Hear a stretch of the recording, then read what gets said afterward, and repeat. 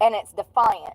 That behavior, the fact that that mother never tried to attempt to learn English so that she could integrate her daughter, shows me that she has disdain for America. Thank you so much, Bogey. Good morning. These are not my views or opinions. And maybe I'm reading watching that crazy woman situation on wrong, YouTube. and that's my opinion. The end. But when you go to another country that you're not part of, wouldn't you try to make an effort to try to integrate in some manner, to show respect, to show that you're not just some dumb Westerner that expects people to know English? Wouldn't you try to integrate, to show respect? So why wouldn't this mother from Costa Rica try to integrate, to not only show respect, but to help her child? And now this child, who's a 20-year-old child, can't read or write. And, you know, I hope she wins her lawsuit. I do. Because she deserves to have an education. But it tells me a lot when people come here, if they try and make an effort. It means a lot when I see, you know. And another thing, I was having a discussion on some forum, Quora, the other day about American flags and flags from other countries. When you are down south, there is flags from every other nationality but America. Colombian, Puerto Rican, I mean, you see flags from every country, but there are no American flags. And somebody said, oh, well, there's not Americans down there anyways. There is, and this is still America. Just because you come here doesn't mean that we are supposed to change our customs. Our culture is our culture. And if an American flag offends you that bad, why not go back to your country where there's nothing but whatever flags? It's really crazy to me how down in the South Keys, it's other country flags and no American flags. And I understand the population of the people down there is mainly immigrants. But somebody said, apparently there was all of these food trucks somewhere and they were flying some flag, I don't know what flag, and somebody said, this is America though. Like, they shouldn't be, I don't know. I think that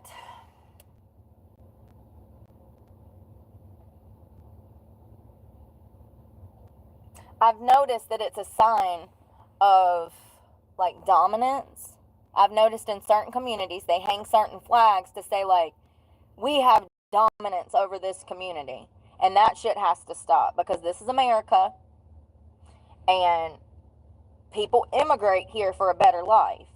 So they need to have respect for the people here, okay? Like, I don't know. I just feel like American flags, we need to make sure that we get American flags around this country, because the past 4 years, What, in case you forget what fucking country you're in, I don't know why I thought that. I thought you were talking about fucking weed. There isn't any roaches or nothing. There's a lot of roaches in Florida. I don't know what the fuck she's talking about. they've been stomped on, they've been burnt, they've been disrespected, just like our service members, just like our first responders. And these are the people that keep this country safe and running. And even though I don't like the cops, I still understand the importance of law and order. Without it, the world would fall into shambles. It would be madness.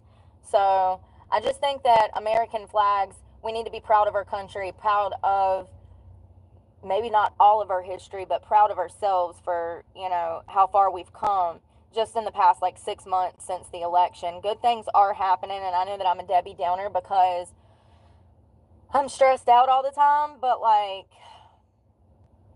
I'm seeing a shift out here, and I really like it. I'm seeing patriotism come back to this country, and I do think that if it is that important to you to fly a big ass flag from another country just to, you know, whatever, then why don't you go back there? Why don't you since you love your country that much, why don't you go back there? This is America. We fly American flags.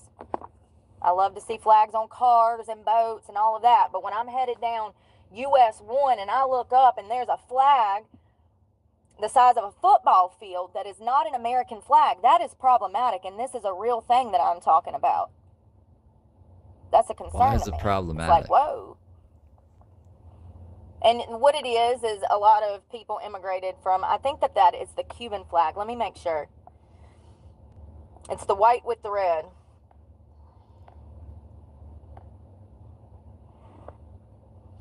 That one's not it. It's got a stripe through it.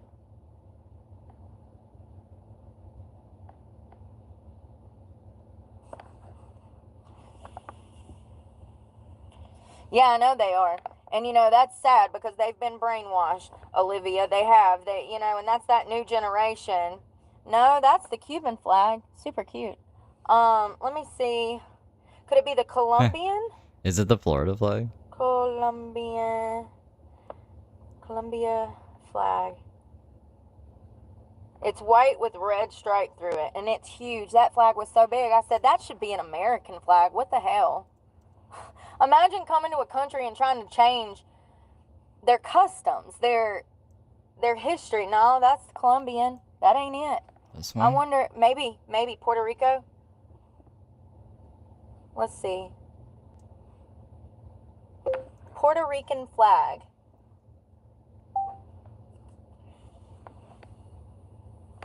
That's not it. It was white with a red thing through it. And that might be a boat flag. Now I'm like, is that a boat flag? How is she so stupid? I'm fucking stupid, but this is really stupid. What the fuck, Brooke? It's not Georgia, Don. I may be a little Georgia? bitch, but I'm not fucking stupid as hell, Brooke. Georgia. What an idiot. I've been trying to not say that word so much, but what a fucking idiot. I don't know, y'all. That's so weird. Now Holy I can't find it. I should have took a bro. picture of it. You actually see all kinds of flags down there. All but Americans. All but American flags, which is crazy. And it was like a horizontal stripe. I'm even looking at like mass flag charts and I still don't see it. It says horizontal. I have to question if she knows what horizontal means. There, Not crisscross. Horizontal. Not vertical. Horizontal. X-axis.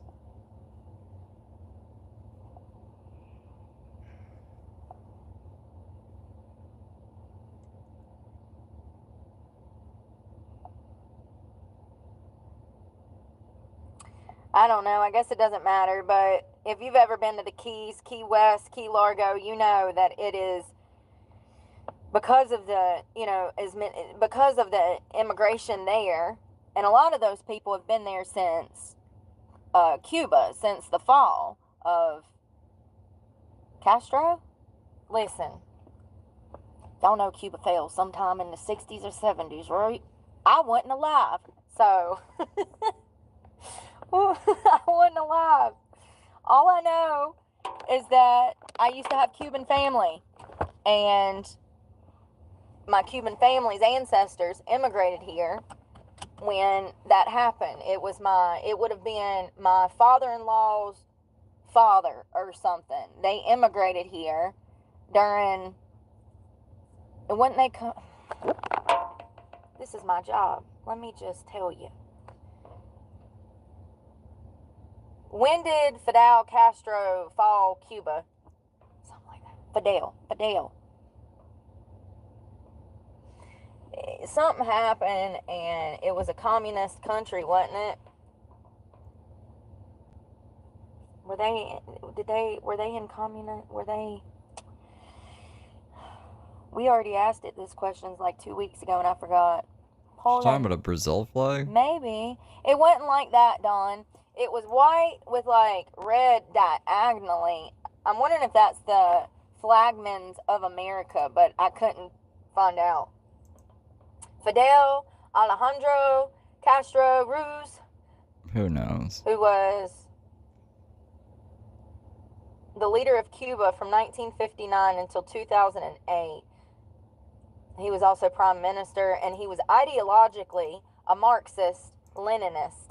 And I don't know if I'm saying that right, but y'all know what I mean. So, yes, he was a communist leader. One who follows John Lennon, now the other Lennon. The fucking evil Lennon. He come out. He failed. Cuba failed because of communism. Mm-hmm. Hold on one second. Let me just verify that.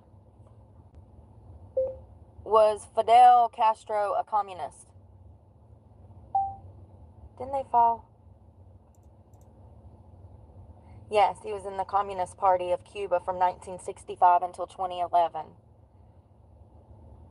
Under his administration, Cuba became a one-party communist state. And I just want to be clear that Kamala Harris allegedly was raised by Marxists as well. There's a whole history of that on her family, and it's crazy. Candace Owens did research on that on her channel. It has millions of views. You can go find it. So, Fidel Castro was also a Marxist Leninist. So that's the reason that Cuba fell, was because they fell into communism under a leader that was a communist. And this is how these things progress. And I'm without a doubt, I am convinced that if Kamala Harris would have won this election, we would be, I don't know, the same thing. Wait, what? She is terrifying. I talking about. I thought she meant like nothing would have changed. So I was like, what are you fucking tripping about? But she means like America would be a communist country. I think that's what she's trying to say. Like right up there with Hitler. You know what I mean? We dodged a bullet, y'all. We dodged a bullet. Good morning, Peanut Butter Jelly Cup. Maria, good morning. Oh, yes, he was. So I want to watch Scarface again, because in the beginning of Scarface, there's a historically accurate movie. They're fleeing from Cuba in the movie Scarface, and they come to America. Let's go to Goodwill. And they come to America. Weren't they fleeing in that movie? Were they fleeing Fidel Castro? I'm pretty sure that they were. Does anybody know for sure, though? At the beginning of the first Scarface movie, when him and his friend are in that like prison camp type of thing, and they shank the guy. Remember that? Mm-hmm. Yeah. It's kind of cold as hell. I remember watching it for the first time. I was an adult, and I was like, Jesus Christ. Say hello to my little friend. That's like way later. Yeah, I'm pretty sure in the beginning of Scarface, that's where they're fleeing from, was Cuba. Because wasn't Scarface from Cuba? I don't fuck it. Let's find out. I've only seen it like once, y'all. Crazy movie. I really don't know. I need to sit down. I believe that's when the movie was. There's a lot of Cuban culture in it. That was the main reason I watched it. Yeah, ex-convict Cuban refugee Tony Montoya arrives in Miami. That's the first line in the plot. To learn a lot about the way things were back then. When you come from a country like that where the culture is to just shank somebody because you know they done disrespected you or whatever. I mean, that's the same as like the gang culture that we have here with like the Crips and Bloods. You stepped on my sneakers and now I'm gonna blast you. Like different cultures, different strokes, different folks. But that's what I kind of try to explain when I talk about sex work and young girls being from foreign countries. Y'all think it's bad here with the way that young girls are conditioned and exploited. If you guys have anything else you want to watch, let me know. I'm literally just here to be here. I have no other reason to be here. I don't even want to be here.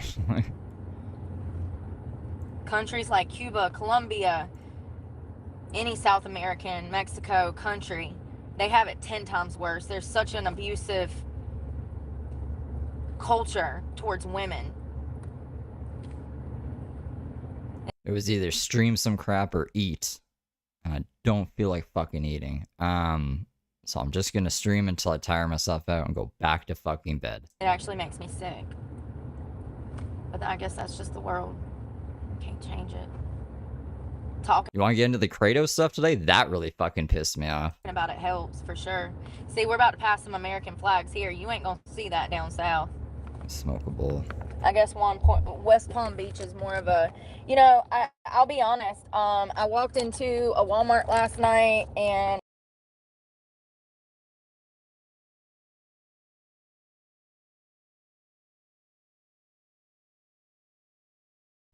froze your stream right when I went to go smoke.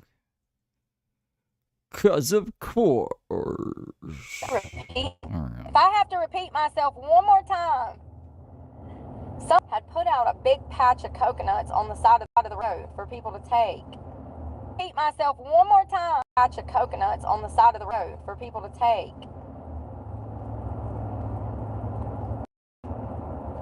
Alright, if nothing else happens, if James doesn't go live, or something better than Brooke doesn't come my way, we'll go into fucking Cleveland Housewife and Kratos.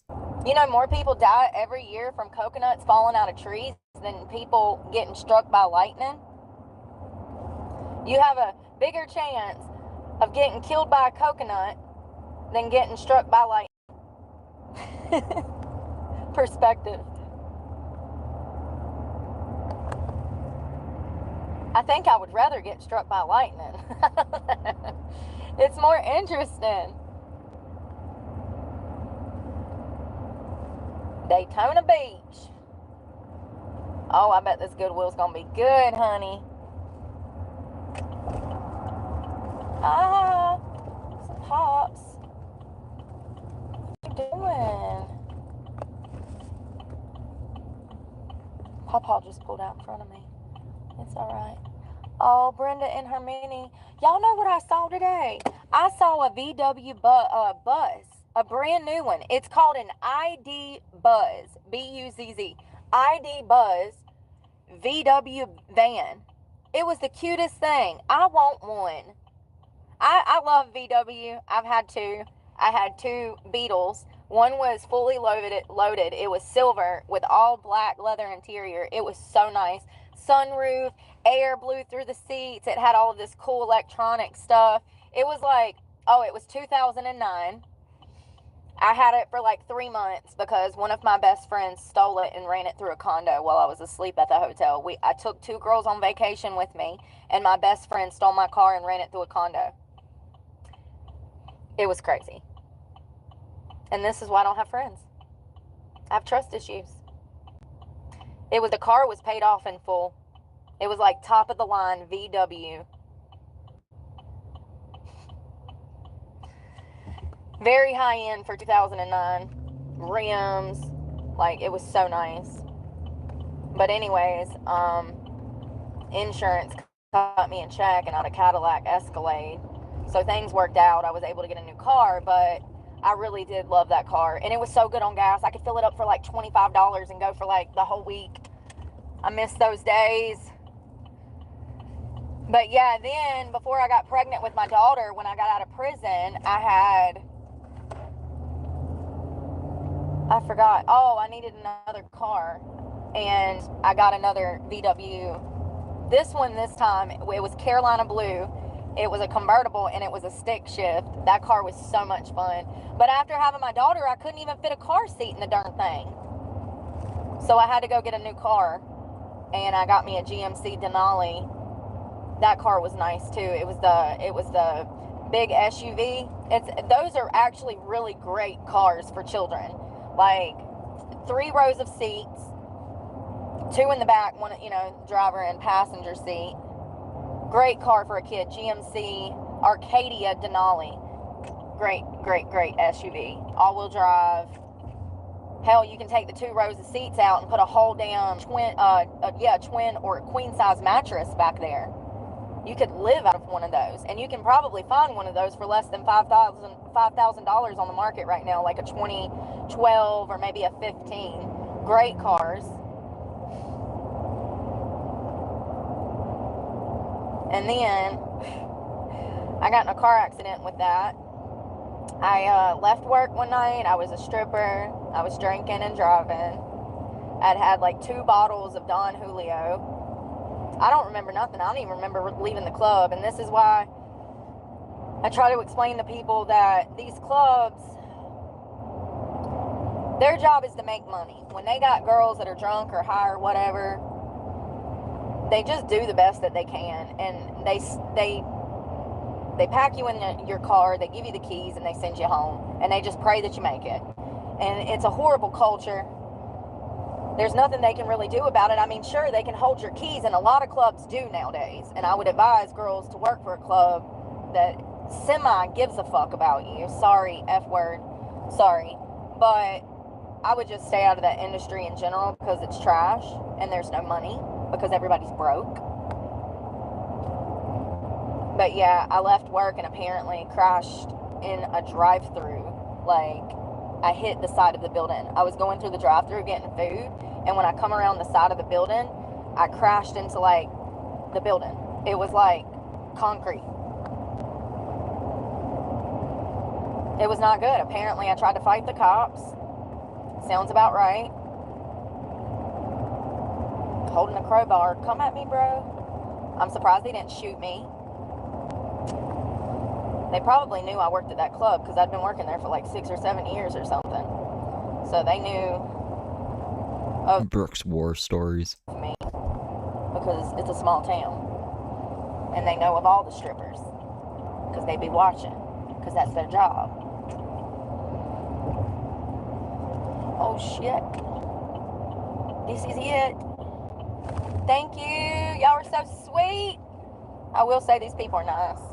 West Palm Beach. Everybody's been so nice in South Florida. Nice, nice, nice. Oh God.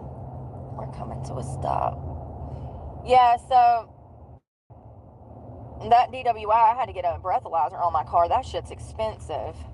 And I had restrictions for like 5 years on my license.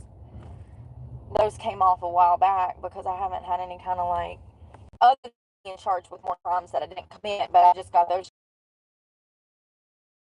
Criminal record that most people don't understand is that once you have a criminal record, you can get charged for everything, even if you didn't do it, and it'll stick, unless you have money to defend yourself and fight. I bet most criminals have went to jail for shit that they haven't done, especially if they have a rap sheet as long as mine.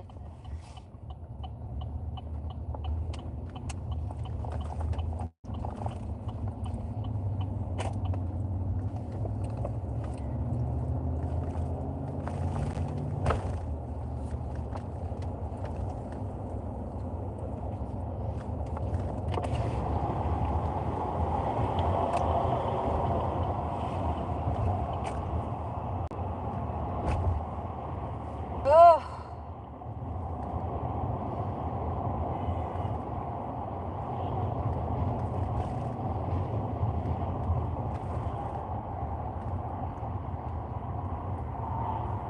I'll never forget. I went to go eat fish tacos at this restaurant somewhere in High Point one night.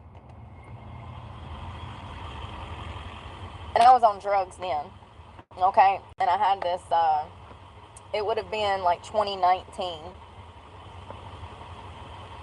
I had to go meet my dealer, and I'm finishing up fish tacos, and he calls me. He's like, hey, he's like, come over to this area and meet me in the borough. I'm like, all right, I'll be over there. I'm on the highway, and I have my breathalyzer. So the way that those breathalyzers work, for those that don't know, it's an electronic device that has a cord that hooks into your ignition, okay, somewhere underneath where you can't see. And when you go to crank the car, you have to blow into the device hard. And what that does is it senses if you've had any alcohol. Those things are so sensitive that things like Red Bull, perfume, some chapsticks can make them sense alcohol because some of those products have alcohol. My ex's dad was a drunk driver. She had to blow into that thing for him.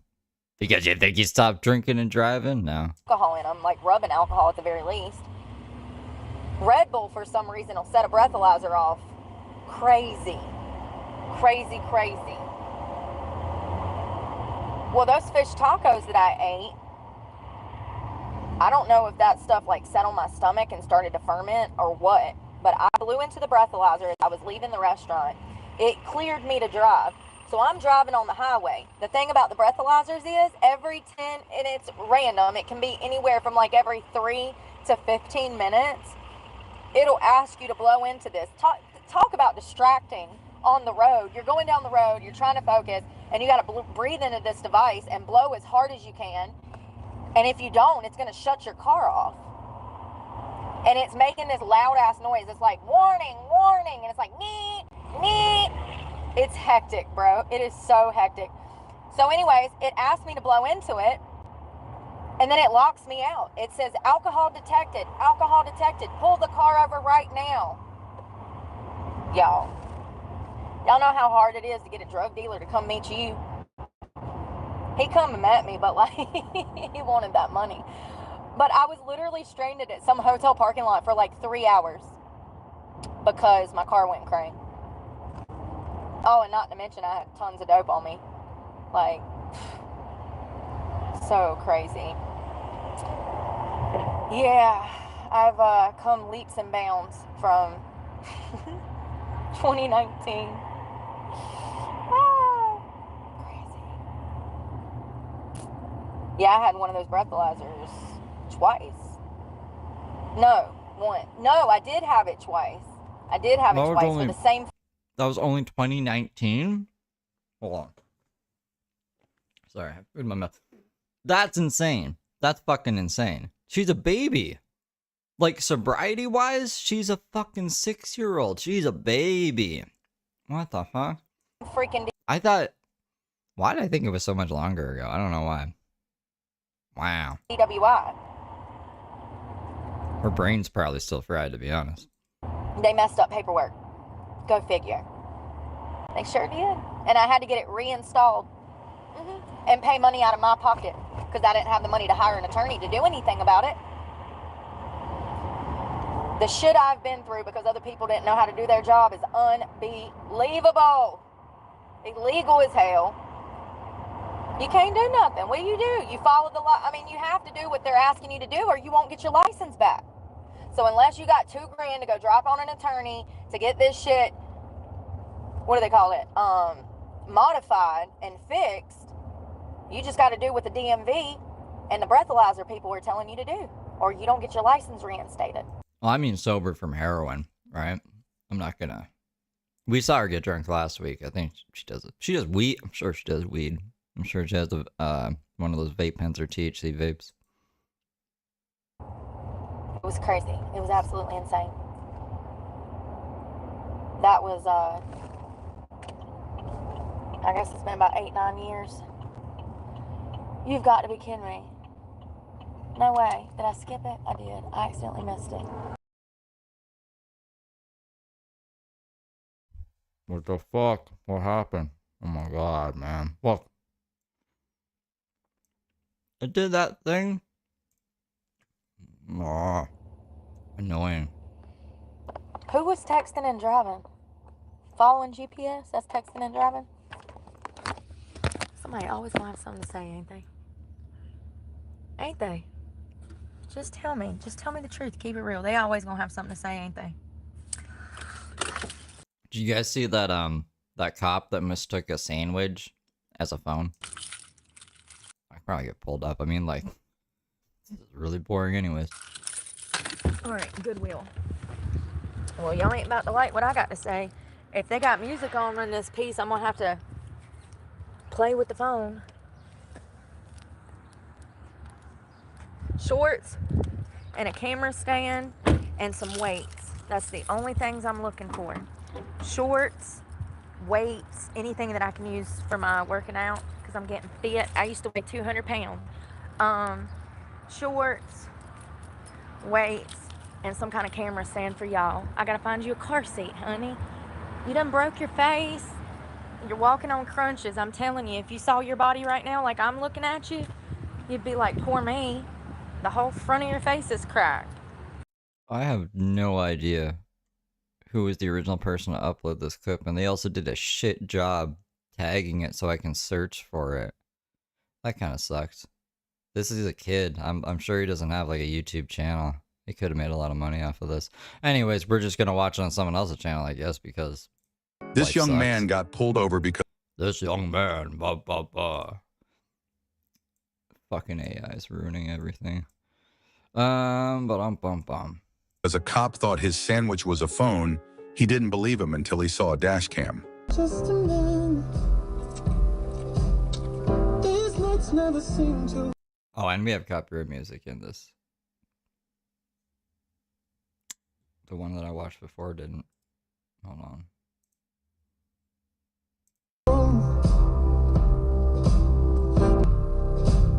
And deep down I know there's never. The reason for the stop is I saw your cell phone in here when you were driving, okay? That was a sandwich. It was, I saw your phone. My phone? Yeah.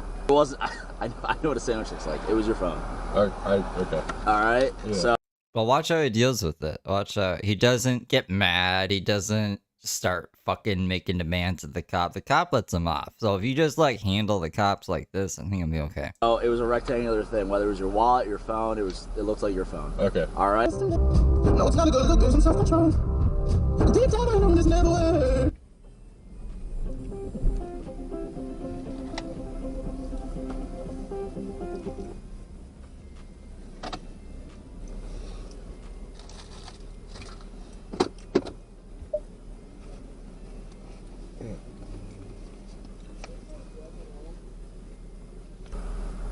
Still has the food in his mouth. You know how this is transformative? Because you got a little man in the corner here that you would never notice unless I pointed him out to you. How's it going, man? Yeah, officer. Officer Radford, Parkers Police. You got your license, registration, insurance? Yeah. All right. Reason for the stop is I saw your cell phone in your hand when you were driving. Okay. That was a sandwich. It was. I saw your phone. My phone? Yeah. Oh. It wasn't. I know what a sandwich looks like. It was your phone. I don't know what a sandwich looks like. Okay. All right. Yeah. So it was a rectangular thing. Whether it was your wallet, your phone, it looked like your phone. Okay. All right. So that's why I'm pulling you over. Where are you headed to? School. School? Yeah. Hills? Yeah. Okay. All right. Let me just run your license. If it's all clear, you'll be on your way. Okay. I'm not gonna give you a ticket. All right. I have a previous warning. That's fine. Okay. All right. I appreciate the honesty. Just give me 1 second. I'm just gonna run it. All right. Okay. Look, he's just chill. He's not even getting a ticket. He's getting a warning. He could have been an asshole about it. He could be like, look at this fucking... I'm recorded, bitch. I'm fucking recorded. We'll take it to court. Take it to court. But we didn't need to do that. I'm more mad that this guy had his fucking content ripped 5 ways to Sunday. I'll show you in a second. All right. Like I said, just a warning. I'm not gonna give you a ticket. Okay. Like I said, if I'm gonna take your word for it, right? I trust you. If it wasn't your phone, it wasn't your phone. Mm-hmm. It looks like it was, but Okay. all good. All right. Yeah. Here's your license back. All right, just drive safe, okay? Yep. Thank you. All right. Seems like when Alright, so... whoops. This is what I mean. None of these are the original uploaders. None of them are. Because I remember seeing it and it's not none of these. So like, this is how many channels are ripping this guy's content off. 10k views. That only has 40 views. 15,000 views. No views. Hit or miss. 100,000 views. BP cast. So. That sucks. That really sucks. Oh well. What can you do? Listen to Brooke shop in silence? Probably not that. Probably not that.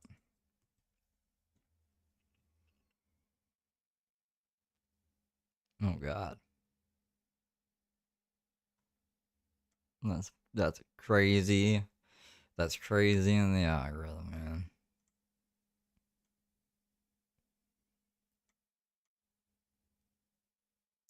Hold up.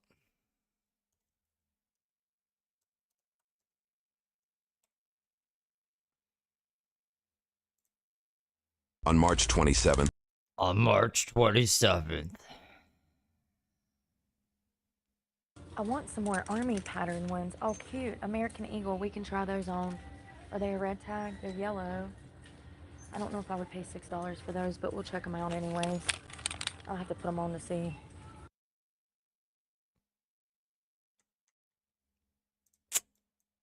Damn, man. Come on, man.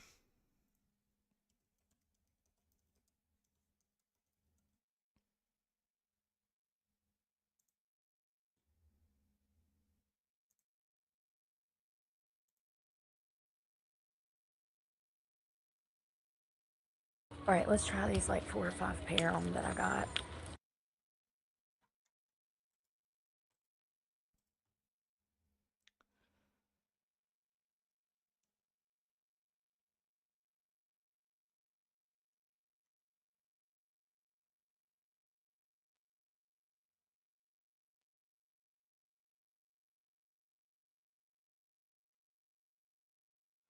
you can't really.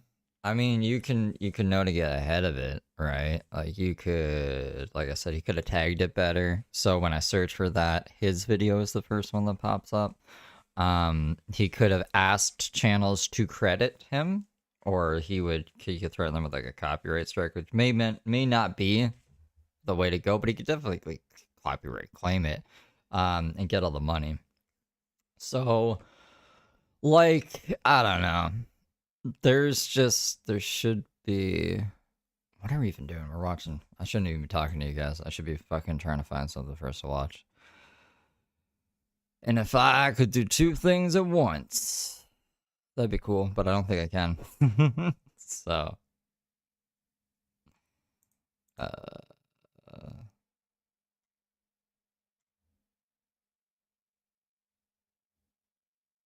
What the fuck is this?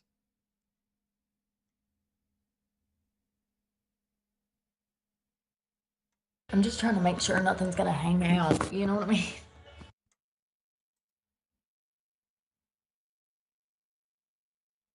These are the ones that are $3.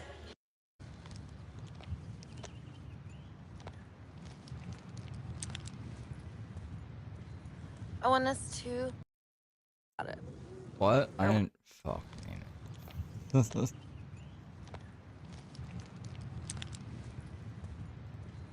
I want us to connect deeply. I want us to share exactly what is alive in our body, our feelings, and our needs. I want to know what is going on in your mind, because if it keeps repeating itself in your mind, then when you share it, it's gonna feel good. Might be a celebration. Looking more like the Joker each day. Like, doesn't always have to be a struggle. What do you want to be witnessed for? Tell me. I'm gonna tell you, all right? And you're gonna tell me. So, my breath, I'm just gonna go into my breath. You go into your breath too. Let's breathe together.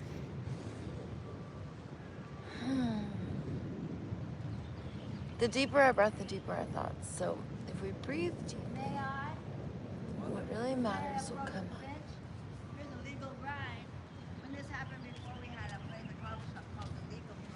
Okay, so what's on the back of my mind is I want accompaniment. And I notice that there's an alertness where I can't relax, and I want accompaniment. That is one of the wounds. All of our struggles we can trace to separation, scarcity, and meaning and purpose. Those are the three wounds that domination systems create. So when I say I'm feeling like a need for accompaniment, that's a need. So I feel lonely. I feel hollow in my body, lonely in my emotional field. The need is Brooke grinds her gears. It's like a 4-hour stream about I don't fucking know. Just Daisy rambling. At least I can just like let it coast, but I don't know what the fuck. I don't really know what Daisy's been up to. That's another reason why we just have to. Oh my god, I forgot about something. We might not be able to cover fucking Pippi Longstocking because of a variable I forgot of until just a second. Which is, I guess that was nice to forget about. But, like, it's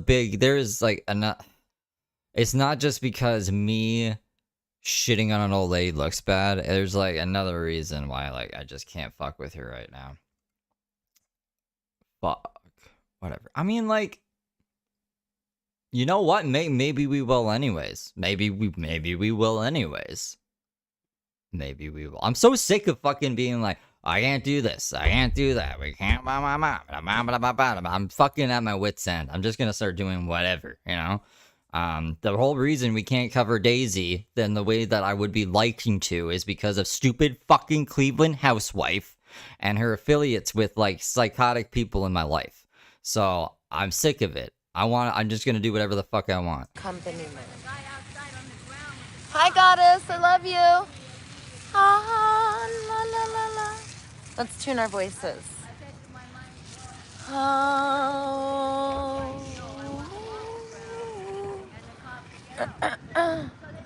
And then all the sklamma will come up.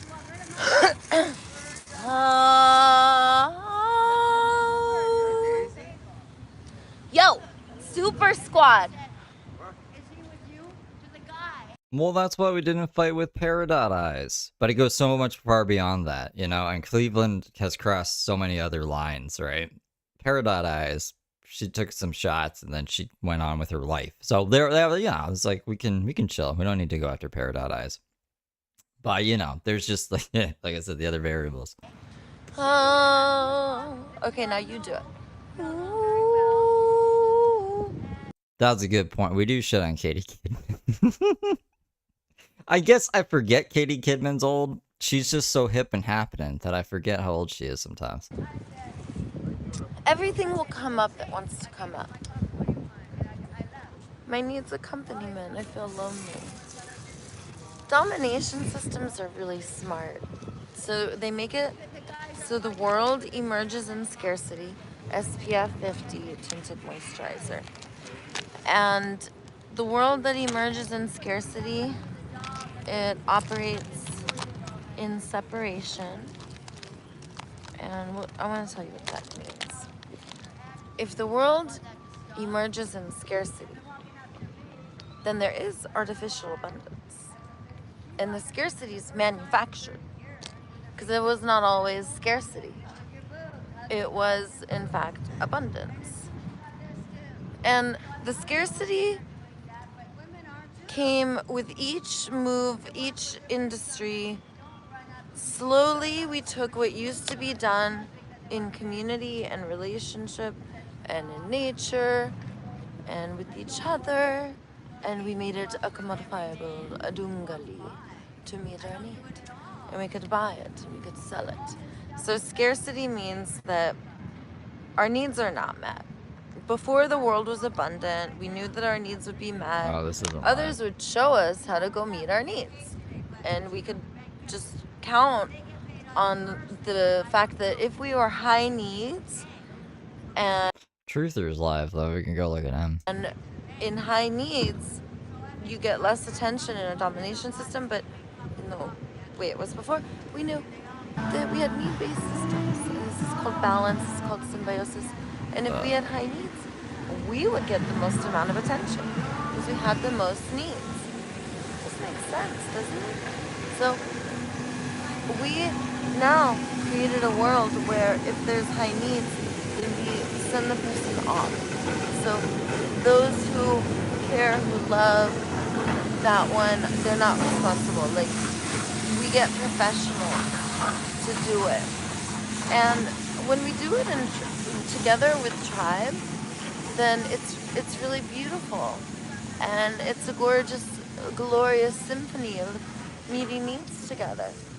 And I want you to know what this is. This is attuning to bodies, number one. Co-regulating nervous system so that my emotional field changes in response to your emotional field. And then we want to, once we know how each other's feel, we want to make life even more wonderful. We want to collaborate to meet our needs together. That's the third thing.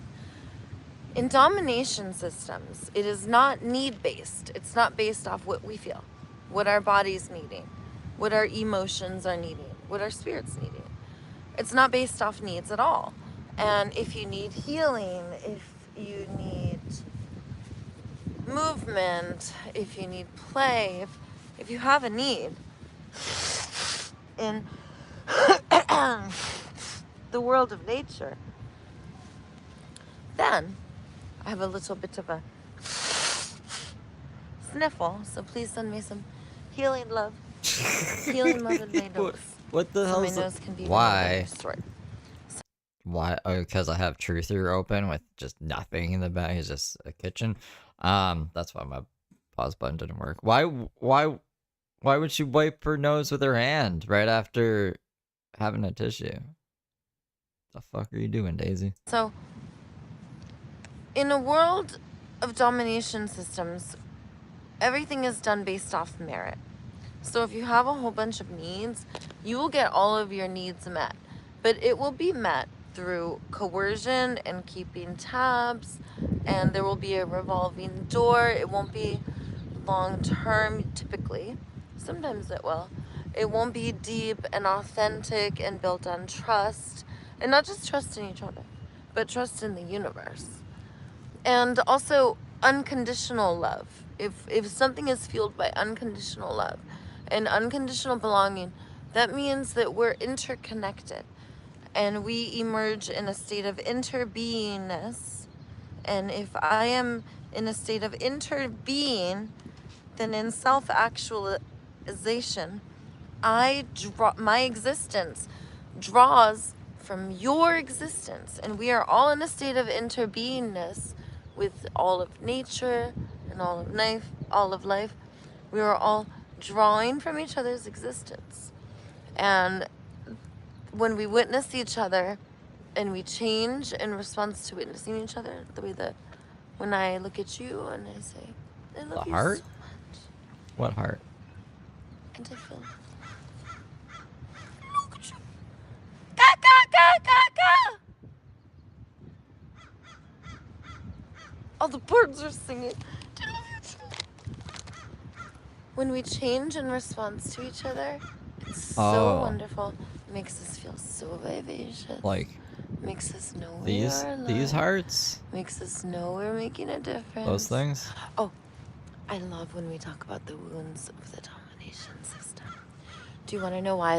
A lot of people have asked if she's on coke lately. I don't know. I hope not. She used to do a lot of coke. So that, I mean, like, if she were to relapse, it would be coke. I love when we talk about the wounds of the domination system. I'll tell you why.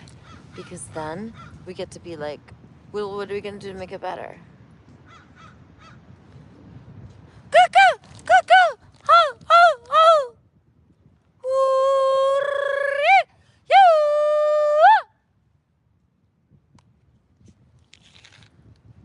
So I love to polish my teeth. There you go.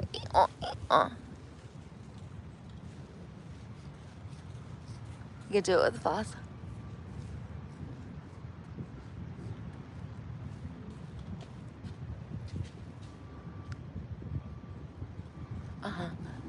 So nice.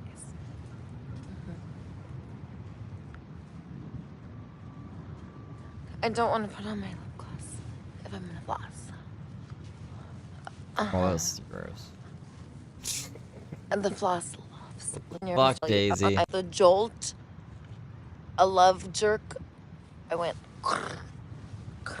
on the wood. It felt amazing. What?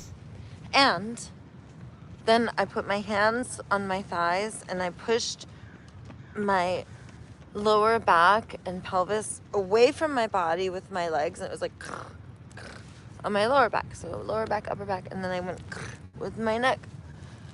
Popped it out. Oh, it felt so good. Let's do a goddess roll. Goddess roll. Goddess done. Miss my children. Oh, by the way, my Goddess this, goddess that. Goddess floss. So put in all camps. What are your struggles? What are your celebrations? This is my goddess temple. Isn't it gorgeous? Hey, Super Squad. Put in all caps. Struggles, all caps. She still does pills. I don't think DJ Darren is a reliable source. What else did he say? He said that the orgy did happen, that Prince was backing down. I've not seen evidence of either. I think DJ Darren gets mad and just says shit sometimes. But be interesting if she was still on pills. I just can't believe what that guess is. Okay, goddess, I'm gonna mod her.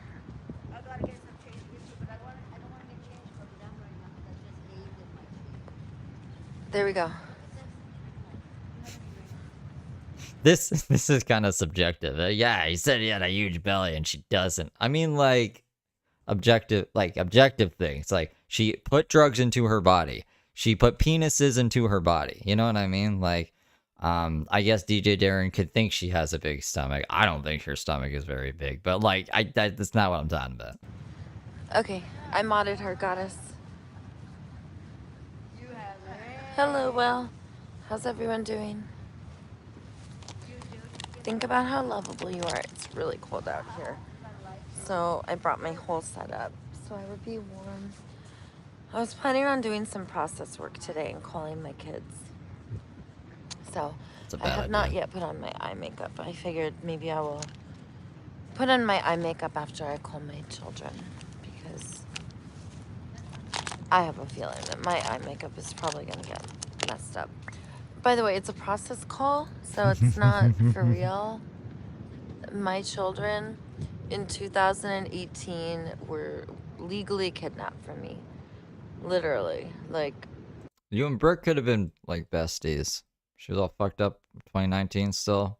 2018 could have been the year of I forgot this woman's name. Daisy and Brooke. it was the most horrific night in the world. It was July 21st, 2018, and I was getting paid $8,000 to $14,000 a month to be a sugar baby. Kind of like Melania Trump, you know, like I would get boyfriends for many years, some of them like 5 years.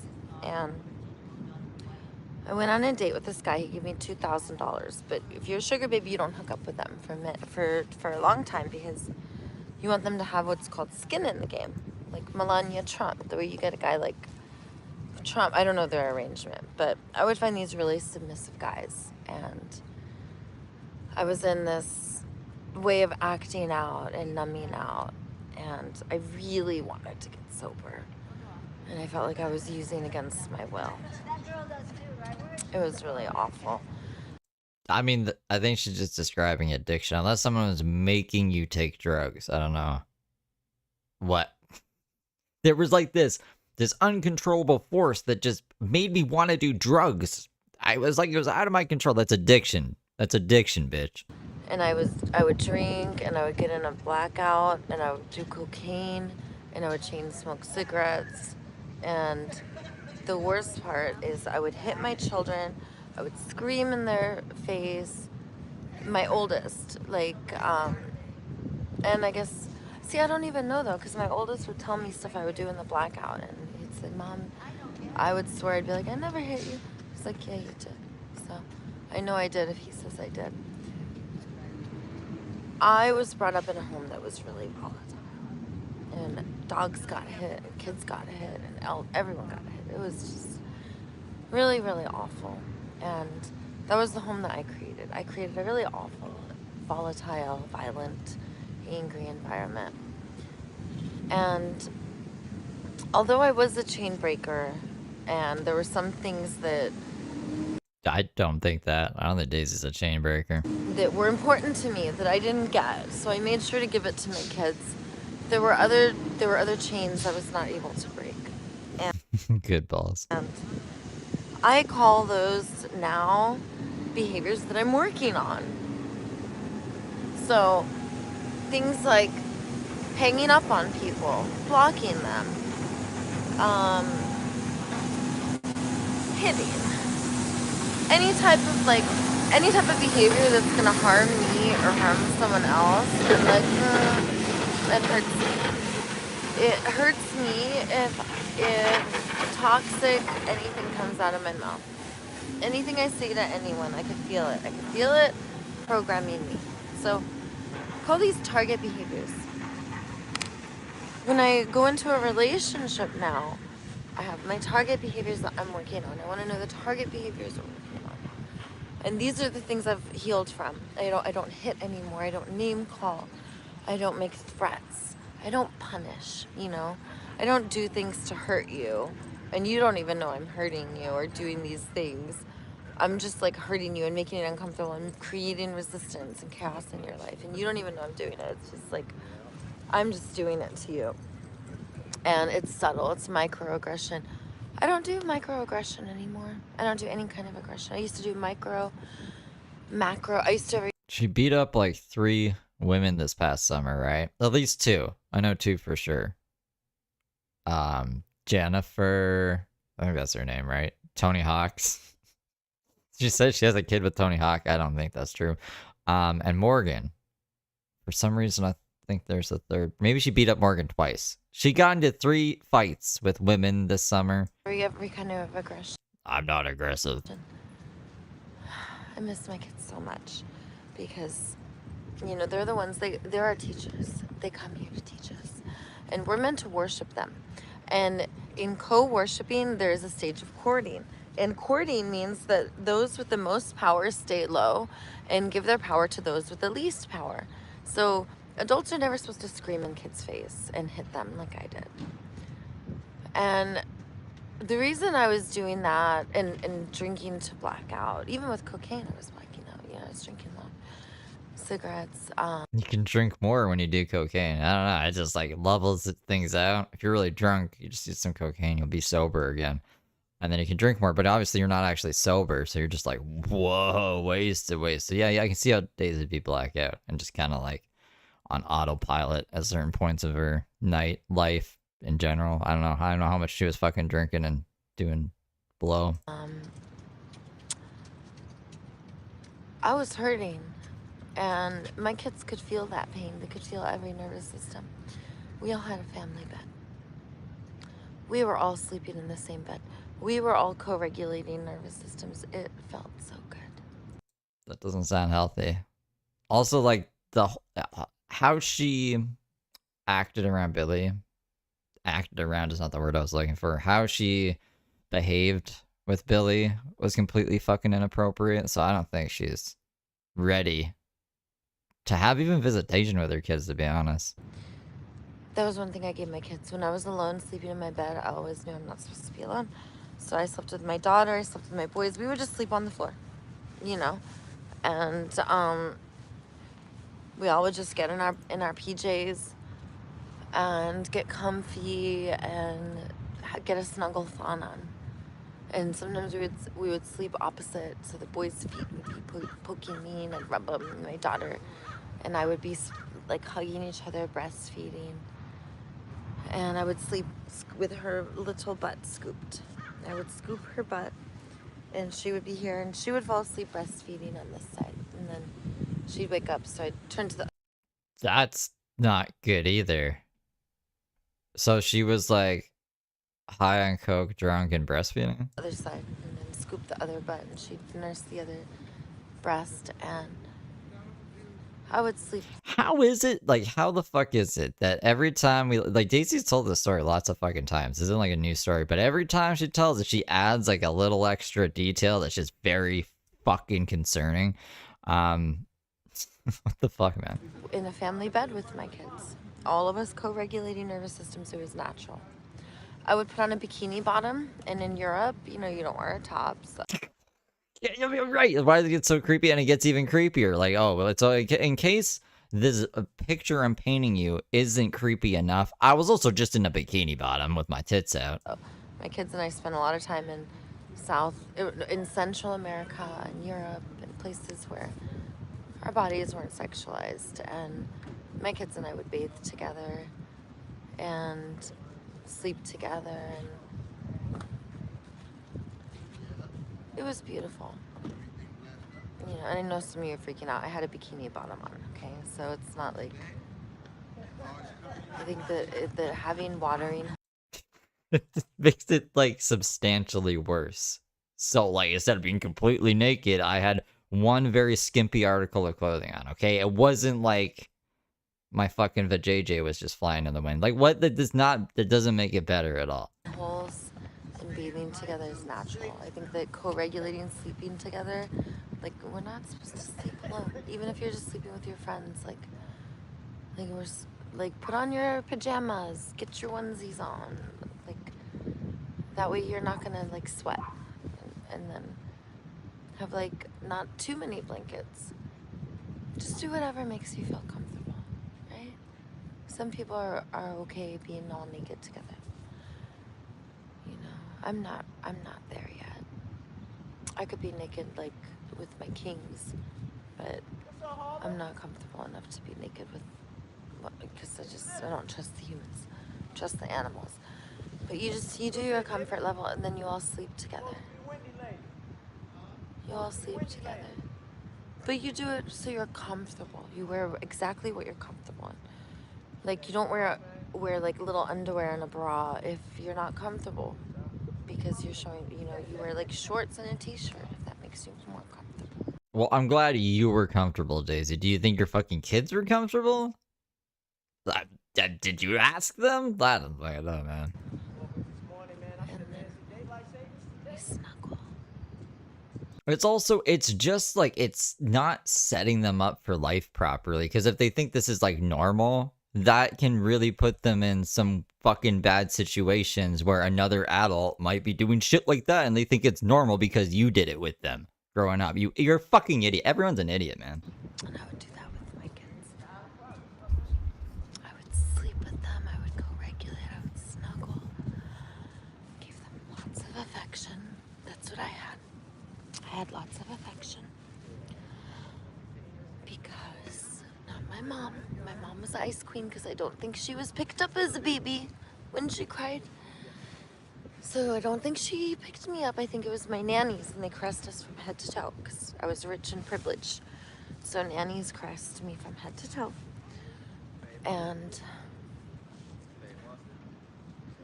when I got arrested, I called the cops. This guy gave me $2,000. I called the cops. Yeah, it was on her own stupid fucking...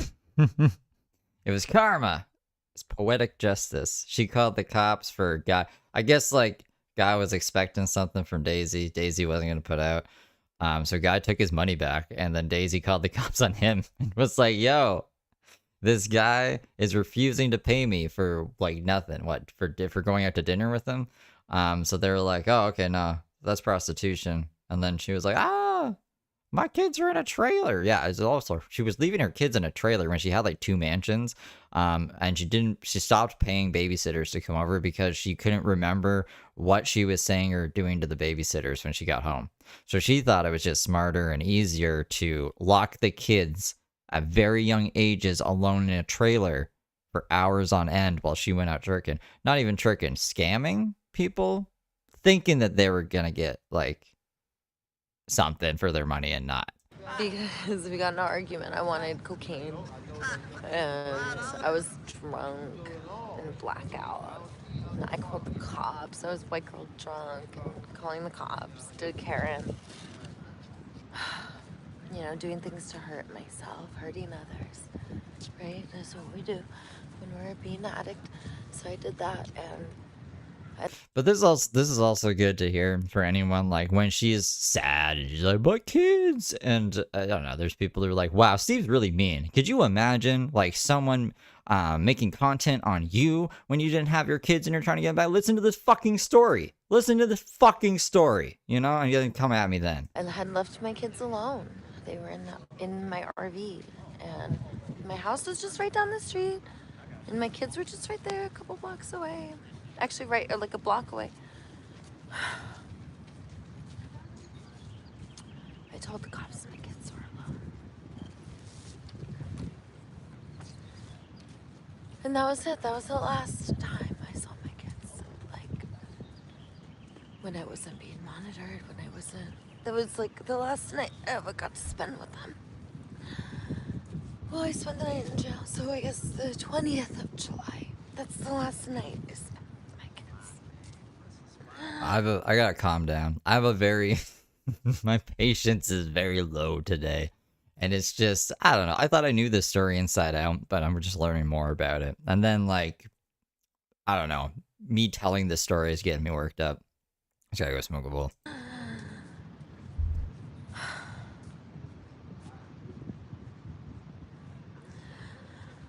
My 3 children were taken by the police because I told the cops my kids are alone. And my sister just missed them. I told my sister, just missed them. They wouldn't release my kids to my sister. They wouldn't release my kids. You guys gotta help me get my kids back. They just put my kids in foster homes. I can't imagine what it was like when they took my kids to a group home. That from the police station, they're like, you're not going home with your mom. You're going to a group home. Most of the kids, except the daughter, is with her mom. So their grandma. They're not in a foster home. Maybe they were for like a hot second. The daughter is with a family friend. The mom's also crazy though, so it is what it is. But I don't know why she's I think she misrepresents this a lot, and so did John, until I called him out on it, and he was like, good point, holy man. Back when me and John were cool. Can't imagine what that was like for my kids. And there my kids are at a group home, at an orphanage in Los Angeles. There are orphanages. And the first night, my kids spent in an orphanage together. And the second night, my daughter had to say goodbye to her brothers. She didn't see them again for almost 6 months.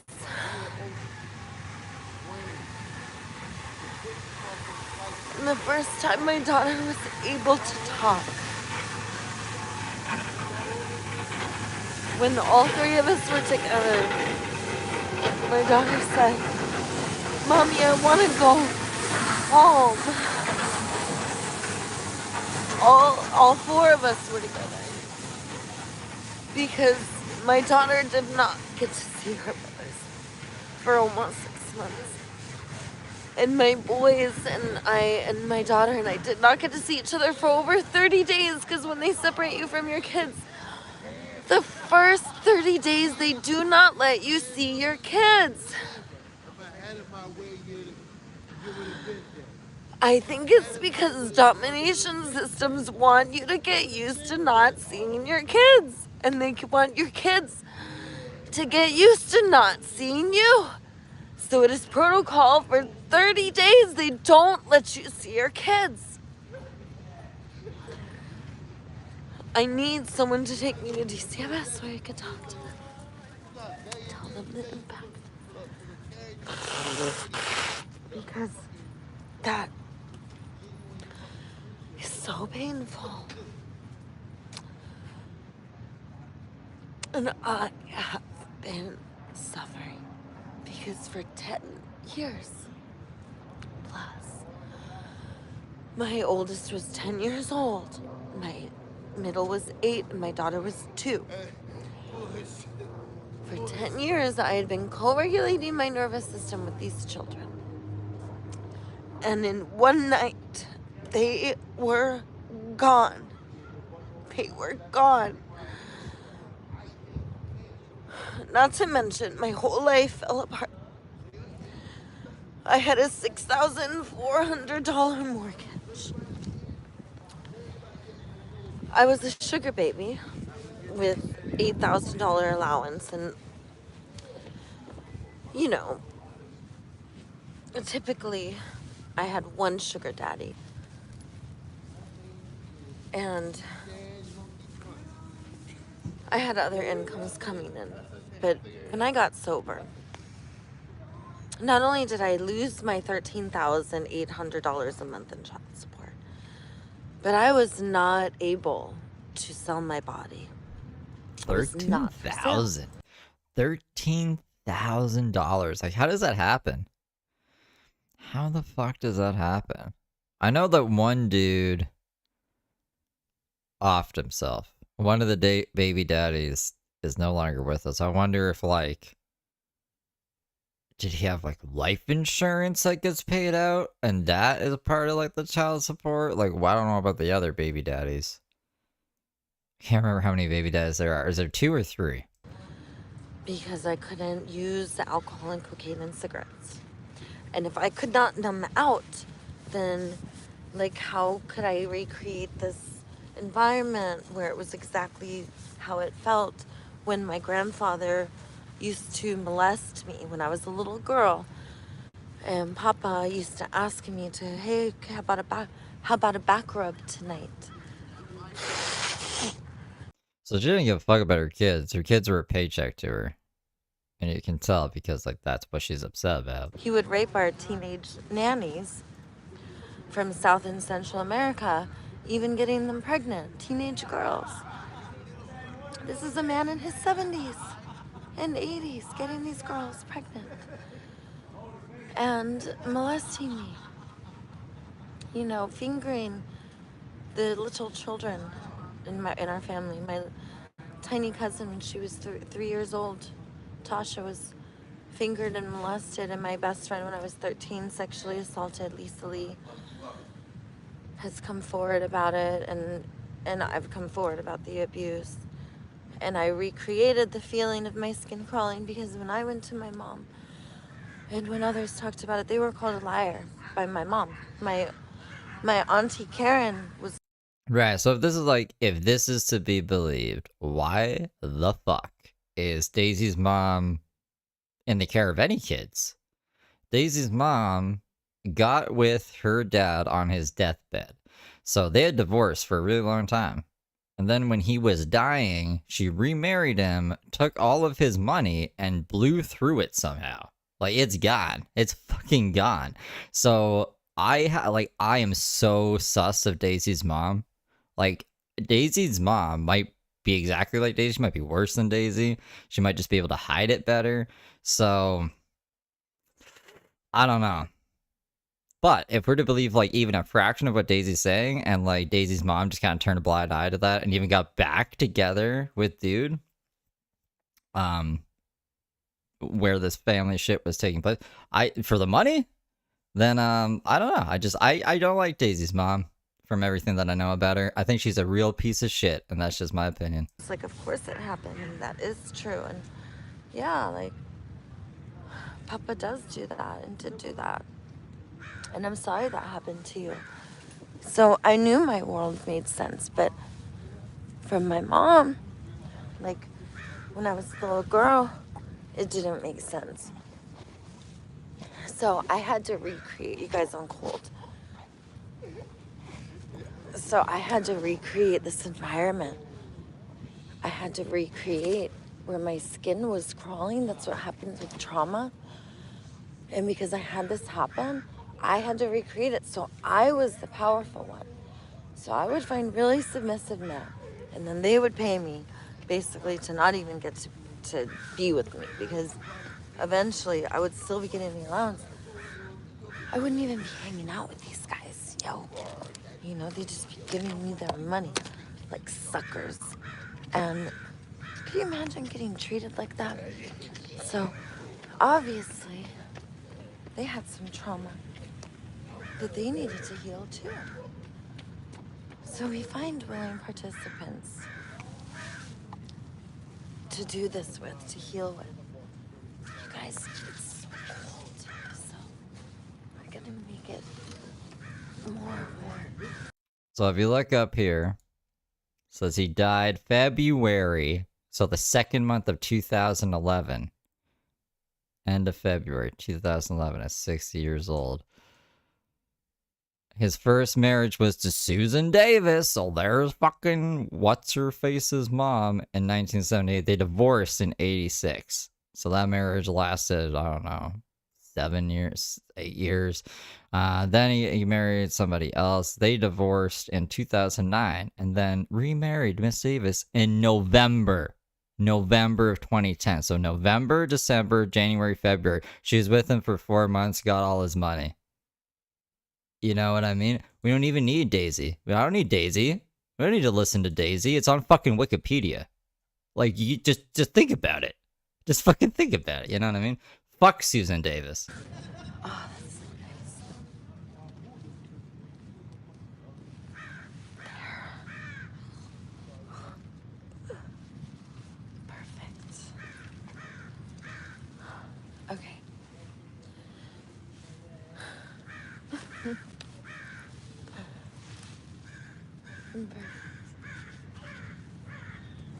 Everything has its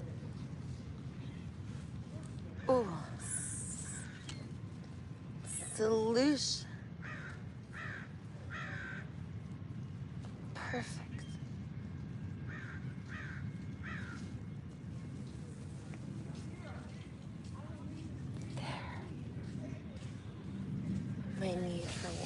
about to be met very well.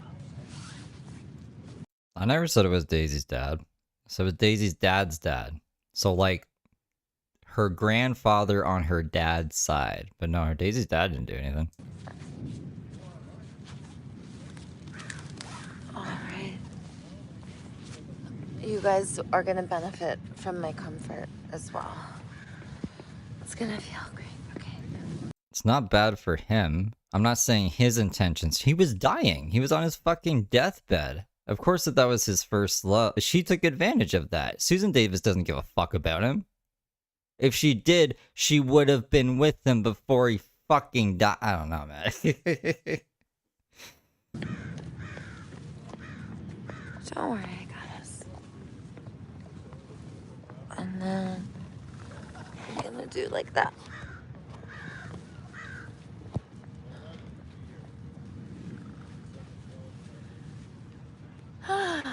Better. So, my children, after they were removed from me,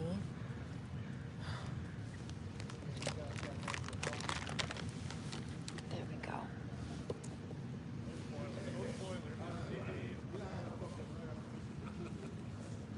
Oh my gosh. It's nice.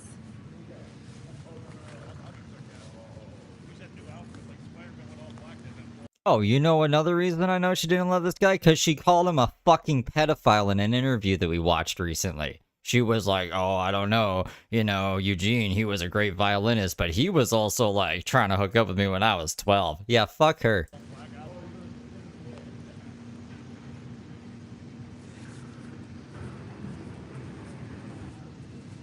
All right.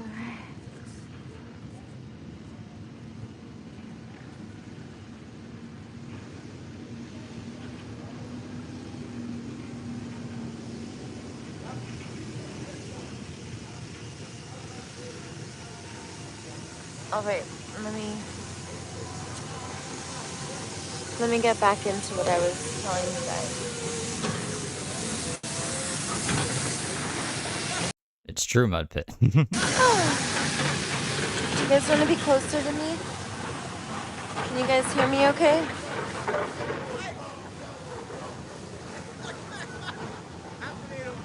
You guys can hear me okay?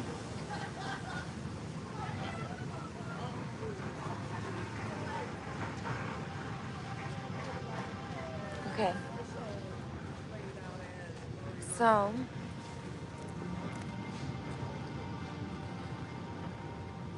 my daughter went all the way to Riverside. From the orphanage, they put her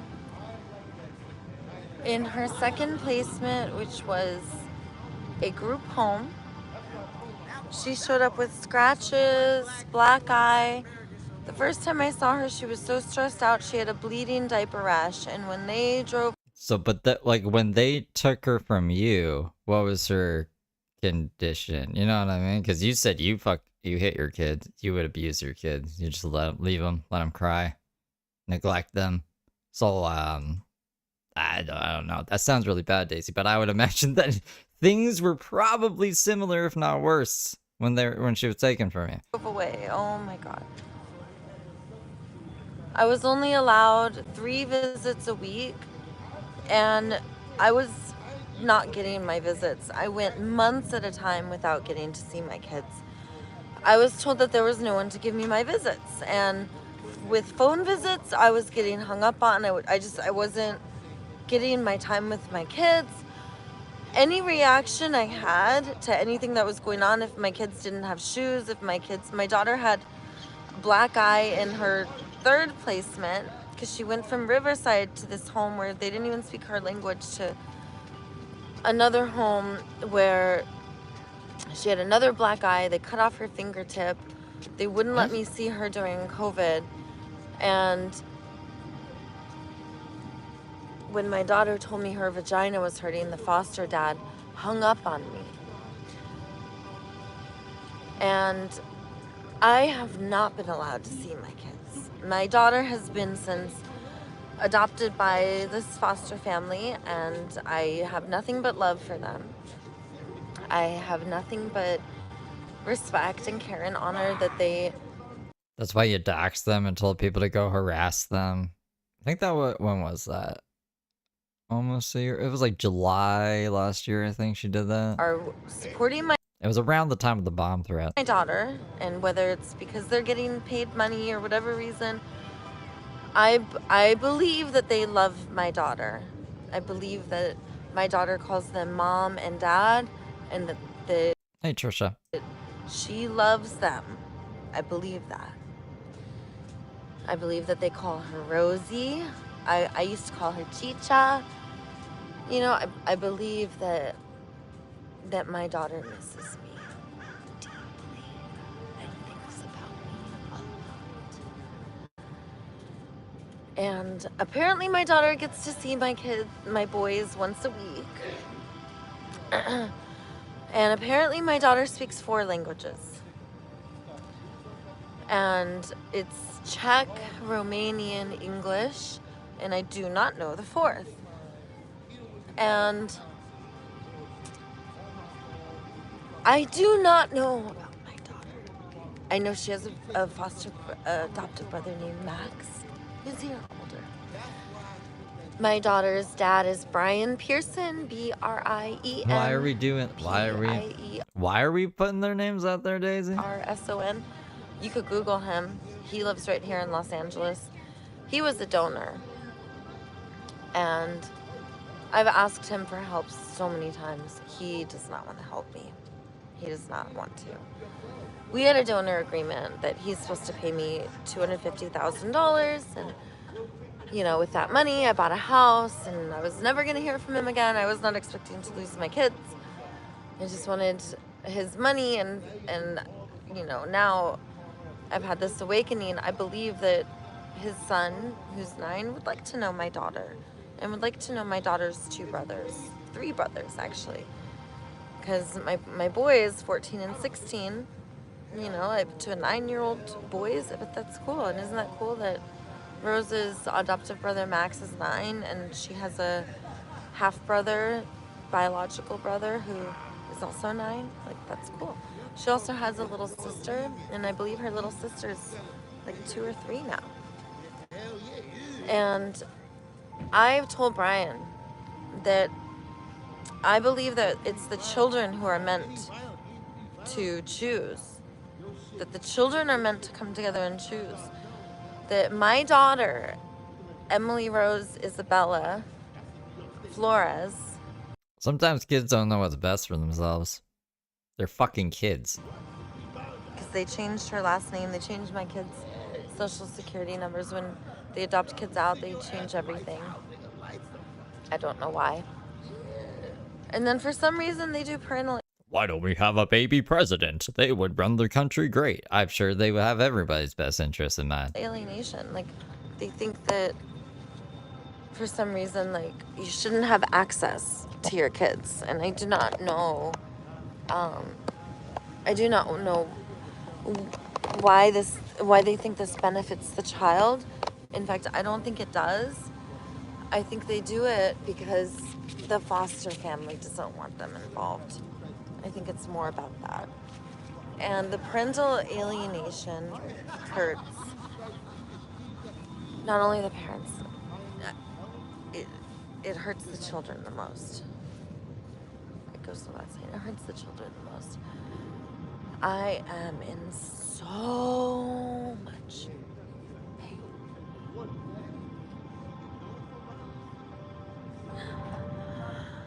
My pain is epic.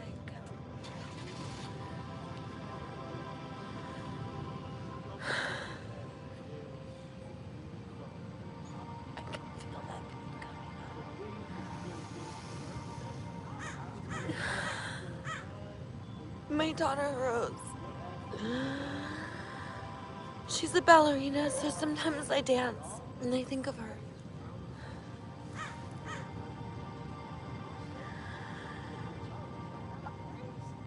I want to be a success so that I can... Sometimes I'll create this healing arts dojo at the beach. And If people want to donate, they can. And then I don't accept any donations, but I'll have this healing arts dojo. And it'll do stuff. It'll get permits with the city and garden and do things. And I'm gonna put it in my kids' names. Dylan, Rose, and Chris. I don't know why I think that's fucking... I don't think they give a shit about that. I guess I should include their other brothers and sisters too. I should put it in Max's name. They didn't want the skateboard wheels. And I don't know what Brian's kids' names are, you guys.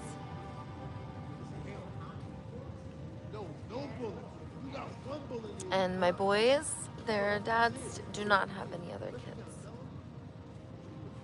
Chris's dad killed himself a month after my kids got taken.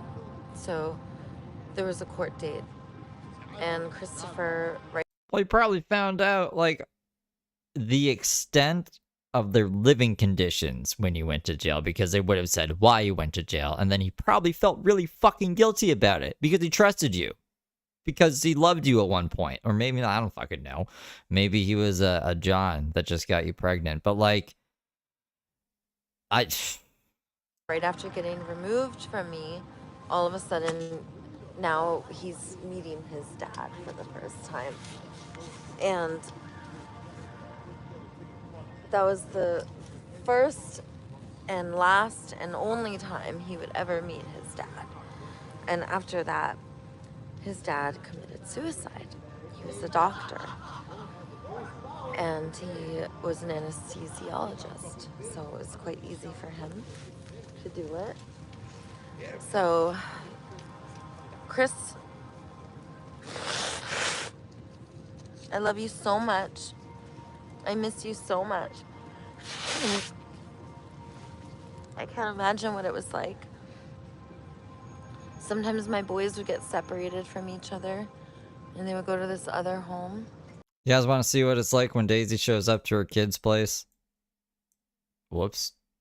What the this is what happens when Daisy shows up to her kid's place. She's acting like, I think I'm gonna call, I think I'm gonna visit him, like they want to have anything to do with you. If you want me to go, I'll go. I always go when you ask. I'll leave. I'm just here to bring stuff. Can you ask Grandma to come here, please? I have something for her. I love you very much. It hurts me when you say that, because there's nothing I want more than to have a connection with you. I want us to be able to have a relationship. And I know we can do repair work, and then we'll be more connected than ever before because we would have healed. And that takes a lot of learning and growing and collaboration, and that builds strong bonds, darling. I'm always going to be your mom, and I love you so much. Does it sound like the kids miss her, or does it sound like Daisy's trying to manipulate them back into her life to, like, I don't even know what she wants them for. For, like, something to do with social media. I doubt that she actually, like, gives a shit about them, because, like, she wouldn't have put them through such shit if she actually gave a fuck about them. It breaks my heart to not be able to see you. You're so beautiful. I just want to be in your life, inside and out, my sweet. So I'm going to leave this stuff here because you're asking me to go. So I'm not going to stay if you ask me to leave. Could you please just tell Grandma that I want to talk to her? Grandma's my mom. I should be allowed to talk to my own mom, right? Not there's a fucking restraining order. You guys some gifts. Could you just get Grandma real quick?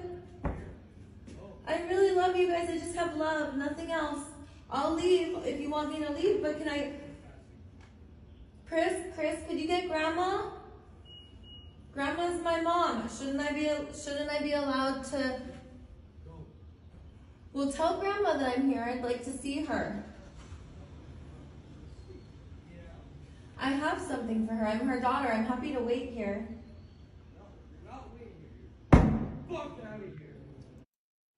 I don't know if you heard that. I'll put it back so you guys can get your listening ears on. It's also weird because she's like, I'll leave, but I'll also wait here. It doesn't sound like you're trying to leave.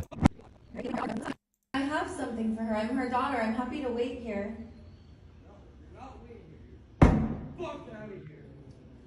Yes, Chris, I honor your request. I'm going to give you the space you're asking for. I'm going to leave. Can I talk to him a minute? Yes, my friend's gonna This is Allison. talk to you. I'm gonna leave. Chris, I made a painting for you. I made a picture for you. I'm putting it outside the door, okay? And I brought a beautiful flower for Grandma. This orchid right here is for Grandma. Okay? And then I brought a bag of trinkets for Rose. I wanted to tell something to Grandma because the wheels I got for Rose are for her skateboard, and they're really special wheels. They're called Shark Wheels. I met the owner of Shark Wheels. His name's Gary. He gave them to me personally so that I could give them to Rose. I want. Oh, Trisha, thank you. You're allergic to daisies. Allergic to the pollen from raggedy daisies. Aw. I appreciate you, thank you.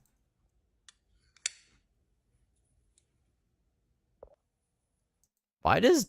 I never noticed this before. Why does Dylan's have a gun? There's a fucking gun on there, Allison. Did you guys notice the gun before?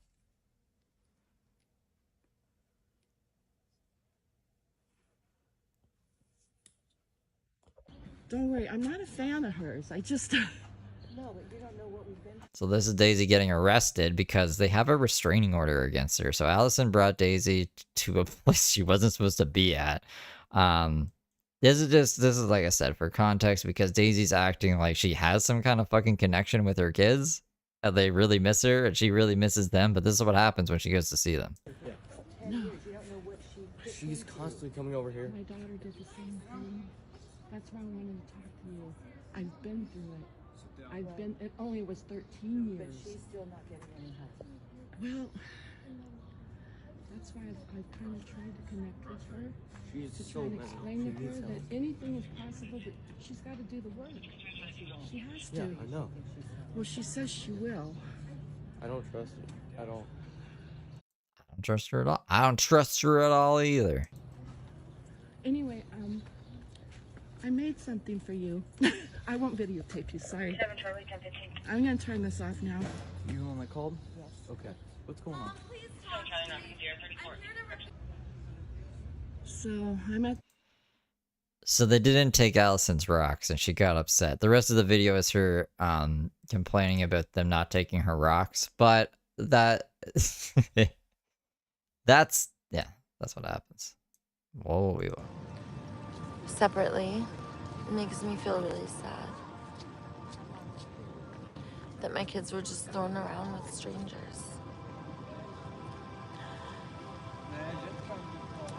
So in July, it will be 7 years of this. 7 years.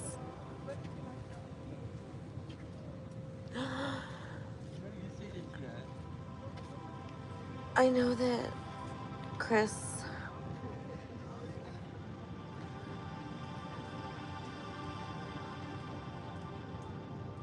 I think it was really hard for all 3 of my kids.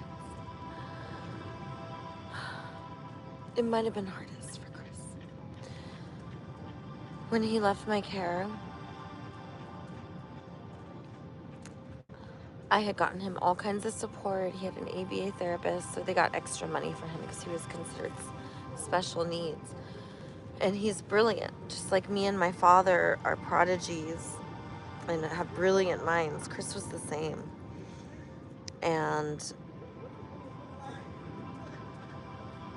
he wasn't treated the same at school. He had a one-on-one aide, and I think it made him get bullied or made him get outcasted. He's been very angry at me for a lot of things. But mainly the abuse. I think he believes that I alienated him from his dad and his dad's family by moving from New York City to LA. I believe that Christopher is angry at me because sometimes he wouldn't come to the visits, and I believe that it was particularly hard for him. And I know that the foster family put hands on my boys and hands on my daughter, and I know that the foster families and my mother. Right? Isn't that convenient? Is that what you said? He could pick up a piano, like normal person does. Pick up a piano when he's a baby and just play it. Put hands on my kids. And I did too. You know, like, I've done the healing work, but I don't believe that my mother has, and I don't believe my kids have. And my kids and I have a lot of healing to do too. And so does my mom and I in the foster family. And I'm in the foster family, Nico and Pavi Flores and Max and my mom, Susan Davis, and all of it's public, you guys. I'm not doxing anyone, it's all public. My sister Daniela Davis, my brother Dylan Davis, we're all gonna make amends. You know, Brian Pearson and his wife, Corey Sabri and his flavor of the year. Wait, what? Are you implying that this guy is like the foster dad and he just like gets divorced and remarried year to year? Dylan's dad, who's in Vegas. Oh. I thought this was the foster family, bro. Sauerbrey, Corey, Corey. That's... Don't do anything with this information. I didn't know Daisy's gonna dox a whole bunch of people. Obviously, these are innocent people. Daisy's a crazy maniac. I don't know what her fucking... What is her motivation to do this? What does she want her audience to do with this information? My son Dylan's dad. Like, what do you think Pippi Longstocking's gonna do with this information? She already got you kicked out of the shelter, right? Like, I'm sure her knowing all of their legal names is just gonna do you wonders, Daisy. It's gonna... You're gonna end up back in jail because of Pippi Longstocking, I swear to God. And he has the most beautiful eyes and... Who set up the fucking Vinnie Manson interview? Eyelashes, like... You guys... Was in jail that day. Want to see? Looks just like my son's eyelashes. Corey, Sauerbrey.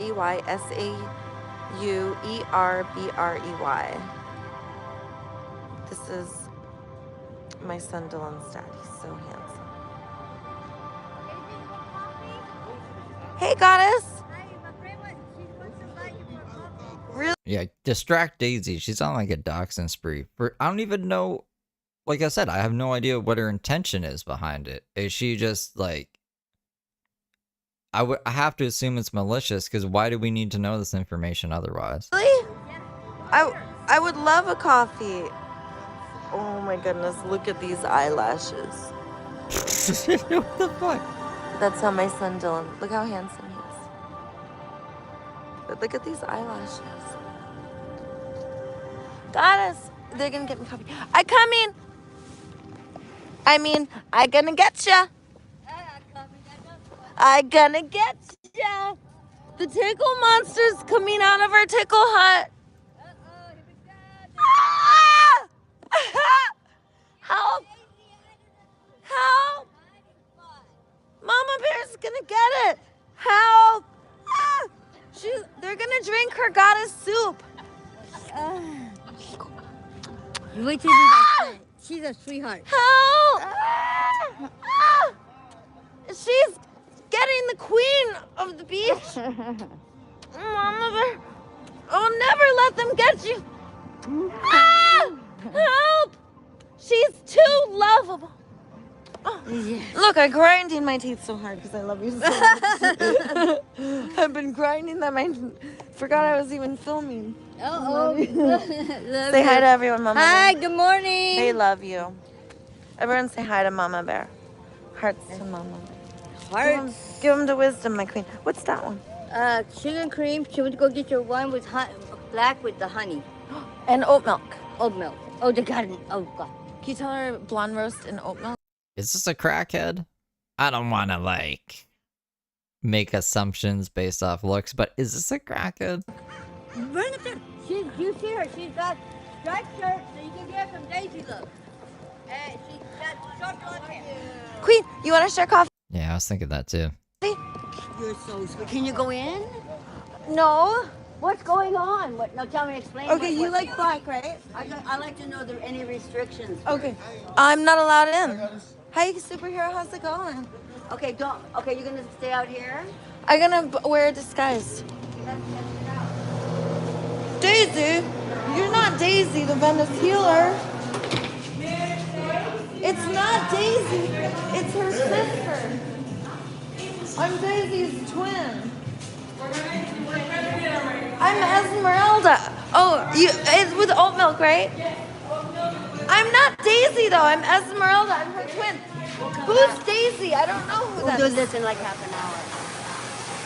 We'll do this. I'll come and get you because I miss you and that's nothing's fair. So I'll come back and get you. I know. Okay. Yeah.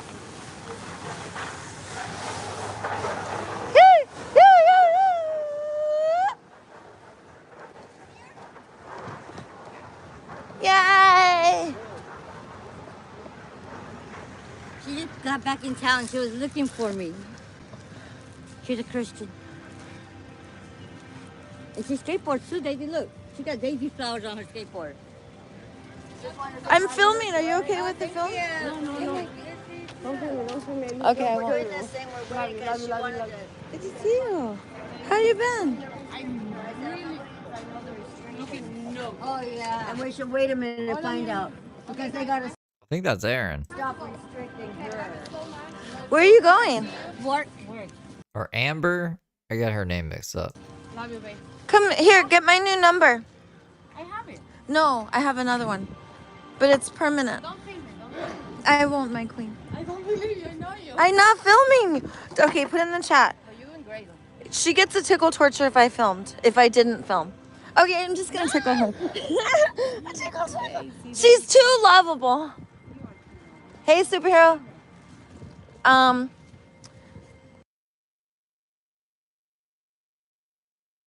Muted. Love you, queen.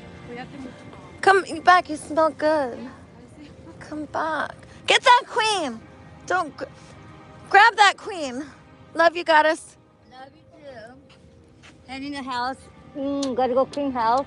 Get it all positive energy. Bye. They said okay, you want to know why I can't go in Starbucks?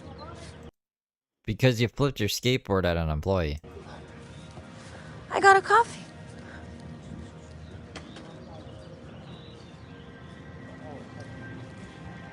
I'm supposed to be sharing my coffee. Love you guys. Mama Bear, take care of my friend. Or maybe this was before the skateboard incident. Mama Bear, you want this cigarette? Well, look. They accidentally lit the wrong place. Oh, shoot. But you Dummy. could just cut it off. Yeah. It's a full cigarette. Thank you. Uh-huh. So that's called a treasure. And I don't smoke. I'm sober from drugs and alcohol. Alright, cool. So the thing with the coffee is sometimes I already get my coffee and then the community keeps buying me a coffee. And then actually it's never a problem because then I just give it away. Might have been me skipping ahead when she muted. Alright, this is the hut. See, little doorway here. When was the... I guess I could just look it up real quick. This was streamed live on March 3rd. So let me see when the Mini Manson interview was. Because I think it was after March 3rd. So was she already banned from that Starbucks? Had to be. 8 days ago. So the Mini Manson thing happened March 11th. Why couldn't she go into that Starbucks at this point in time? So cute. Get in there. Look at that. Cool, huh? That's the temple. Okay. Alright. Nice, huh? And it's warm. Ooh. Not warm outside. Like, you know when you get somewhere warm finally and then you could shiver? Alright, so we're gonna go back to Chris. Do you know why she was banned from the one by the beach? It's not taking.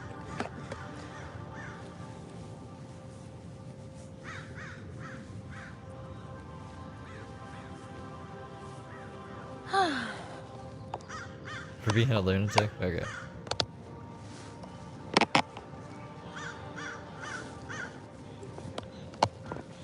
It's not the same Starbucks. Alright, you guys. Let me, like, fix this first, and then we'll get started with the process work, okay? So, They need to make spider legs better these days. if my process work helps you, then great. If you just want to learn about my story, then great. But this is what I consider process work. And process work will just it'll flow. Sometimes if you plan it too much, then you don't get to address what really wants to come up. The way I would do process work is I allow it to come up. Playing and pretending is really, really healing. Yesterday I pretended to call my dad. And in my heart I called him. And I had a conversation. And it was beautiful. And I loved it.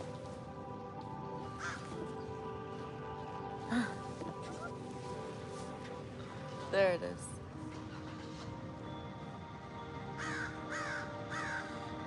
Anyways, this is Dylan's dad. Oh, I'm glad she remembered that we were doxing people before all that. What the fuck? I forgot.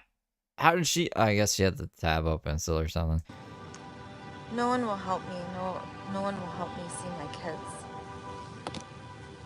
My son Chris, I think it was really hard for him. And because of the environment they were in, they went with this family up in Simi Valley, and it was a mom and a dad and a daughter, and the daughter was 12 and my boys were 8 and 10, and just normal kid stuff, like, you know. I think the hardest thing is I know that my kids would get screamed at and things, they would get hit and stuff would happen to them. My oldest would tell me, but my middle one doesn't tell me anything. And with abuse, like when abuse is happening, like you're never supposed to talk about it. So I kept getting in trouble with my oldest son because he's getting abused, and then I would talk about it.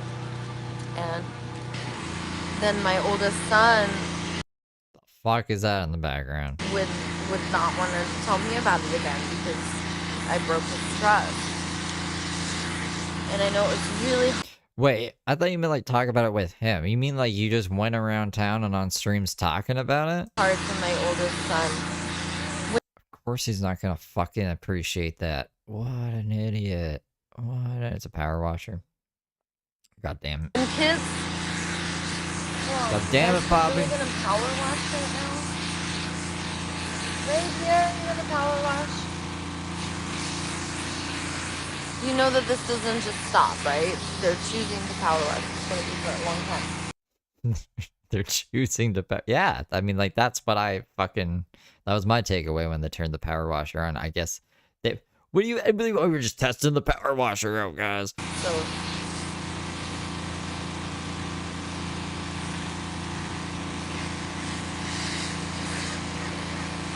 I mean, but you could move though, right, Daisy? Or are we stuck on the Wi-Fi? Are we stuck on Starbucks Wi-Fi that we're not allowed to go into? That's a real predicament, huh?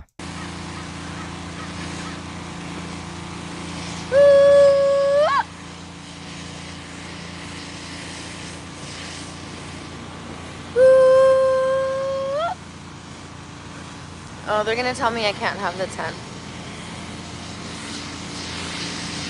Let's go talk to them. They're gonna say no.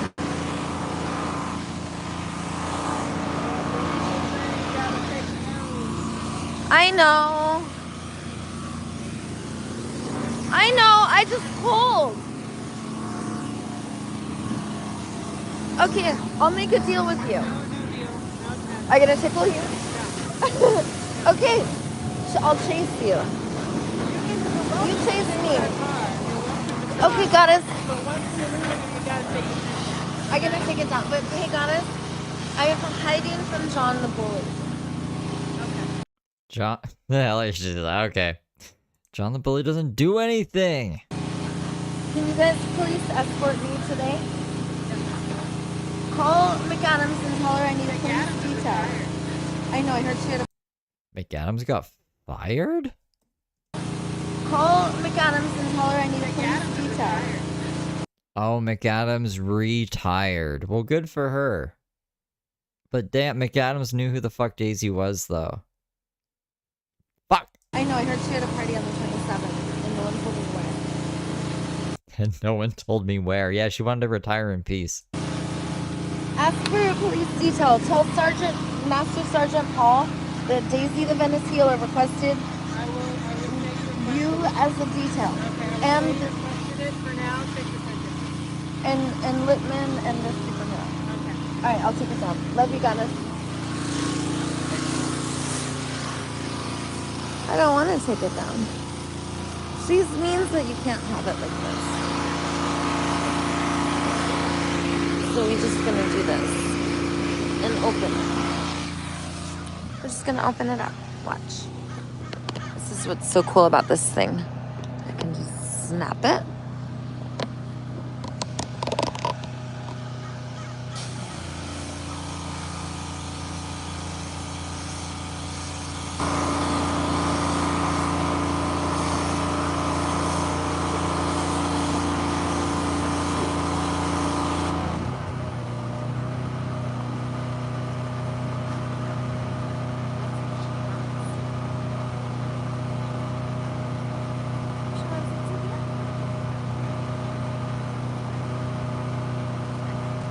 I don't think that's what they meant by take it down.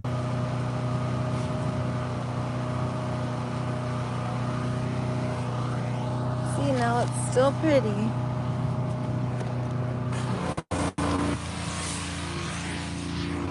But it's open.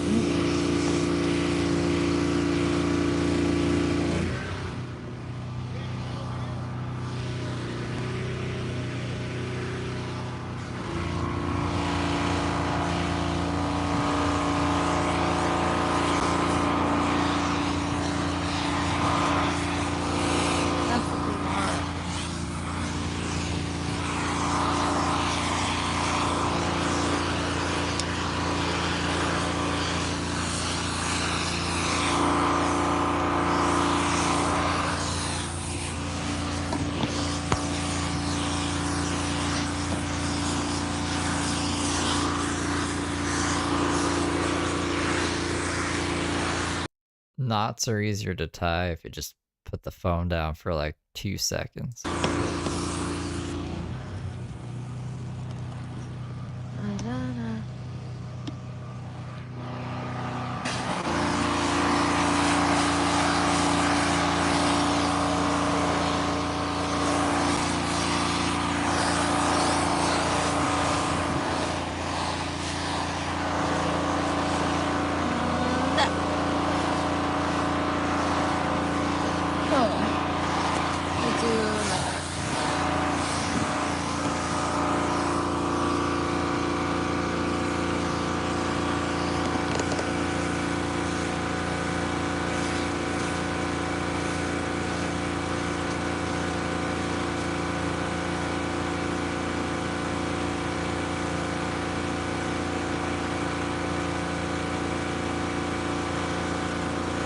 Beautiful.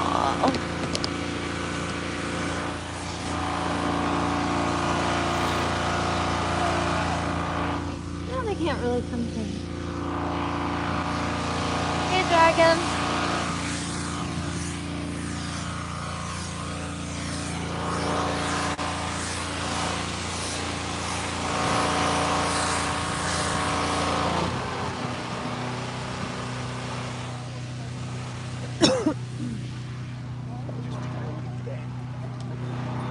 Should I start dragging the listing meat of him?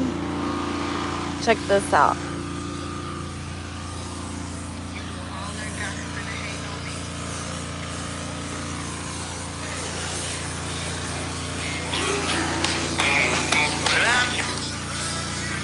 Look, Dragon.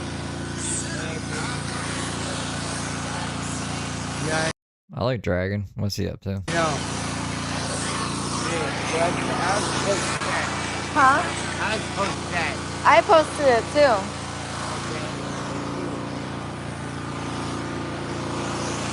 Pretty funny, huh?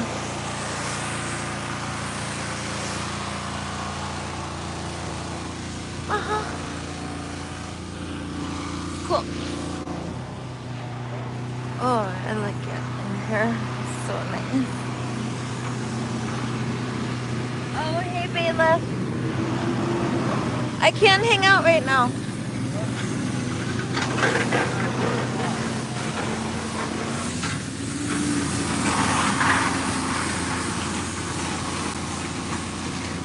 The bailiff.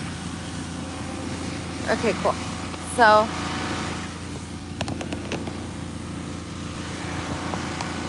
my boys were in a foster family, and during COVID, my mom had just gotten my kids.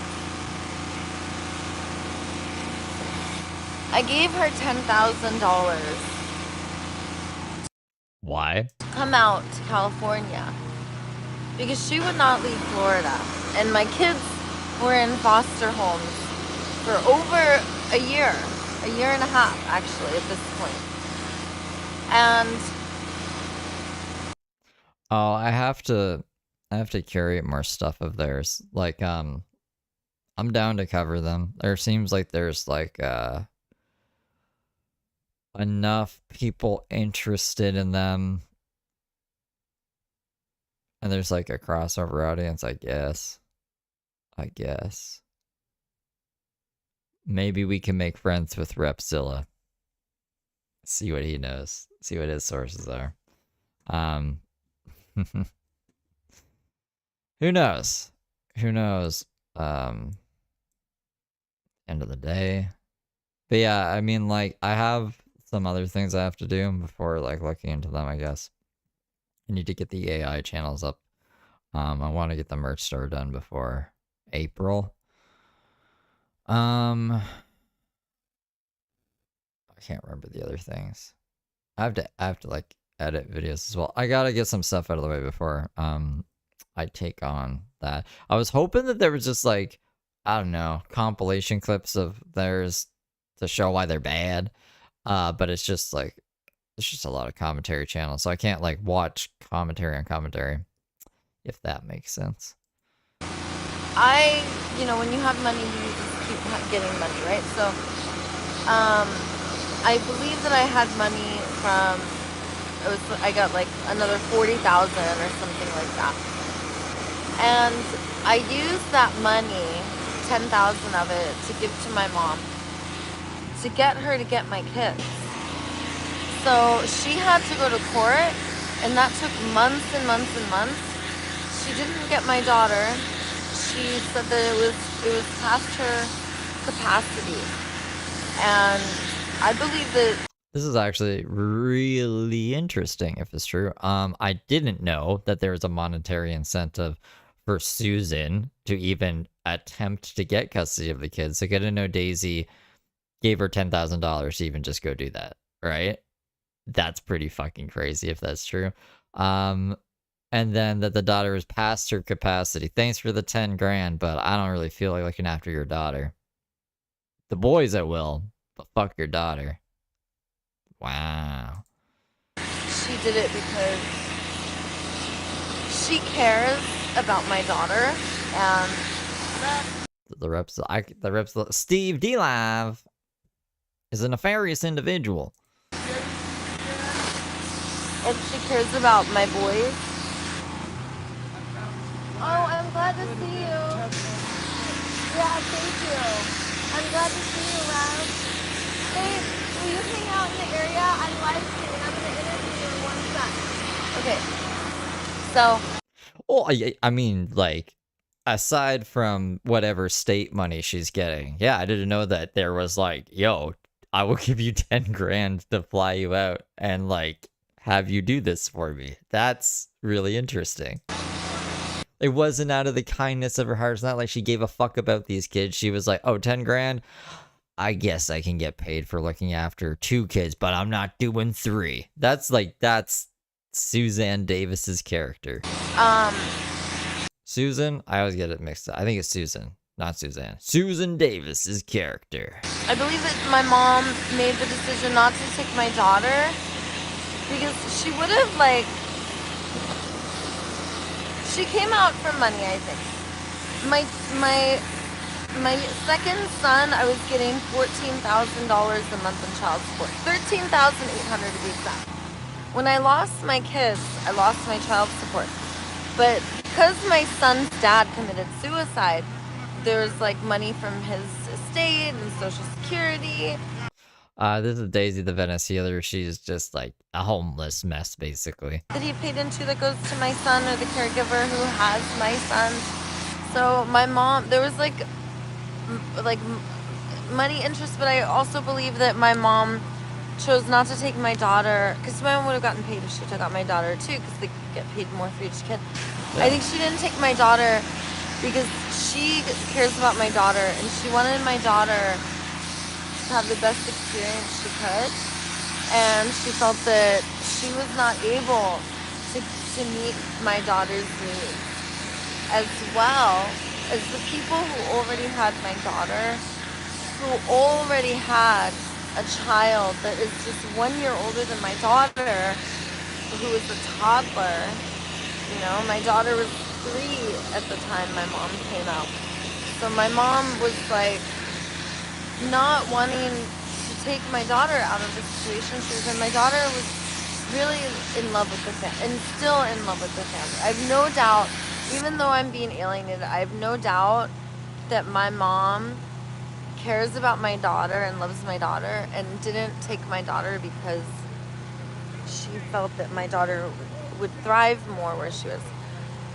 And my mom's a lot like me in a lot of ways. I love my mom very much. She's a lot like me, and we're a work in progress. And my mom is very sensitive like I am. She cares a lot. And I believe if she had the capacity and the energy, and, you know, it's a lot to deal with boys and their schedule, and a little girl, and a different age group at that. It's like completely different. It really hurt me that my kids got separated. It really hurt me. Really, really hurt me. I know why the decisions were made that they were made. It really hurt me. I know it hurt my boys. I know it hurts my daughter. I know it hurts my kids. It means that we have more to love. It means that now I have Nico and Pavlina Flores as my squad. Okay? They are part of the mom and dad squad of the caregivers that parent my kids. I have their back, and I'm a big supporter of them. And I'm gonna do whatever I can do to win, not to win them, but to win their trust. You know, not win them, but to give them the reassurance they need in order to trust. I cannot imagine why I'm being alienated from my kids, why I'm not even being allowed to visit my kids. I already showed you guys the video where she showed up to the house and they were like, we don't like this woman. We don't want anything to do with her. She keeps showing up. She won't leave us alone. I don't trust her. Allison, we don't want your rocks. Leave us the fuck alone. That's why. Also, yeah, it just doxed everybody, so I don't think they appreciate that either. I can't think of the reason why the kids don't want anything to do with me. You know? And what I'm being told is, oh, it's up to the foster family, and they said no. And I'm in a mood today, so I haven't have I said this ever? I don't think I've said this publicly ever. One of the kids reached out to me and was like, I want to come on the show and talk shit about my mom, basically. Didn't say it in that many words, but like I didn't respond because they're fucking minors. I can't have a minor in my fucking show. So the only like workaround to that would to be have Susan Davis on with the kid. That if she even participated in that, really shows her character there. So I did not respond. I don't talk to minors, so fucking. But that's just that show is right there. Like Daisy, your kids don't want anything to fucking do with you. Oh, I can only speak for the boys. This is from my mom. And the boys don't want to see you. I believe that this is because my mom has had my boys stay up multiple nights, just like she had me stay up, because part of my family is outcasting. Like, you'll get kicked out or sent away. My mom was sent to boarding school. And see, I thought it was a troll at first, but they gave me their number, and then I put it through Cash App, and the Cash App has been active since for a while. I want to say it was either 2009. I don't think Cash App was even around 2009 though, so it might have been 2019. It would have been like the phone number associated with it. I'm like sure, like 100% sure that it's her actual kid. So like that's fucking crazy. It's crazy, Daisy. My brother and my sister were sent to boarding school. I was sent away when I was 5 years old. You all get sent away when you're in my family. And my boys have stayed up multiple nights, worried, devastated, scared, shocked, up all night because they believe that they are going to go to a group home. That my mom's been suicidal too. This was, it's like very volatile, chaotic environment. I don't like parental alienation because instead of someone like that getting help and support and love, because my mom actually has a lot of great qualities and talents. She's a very vivacious, amazing personality, incredible charisma and intelligence. She is capable of so many things. Like, she's a great cook. She's not as neat as me. Like, I'm very neat. She's a messy, so we go well together. She's got a lot of gifts that complement mine. And my mom should not be doing it alone with my kids. That's not how this works. That is so much scarcity to put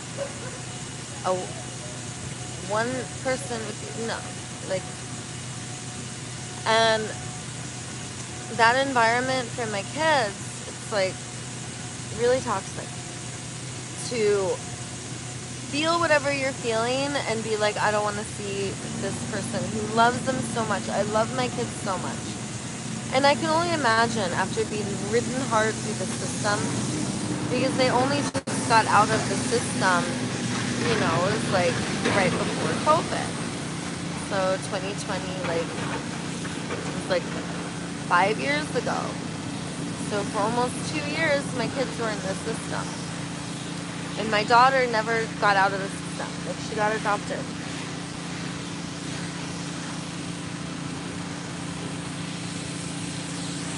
I don't know anyone who worships better than a mom worshiping her kids. Every single species. I don't know anyone that worships more than a mom. I don't think people put what they worship in a trailer and leave them to fend for themselves for most of the night while you go out tricking. That doesn't sound like worship to me. Look at a mom, the way she worships, it's like if there's one little spot on her baby, it's like, oh, all the babies, right? Like this, it doesn't matter what kind of mom. There's a cat the cat could have 20 kittens. If one of the kittens is missing, like, she will not stop. All 20 kittens must be right. Can you imagine? Moms eat their kids in the animal kingdom for the hell of it sometimes, like the runt. The way moms worship, and to withhold that love from my children. have that because I have a lot of it. And my kids need me. They need someone who's gonna advocate for them and love them and support them. And those caregivers and my mom, they need me too. They need someone who's gonna support them, advocate for them, help them carry some of the load, support and empower our kids together. Because I don't believe in scarcity. I don't believe in like, I'm gonna go take my kids back. I'm gonna go take my kids away from people who they love. Like, no. I believe like, what's on? Could you not come up on me? Talk to the guys and they'll tell you. Talk to the guys if you need something. You need to give me some space. Go ask one of the guys. You're on camera right now, by the way, so I don't want to film you. I need you to give me some space, please. Thank you. The fuck is that about? Hey, Dragon, can you help me? Hey, superhero. John Allgood is a very employable cat. Employers that may be listening to this. He can operate, what was that thing he used to move the hot tub? So he claimed he can operate one of those things. He can take his shirt off. He can monologue pretty good. He said he's good at sales. So, future employers of John listening, I don't know what happened to John Allgood, but that's what he wants out in the public there. How's it going? Yeah. Good to see you. Dragon. You make a really good pool boy. If you need a pool boy, hit up John Allgood.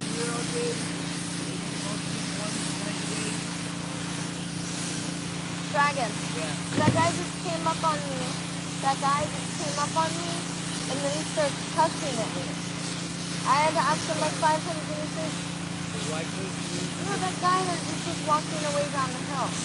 Could you just let everyone know to give me some space? You know, they should already know you don't come up on a woman like that, but when you help them out, because you're the one that has the game. He did it? What? He didn't do it. He made, medical equipment sales? All the girls are friends with you. They don't know.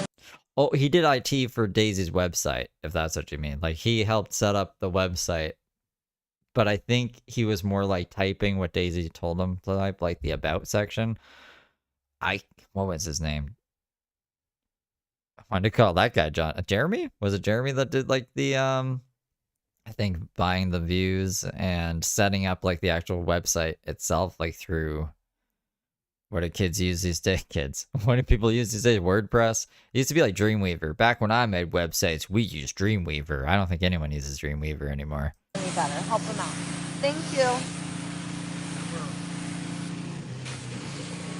Love you. I love you. Or maybe like Squarespace. Do you want some coffee? Yes, I would love some coffee. All right, hold on one sec. I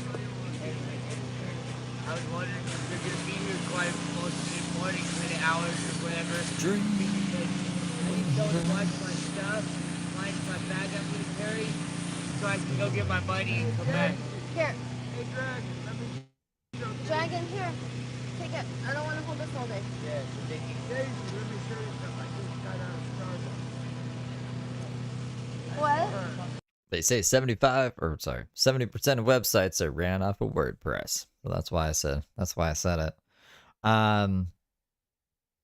Yeah, I don't know who the fuck uses Dreamweaver. Do any of you guys? We'll do a poll. Have you ever used Dreamweaver? Oh, you got me a cappuccino. I did something else. Look, that's it. What? Just let me show you the presentation, okay? Yay! Hold on. Now, if I was King's butler, Is that Rev? Reverend White? I forgot Reverend White fucking existed, bro. now I managed in my ornament purpose to put oatmeal and still coffee, still hot. Cappuccino. Now, in my haste, I just quit half of this coffee, but I also have another. I took a proportion that was over, which I requested. They didn't do. I said I have more coffee. Yeah. I was so wrong with the it's not 70%, it's 43%, but that's still a big chunk of fucking websites. Still have a hot Doxxes gift cup. I'm fully Western. Yeah. 2 cups up. I got a duck. Will you guys download and clip this? Don't bother subscribing. You can if you want it, but they're just gonna take it down. They're gonna take all my content down. It's way too exclusive. So download it, repost it, organize it, title it, and then make it your own. Flip it. All right. I got mine. You got yours. Love you, superhero. So amazing. Hey, can I have an empty cup or you got an extra one? You got cup dripping? Yeah, can I have that Vente empty?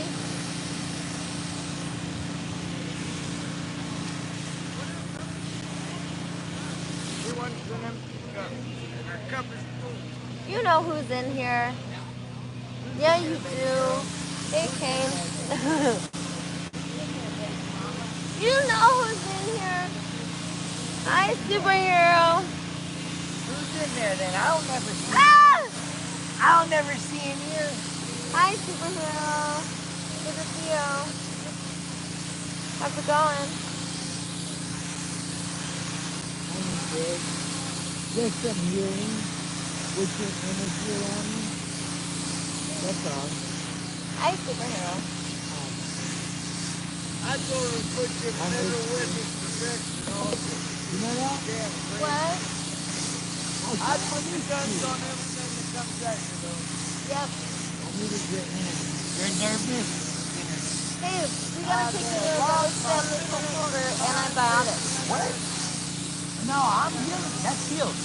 Believe it or not, I know I look horrible, Mom. I'm You so gotta go wash sorry. your hands. Go wash your hands. I just barely. Mom. Okay. Alright. Come on, Amy. I wouldn't Who the fuck is that? come over here and touch on you if I wasn't. Well, it's not that. I want to make sure you're keeping those. No, clean. I'm clean, Mom. All right. I wouldn't come over here and even talk to you if I wasn't. You know that. I would stay outside. I've never done this. I've never hugged on you. Why not? Because I'm never clean. Until now. Right now I'm clean, Mom. Okay? I love you, superhero. I love you too, Hey, Mommy. let's That's go why to I've never school. done this. Hey, I swear to God. Let's go to the school. Well, this is unsettling. So this is like a drug addict? That's what he meant by clean? I thought he meant just like not dirty. Where? Let's go to the school. School? Yeah, I've been speaking at the elementary school. You need to go to sleep, Mommy. What? You need to go to sleep? No. Oh, what are you talking about? No, go to school. Oh. Hey, Rev. I Or swear hey, to David, God. come say hi. You said you've been Here, sit sleeping down, hang out. You've been sleeping at what? Sit down, hang out. I said, let's go speak at the school. Oh, I thought you said I've been speaking at the school. You just No. said I've been speaking at the school. Yeah. Oh my God, I'm deaf as hell. No, seriously, I've taken a lot of hits to my head. But No, I'm dead ass serious. Hey, do you want to go to speak at the school? I mean, I wasn't very good in school, but I mean, I can Yeah, pretend. let's go to the school. I Okay, do good. love school, though. I am a teacher. What by are you the way. doing this why would you bring a fucking drug addict to a school, Daisy? morning? Oh, I have so much that I'm so Okay, all we gotta do is go 2 blocks down Brooke. Listen, do you know the last time I seen you, I was holding my shoulder shut because it just got stabbed in a jump. I got jumped by I don't think she gives a shit about that. And like, yeah, alright. Yeah.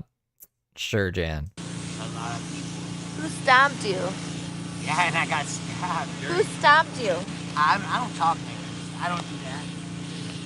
Huh? I don't call the police. As a matter of fact, that day that you saw me, I'm not asking you to snitch. No, I know. Do I know who I'm stabbed you? just saying that I literally was running. Okay, do I know who stabbed you? Probably. I don't know. Yeah, they hang out. But it doesn't matter. I didn't even recognize him at first. So, I'm not even sure if I have the right. So don't even quote me on anything I say, because what do you say? Don't hold me in court. Like, don't take me to Judge Judy or nothing. You know what I'm saying? You know, there's another. That's not what anybody says. You know what they say. That's something I've never heard anybody say in their life. Don't take me to Judge Judy. Is that a popular saying? Another guy out You're here. Just live. You're live right now, so I am live. There was another guy out here who was knife happy, and he used to take his knife out all the time. Yeah. And then His name was Reverend White, and then we told him he had to stop doing that shit. he was real. Then I don't know what happened, but he stopped taking his knife out for some reason. Ken got him arrested. He was like a cleaver. I don't know. Reverend White used to walk around with like a cleaver or something and swing it at people. And so Ken got him arrested. But I don't. Maybe this is a different stabby guy. He started to get really violent then, and eventually, yeah, I know. he ended up really hurt. He killed the guy, and Oh, she's talking about the other dude, the one that she was like telling the cops. Oh, I told you about that guy. I ended up killing somebody. You don't listen to me. So arrest this other guy that I'm telling you to arrest with no evidence. I don't like violence. Yeah, I don't either, you know, but Yeah. I mean, sometimes you have to fight fire with fire. You don't call it violence whenever it's fire on you. If you are being faced with some fire, that's why I say I'm a teacher. I mean, I wasn't good in What if school, you but fight I'm fire a with teacher. love? Well, you see, that is part of love, though. See, there is no war, there is no war without love being involved. Okay? And there's no war being fought without passion. See, passion. Venice is a dangerous place unless you're loving. Yeah, right. This is a lovely place. No, don't get it wrong. I'm not down for this place at all. They chased you. Why This they is chased my you? love. This is why my they first love. why they chasing you? Huh? Why they chasing you? Why were they chasing me? Yeah. No, they weren't chasing me. I was right here. Literally, it was around 10 or 11 in the afternoon. Or What? not afternoon, my bad. Before noon. Why he stab you? Where?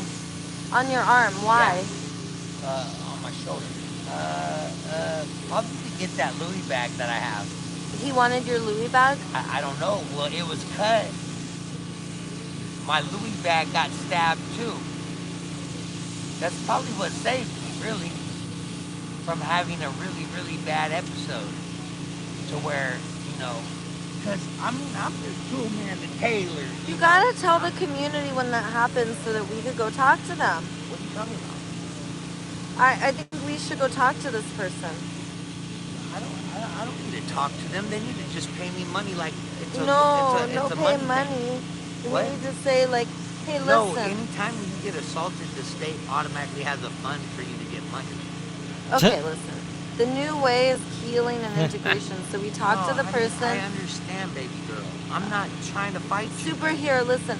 We gotta tell them it's if you get mad, you don't gotta stab anyone. All you gotta do is just tell someone how you feel and what you need. I love you. That's such a flaw. What is this guy talking about? If you get stabbed, the state just has money to give you. Is that what I'm understanding? Is that how he thinks it works? I could see that people's understanding of that just leading to problems. Hey man, I'll stab you, and then you can go get paid, and we'll split the money. You know what I mean? All right, just say it was anonymous, man. We can go get high after. You won't even notice your shoulder stabbed. The world is crazy, bro. So we gotta tell them that. Sweetheart, you know that? Yeah. You know you really are sweet, though. You are too. But listen, we gotta go tell. I do it. Listen, you don't gotta tell me about me. Are you hearing what I said? You're very great. I'm not very great Can at all. you gotta give me a little more space. What are you talking about? You gotta give me more than a foot. Oh, I'm sorry. Just talk to I me just regular. did my breath. Just sit down, sit on your butt. I'm about to dip though. Okay, I gotta all right, go, bye. Mom. Are you making me uncomfortable then? Go, I All love right, you. I would. Yeah, I'm sure. Don't ever want to do that. Like, Okay. I'm dead I know, ass but you serious. know I'm kind That's of why a I never stay around nitpicky. that I'm like a long. cat. I love you. Do stay around. I like when you guys hang No, out I'm not trying to make and give me anything space. fucking uncomfortable. That's why I never do. You don't make me uncomfortable. I love What? you. Come back later. I love you. I mean, I'm always gonna be coming through the town. Like, I'm gonna go do a couple things, but I'll stop by. All right, I love you. See you soon, Kane. Okay, so I wanted to know, like, what's happening and why are people stabbing each other, so that we can figure out like what's up, and then try to find something else to do. That sounds like a very hard life, Diane. But you didn't turn out bad. Daisy turned out bad. Daisy turned out insane. But I'm sorry I had to go through that. So instead of stabbing each other, we can identify what the need is and just talk about that need. And a lot of times if we get to the point where we're stabbing someone, it's a need for understanding, or a need for respect, or a need for consideration, You're hearing this, Brooke? Brooke needs to hear this. Brooke is stabby. or a need for acknowledgement, or a need for harmony. There's like a need for ease, a need for reprieve. There's like a really important need that's up. Otherwise, we wouldn't be acting out.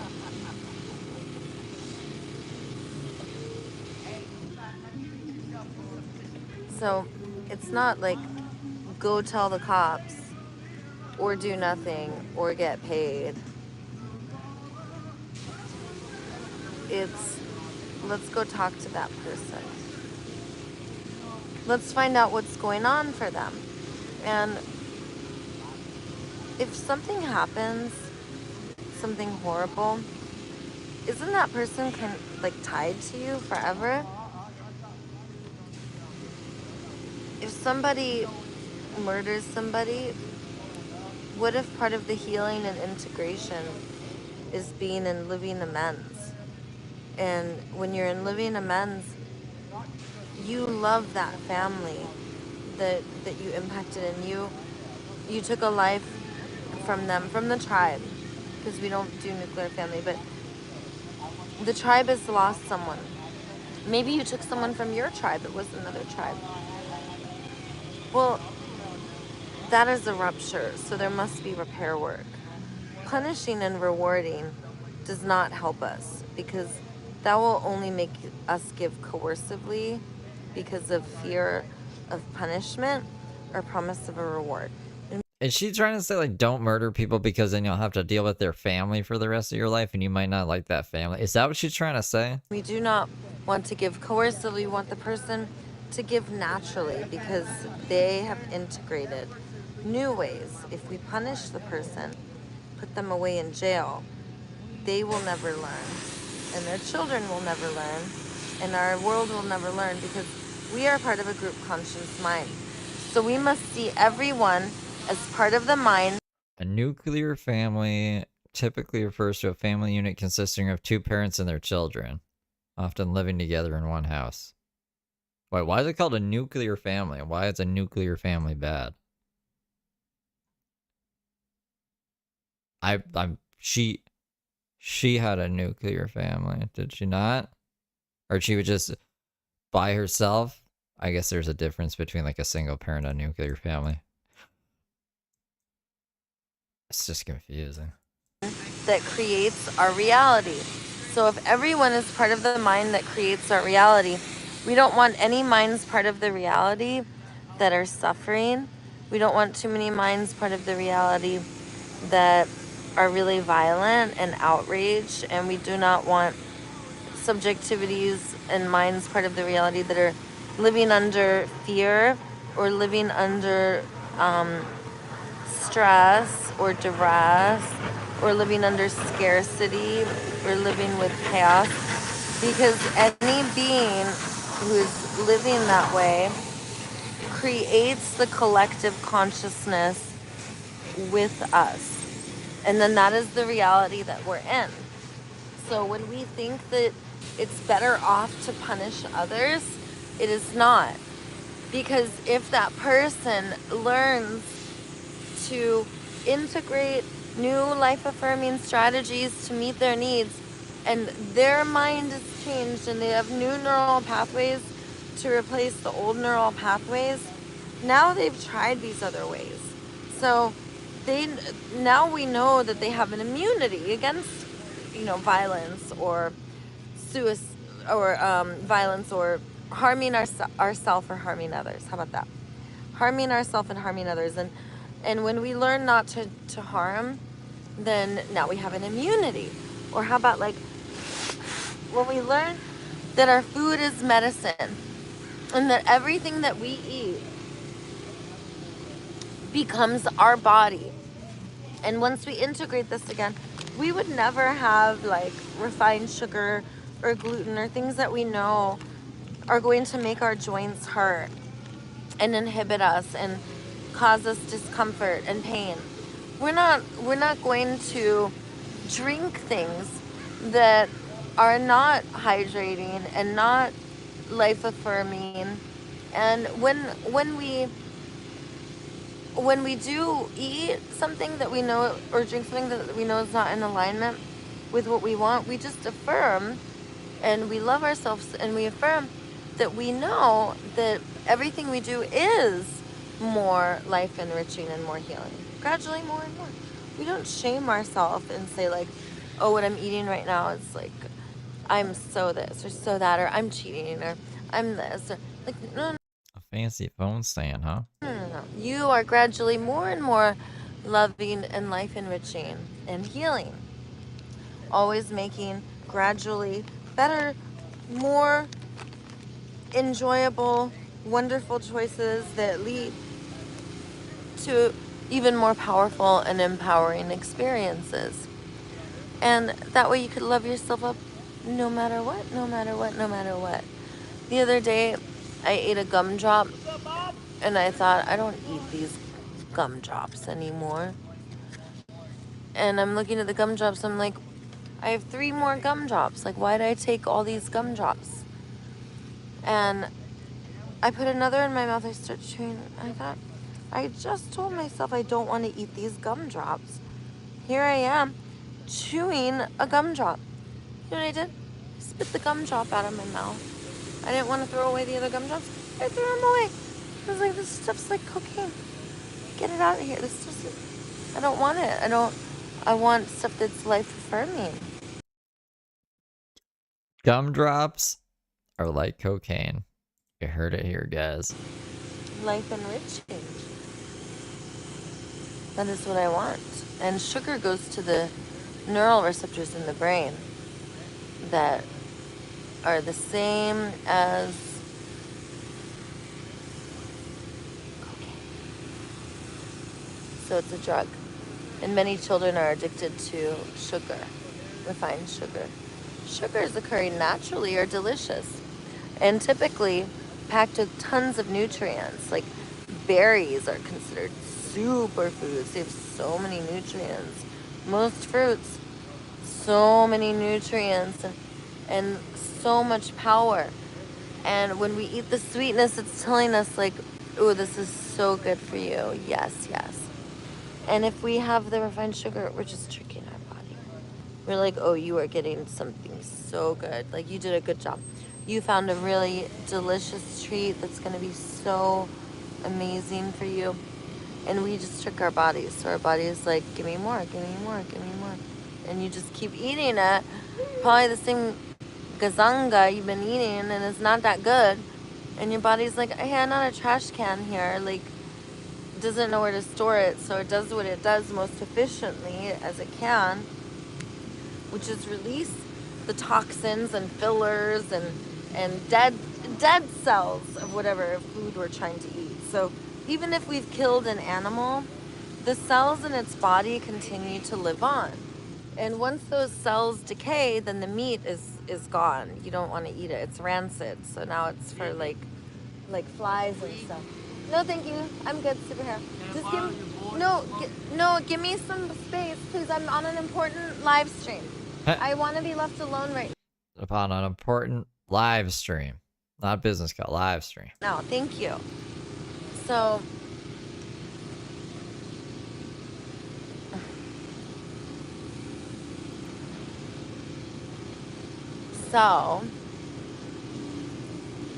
when we're eating things that are filled with fillers and filled with sugar or salt, it gives us all this taste. So we think we're getting something really good for our body, when in fact, if the meat and the cells in the meat are dead, and that means it's rancid, that means you can no longer eat it.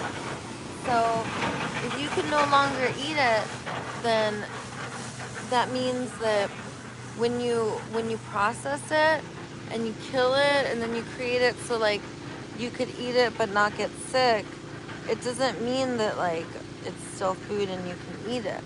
Like when that animal dies and begins What account did she post this shit to? to decay and the cells die, then it is no longer food.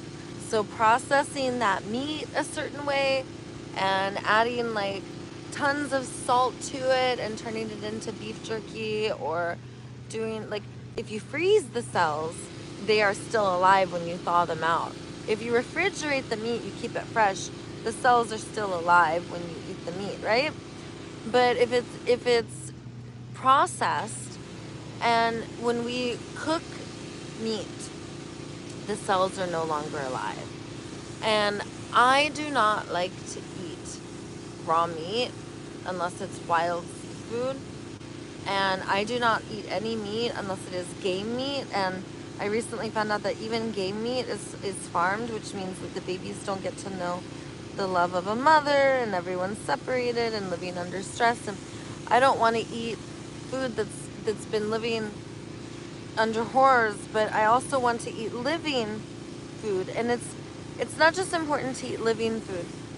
It's also important to eat food that comes from the area where you breathe the air, where you step on the ground, where you are going to be exposed to everything outside and everything in the air and everything in the ground and everything in the water, where you are going to be exposed to it, and you are sharing information, which means you're drinking the water, you're eating from the soil, you're eating from the sky, you're eating from the water, you're eating from all over, and then you're giving back. You're sharing information, you're composting, or maybe you're like digging a hole 6 to 12 inches and going to the bathroom, or maybe we have compost toilets everywhere, but we're taking our poop and pee, which is now healthy for the earth. This is like also wrong. She's gonna talk, yeah, about the fucking watering holes and how we should be shitting and pissing everywhere. Because back in the, what the fuck was it? When did toilets get invented? They used to just like throw their shit and piss out of the windows, and like the bubonic plague was a real popping thing. You know, and then we invented like sewer systems and shit, and like life's been pretty good. But no, Daisy wants us to go back to basics where life was terrible, and there's reasons why this isn't going to work. She also thinks that like just shitting and pissing in the sand is going to fertilize it. Like it's going to turn into dirt that can grow plants, which I also don't think is right. It's not processed foods moving through us and toxins. It is healthy, healing, living, or forget organic, wild food. And this food has gone through our microbiome, and it is the creatures and mystical beings who live in our gut, the microbiome that lives there. It eats our living food and then makes a secretion that our body can absorb. So it's not even us that eats our food, it's our microbiome. And then it creates a beautiful gift. It's a bowel movement, and it is it's a fucking bowel movement. It's a beautiful gift. Lubrication for the earth. Every time we pee and sprinkle everywhere. And it also is encoded with tons of our information. We're feeding it is a nutritious symbiosis for us and the plants. And because we're higher beings, like, we don't want to have poop and pee everywhere. That kind of grosses us out. So we do composting. And I walked by it the other day. Humans had like these bags of compost, and I could smell it. And I'm like, huh, like poop and pee, it's just a natural part of life. But the thing with when you buy the compost is you're really just getting the poop mostly. You're not getting the animals' pee, and you're not getting the hoofs, and you're not getting the way that they eat the grass, and you're not getting the poop and pee from this land. You're getting it from somewhere else. And there's so many things that we're missing, It's not enough to just go and eat something that's processed and that used to be food. It's also not enough to just go eat food that someone else made. We are meant to be deeply connected with our food. We are meant to emerge together and be born with our food, and then be there when our food is born, and our food is there when we die, and we're there when our food dies. And this means that we're part of an ecosystem that includes all members of all sizes and all species, from the teeny tiny microscopic subatomic level to the superorganism big mama earth that we're living on. Drink. Yay. Oh, Papa PMD. Me and my wife meet her, and she's a wonderful person. I got her a cup of coffee from Starbucks. She appreciated it. I did. Superheroes, I love you so much. I just love when you guys come see me. Come see me. I bet I offered to show you guys how to do flow strokes, and you guys said no. I think I remember you guys. Are you the chiropractor? Anyways, this amazing couple. I've had a bunch of amazing couples and families and friends come and visit me, which is great. My hair's so fluffified.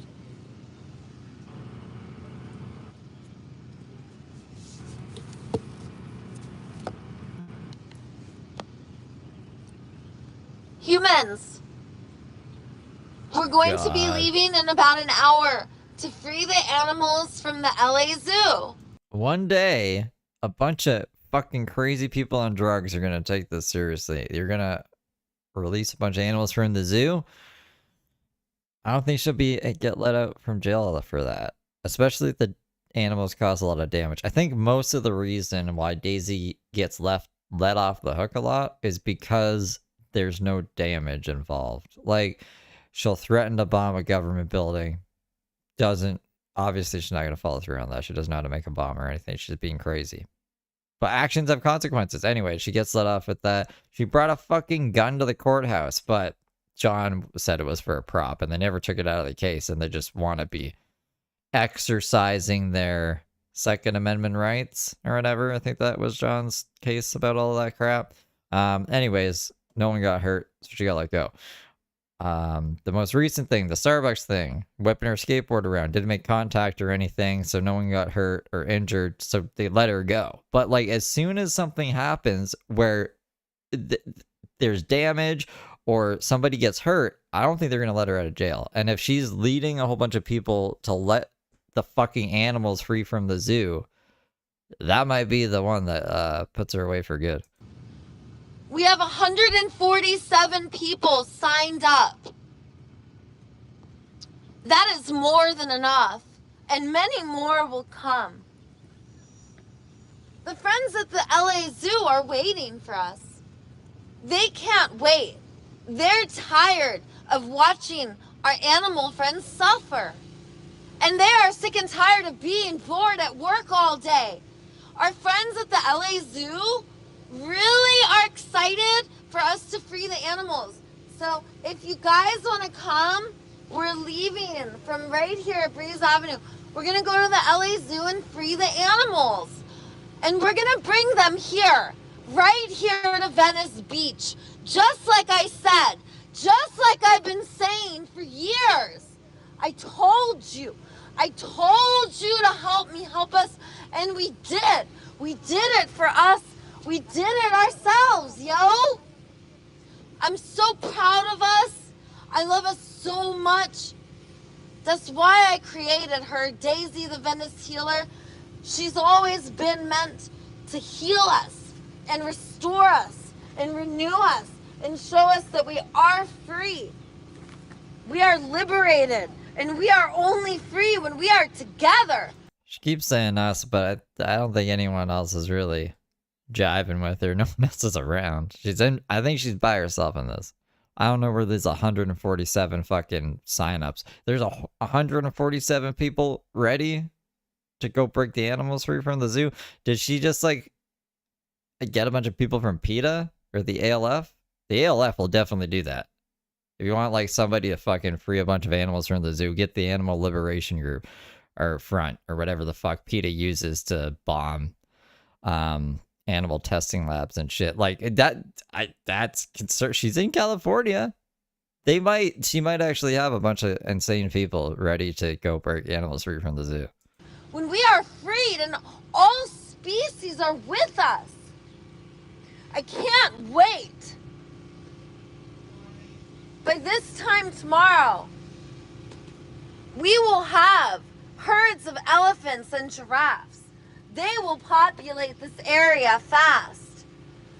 Grizzly bears and otters and beavers and muskrats and cute little mice will return.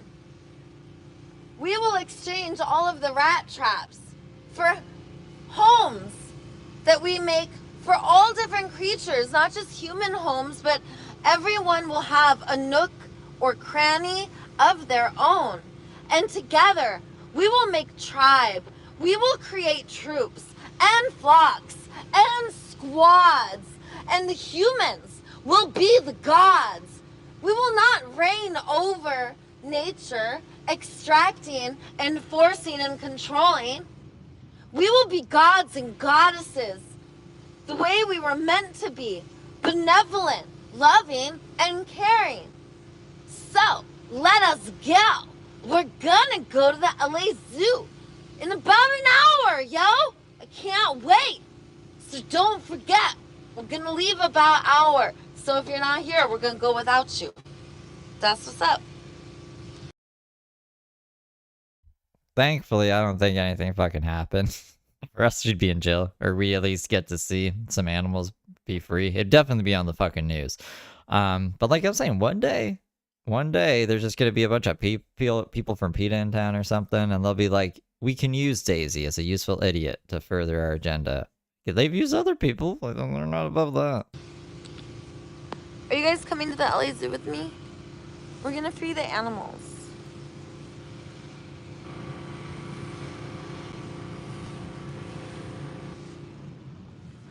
I don't want humans to think that they're gonna have to be alone like this anymore. I want you guys to see something what happens when we do monospeciesism, okay? It's pretty serious. It's a 6-minute video. We're gonna watch it together. I gotta smoke a bowl quick. Be good little angels or else Mudpit will get you. It is called do do do do do do do do do Universe 25 experiment. It is so scary. Wait till you see it. I know you will. Cannibalism, asexuality, and violence. A society that had collapsed. What's going on here?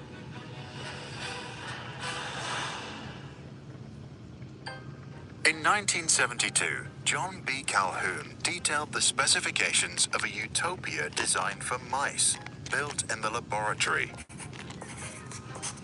Every aspect of Universe 25, as this particular model was called, was designed to cater for the well-being of its rodent residents, increase their lifespan, and allow them to mate. There was abundant food, water, and nesting material. The universe was cleaned regularly. There were no predators. The temperature stable. Paradise. Or maybe not. 4 pairs of disease-free mice selected from the National Institute of Health's elite breeding colony moved in on day 1. It took months for the rodents to familiarize themselves with their new world. Then they started to reproduce, and the population increased exponentially, doubling every 55 days. Those were the good times in paradise. Past day 315, more than 600 mice now lived in Universe 25, rubbing shoulders on their way up and down the stairwells to eat, drink, and sleep. Population growth slowed. Young ones found themselves born into a world with far more mice than meaningful social roles. Males faced a lot of competitors to defend their territory against. Many found that so stressful they gave up. Normal discourse within the community broke down, and with it the ability of mice to form social bonds. Lone females retreated to isolated nesting boxes on penthouse levels. Other males, a group Calhoun termed the beautiful ones, never sought sex and never fought. They just ate, slept, and groomed, wrapped in narcissistic introspection. Elsewhere, cannibalism, asexuality, and violence became endemic. Daisy would have been like the beautiful one that just like fucking looks at herself in the mirror all the time. Mouse society had collapsed. On day 560, the population peaked at 2,200 mice. A few mice survived past weaning until day 600, after which there were few pregnancies and no surviving young. As the population had stopped regenerating itself, its path to extinction was clear. The mice had lost the capacity to rebuild their numbers. Many that could still conceive, such as the beautiful ones and their secluded singleton female counterparts, had lost the social ability to do so. On day 920 was the last conception. The last mouse died on May 23, 1973, 4 years and 10 months after colonization. Calhoun later said that the creatures had died 2 deaths. The first was that of their spirit and their society. The second death was that of their physical body. It was not the first time the ethologist had built a world for rodents. Calhoun had been creating utopian environments for rats and mice since the 1940s, with consistent results. Overpopulation leads to explosive violence and hypersexual activity, followed by asexuality, self-destruction, and extinction. In his widely cited paper, Population Density and Social Pathology, Calhoun concluded, no matter how sophisticated we are, once the number of individuals capable of filling social roles greatly exceeds the number of such roles, only violence and disruption can follow. He then referred to a phenomenon he called behavioral sync. Behavioral sync is our desire to be in the presence of others, to be conditioned to seek to be near others, and to be drawn to the crowd, in spite of the conflicts that this can generate. Drawing from Calhoun's popular research, social scientists started to call for restrictions on reproduction as the only possible response to the world's rising population. Calhoun himself was more optimistic about our future. He argued, as our physical space declines, we are forced to extend a conceptual space, our network of ideas and technologies. Later in his career, he turned to possible solutions and began to build creative universes that minimize the ill effects of overcrowding. What are your thoughts? Is overcrowding a danger for mankind?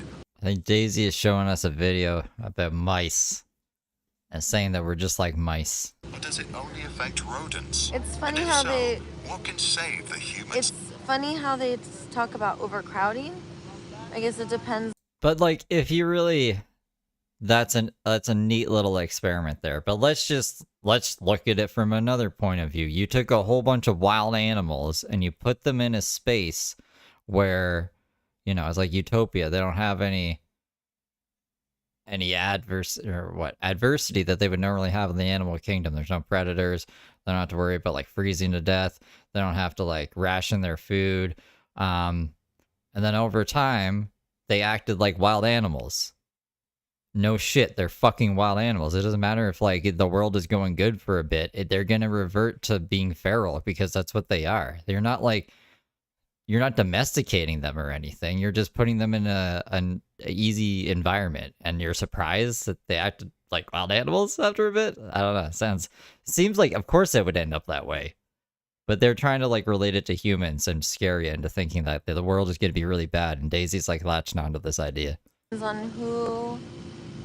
Have you heard about Universe 25, possibly the scariest experiment ever? In the 1960s, John B. Calhoun wanted to see what happens to a society with too much abundance. He placed 4 pairs of mice in an enclosure with space and food for 5,000 mice, creating a mouse utopia. Initially, the mice thrived, and the population soared from 8 to 620 in just 145 days. But soon, problems emerged. Mice formed social groups, and those who couldn't fit in withdrew and clustered in the center. Social order broke down, leading to violence and cannibalism. Mothers abandoned their young, and most mice stopped reproducing. Birth rates fell, and infant mortality rose sharply. Eventually, the society collapsed despite the abundance. Universe 25 shows how even perfect conditions can lead to societal breakdown due to social and psychological factors. So what do you think this experiment says about human societies?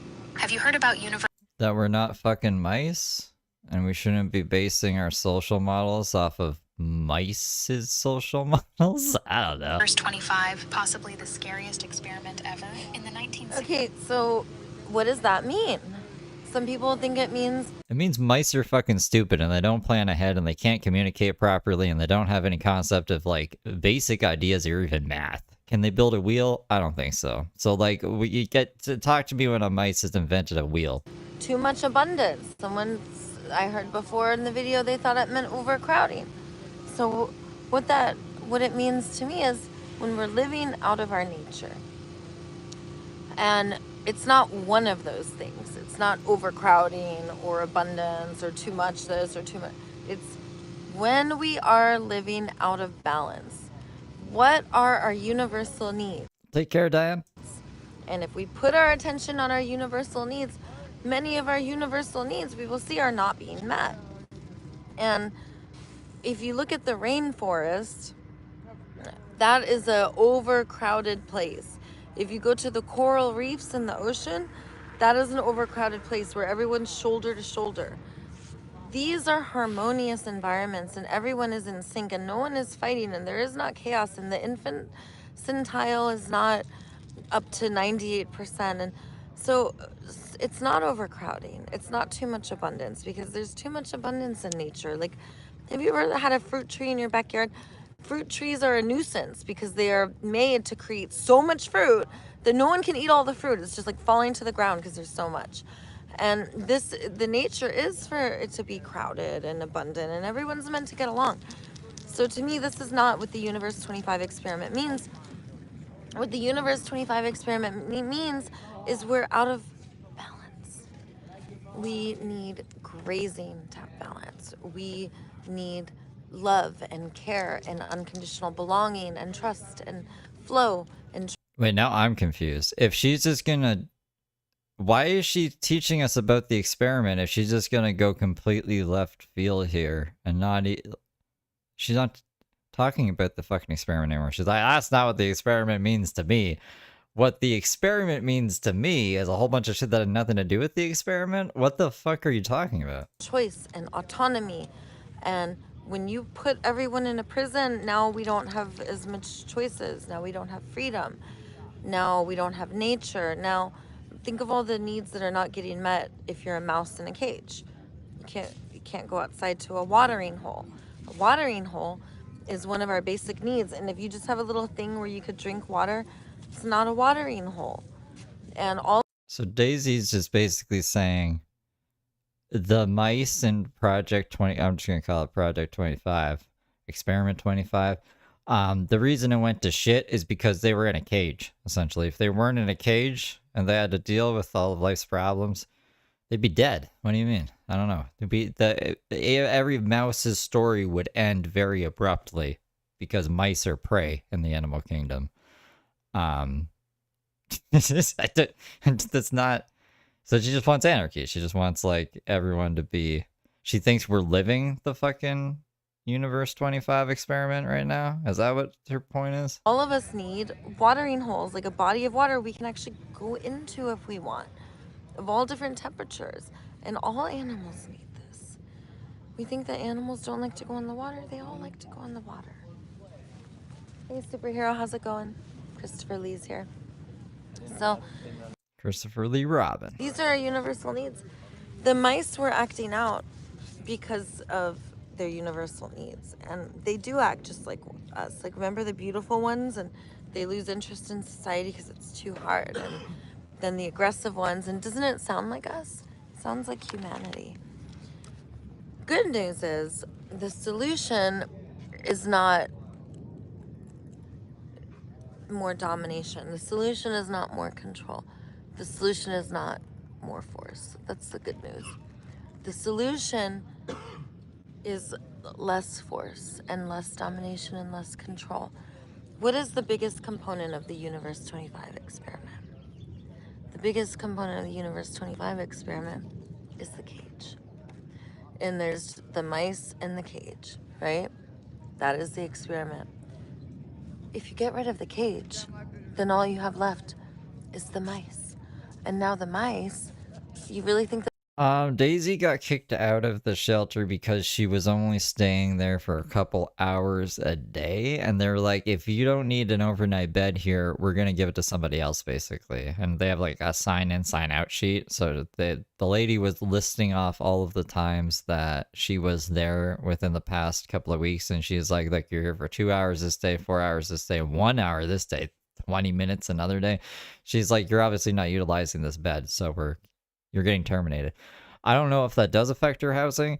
When she said, I just assume it doesn't, because she said, this doesn't affect my housing. And I couldn't make out the response if she said it does or it doesn't. But I assume if she said it does affect her housing, that Daisy would have had a problem and she would have thought about it, but she didn't. So I'm just assuming that the person said that it doesn't affect her housing. So I think that apartment that's what, $54 a month or something is still on. She's just gonna be, what did she say? She's like, I can't be homeless for 2 to 3 weeks. So I think she's supposed to get it in mid-April. That doesn't sound right, but that would track if it's 3 weeks. I guess we'll have to see. Well, time will tell. that they're just gonna stay in that environment? Of course not. They're gonna get out of that environment. As soon as you give them a way to get out of that environment, they're gonna get out of that environment. So now you took away the cage. Now all of a sudden they could go do whatever they want. And I bet you they might even come back and forth and live in that utopia, but because they could come and go whenever they want. Now they're not attacking each other and killing each other, and the men are not just going into the females' burrows and trying to mate with them all the time, even though they don't want to. Doesn't that sound familiar, like our society? And I think the 1980s was when we went through like 50s, 60s, 70s, 80s. It's when there was all like the sexual violence and all the movies were like super rapey. Remember that? And then we had the 1990s and the 2000s, and now we're kind of like becoming real introvert and obsessed with ourselves and on social media and kind of like getting away from society because it's so painful. It's almost like we're in the stages of the Universe 25 experiment. So what does that mean? Does that mean that it's annihilation for us and we're gonna kill all of our babies and all of our babies are gonna end up in the DCFS social system because more and more kids are in the system and more percentage of the kids are not going home, right? Is it just going to be more domination and more force and more control? When are we going to say, hey, get that cage out of here? When are we going to say the jig is up? Domination systems hurt us. And what is the cage? The cage represents a domination system. People going in and out, getting the food for the rats and the mice, getting all the stuff that they need and just having them in there. I can see why Daisy feels like she might be part of this experiment, but life is not this bleak. It's just Daisy's poor choices has kind of made it so people need to keep an eye on her and the things she does. And she really just, it's almost like a cope. Like she thinks she's so good that she doesn't need money or the system or market economy, as she says. But she still uses it. So like, it's not, I don't know. This all just seems very reactionary to shit that's out of her control. And she's not even good at like getting a following. See, when we first saw Daisy, I was like, man, this chick's going places. Like, it's a good thing we're covering her because shit's about to pop off, especially when she was on Soft Foot Underbelly. But she just sucks. Like, she just really sucks. She's too into herself. Her shit doesn't make sense. You have to be really mentally ill to get on her side. That's why, like, her fucking, I don't know. Either people who have, like, an extreme amount of empathy for her and can kind of see, like I said, when I first saw her, I thought, like, she was going places, right? So I could see, like, maybe someone investing some time into her who isn't crazy, but the ones who stick around are fucking insane. Like, they're insane. Look at, Pippi Longstocking. Look at, I don't want to be mean, but I could name other people. You guys probably know who I'm thinking of. Rocks and aliens and shit. So fucking, like, I don't know. I guess it's sad. It's sad to be a daisy, is my point to this little rant. And that's what domination systems are doing to us, right? They're going and getting our food for us. I don't know what a jig is, but it's up. They're taking our children and teaching our kids. And if we don't give them our kids, we're going to get in trouble. We're going to get in trouble if we don't give them our kids. And that's not right. Because our kids are meant to learn through experience. Our kids are meant. That's a really good comment. So Daisy doesn't like cat collars, but she checks them as wants rodents and apex predators be running amok. Yeah, right? In Daisy's perfect world, like, I don't know. I think shit would be pretty bad. To be with us, regulating our nervous systems all together. I've always believed that.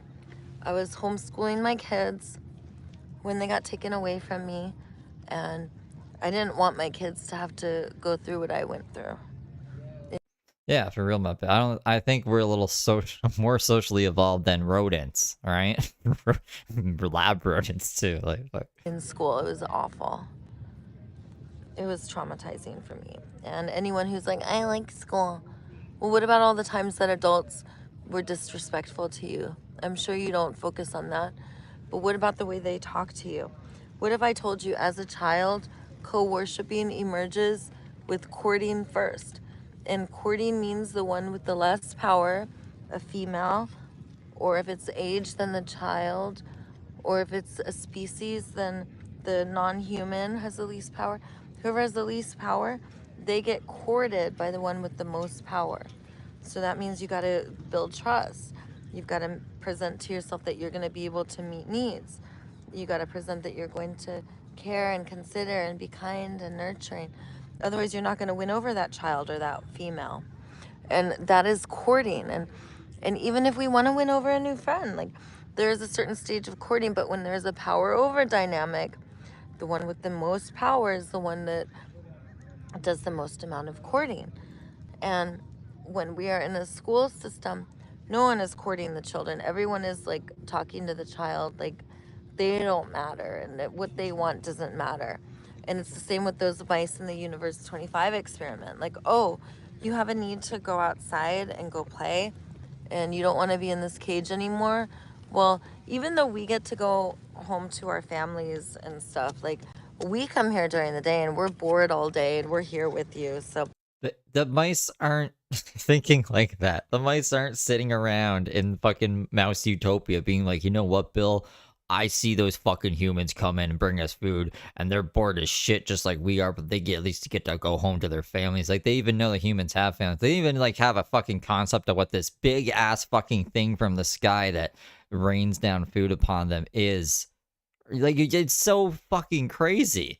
It's insanity to me. The way Daisy thinks is fucking crazy. I'm not able to, like, feel your pain because I'm right here with you experiencing it. And that's how it is. If you're in the dominator role or the perpetrator role, in this case, the person who's imprisoning the mice or imprisoning the humans, if you're in that role, then if you put your spit under your armpits, it's the What the fuck is this tip? same as deodorant. It's not. Don't do that. Don't do that. I swear to God. Because the cells in your mouth, there's living organisms in your mouth that starts the digestion of your food. Put it in your underarms, and then your body's, like, learning and healing and talking to itself. What? the fuck? Daisy, oh my god. This is like, I just picked a random stream. Why is there so much crazy shit in this random stream? So, if we are back in our nature feels good for a reason. If we are back in our nature, And then a 4, and then a 5, and then a 2, and then a 3. and we just start asking the question, like, what is my nature? And I want to live in my nature. And I want to live in balance. If we're in our nature, we're not going to be aggressive. And if we're in our nature, we're going to want to have consent.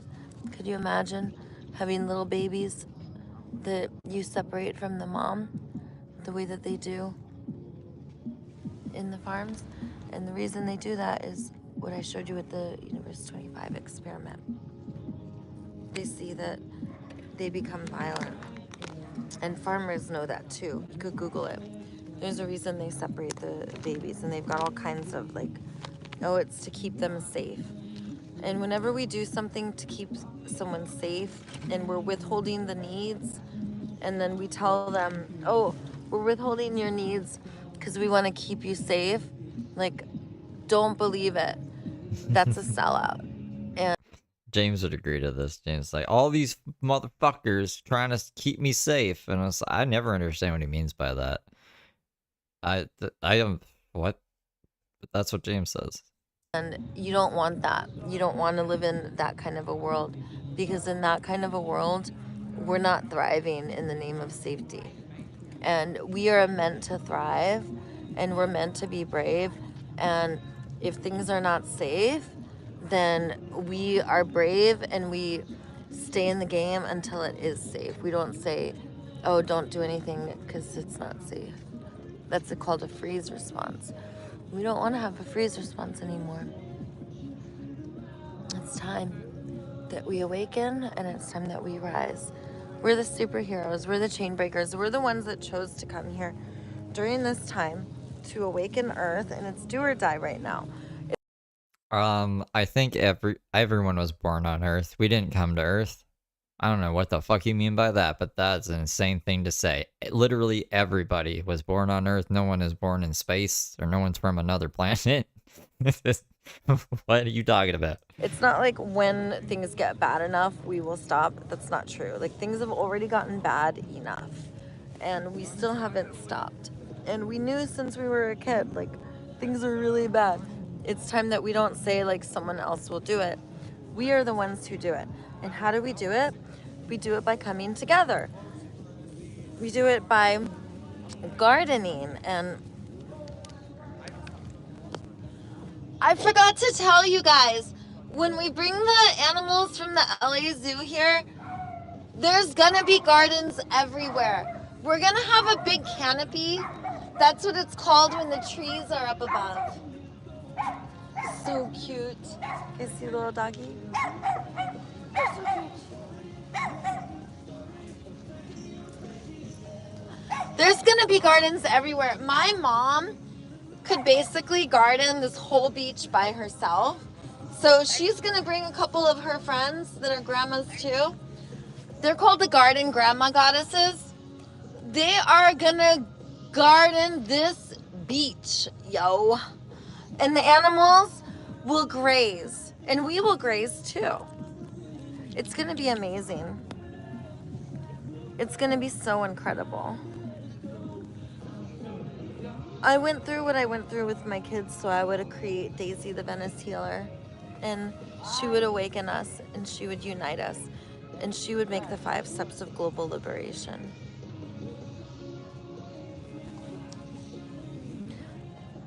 Chris says she's talking about being natural while making herself gorgeous with makeup. I'm not telling anyone not to put on makeup. I love makeup. The market economy. Daisy, we don't need makeup. Why are you... I guess she steals her makeup? I mean, she buys her makeup. She gets other people to buy her makeup. the video that made me be like, okay, maybe there is something to this Daisy thing, was she was like yelling at everyone in Sephora with no shoes on. They wouldn't let her go into the store because she didn't have shoes, but she had placed an order and it was that she was there to pick it up, and they didn't have like her shade of fucking, I don't know what she was buying, some kind of makeup. So some guy like went in for her and got it. Like she had to get a different color, but she's in the middle of her rant. She was just like, "All right, do this for me, do that for me."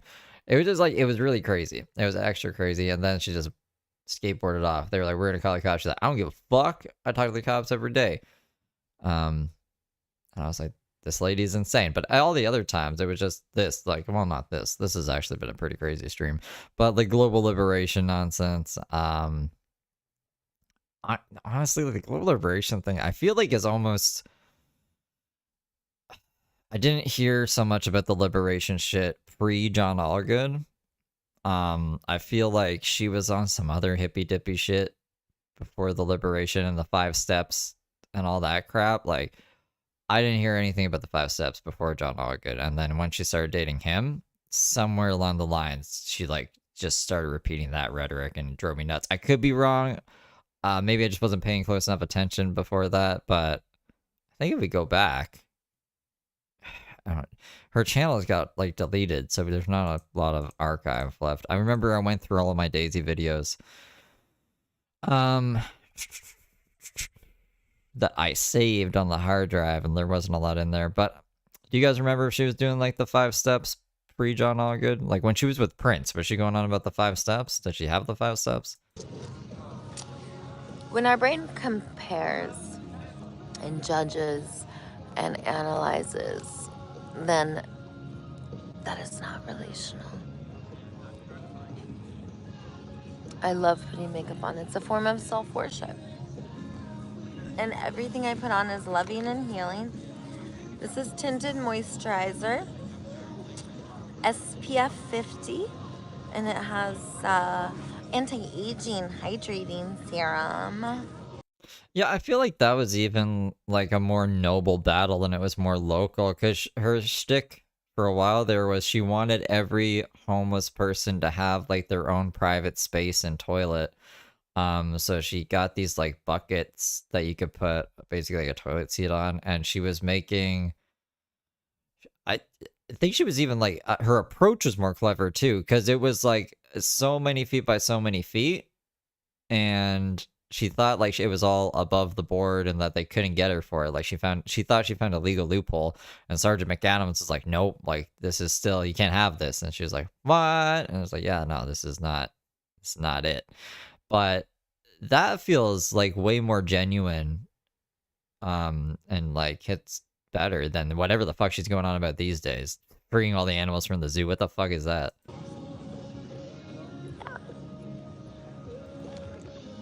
She was with Prince. She was really on about feelings and needs list and compost toilets. Okay, so yeah, not the 5 steps to global liberation and freeing the zoo animals. And trying to think of what else she's been going on about lately. Yes. Whew, it's cold, you guys. I want to be in conversation with you guys. Jennifer Nana, do you want a live stream? Superheroes!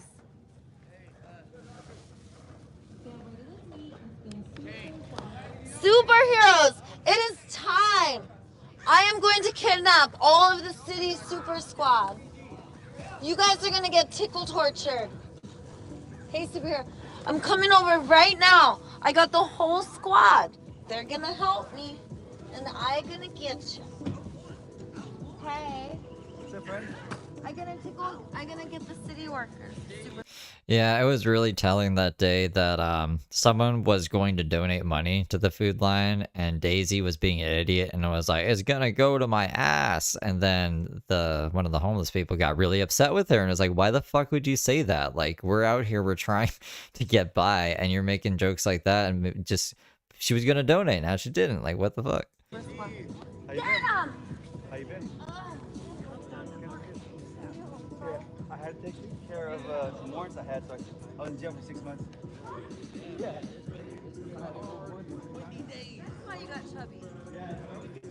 This dude was in jail. I don't know if you guys can hear, but guy says he was in jail for 6 months, and Daisy's like, "That's why you're chubby, because you were in jail for 6 months."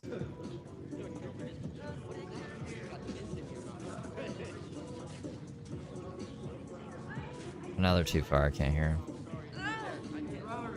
Tell Diana I kidnapped you. I'm taking this superhero.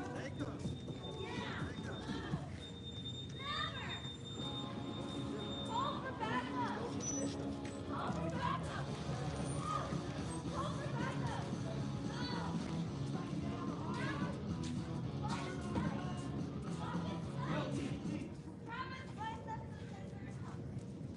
Get the ambulance. Holy cow. The ambulance. Get the ambulance and the bicycle.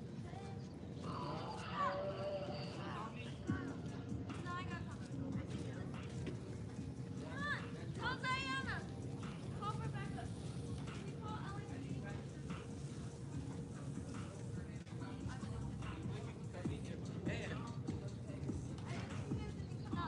Isn't there a dancer Diana? Like there's AI Diana. Then wasn't there one in a studio? Is that? She keeps telling that dude to go get Diana. Come see me in Venice. Come see me at my temple. This is the goddess temple. And I get surrounded by the homies so that everyone leaves me alone. And people bring me coffee and love. Everyone's like, I love you, Daisy. Oh, goddess says she can't live stream until 3:33. All right, let's call all good. Yeah, let's do that.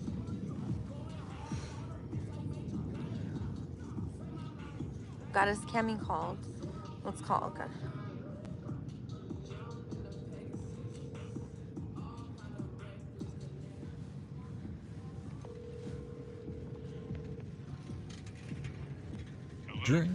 All good.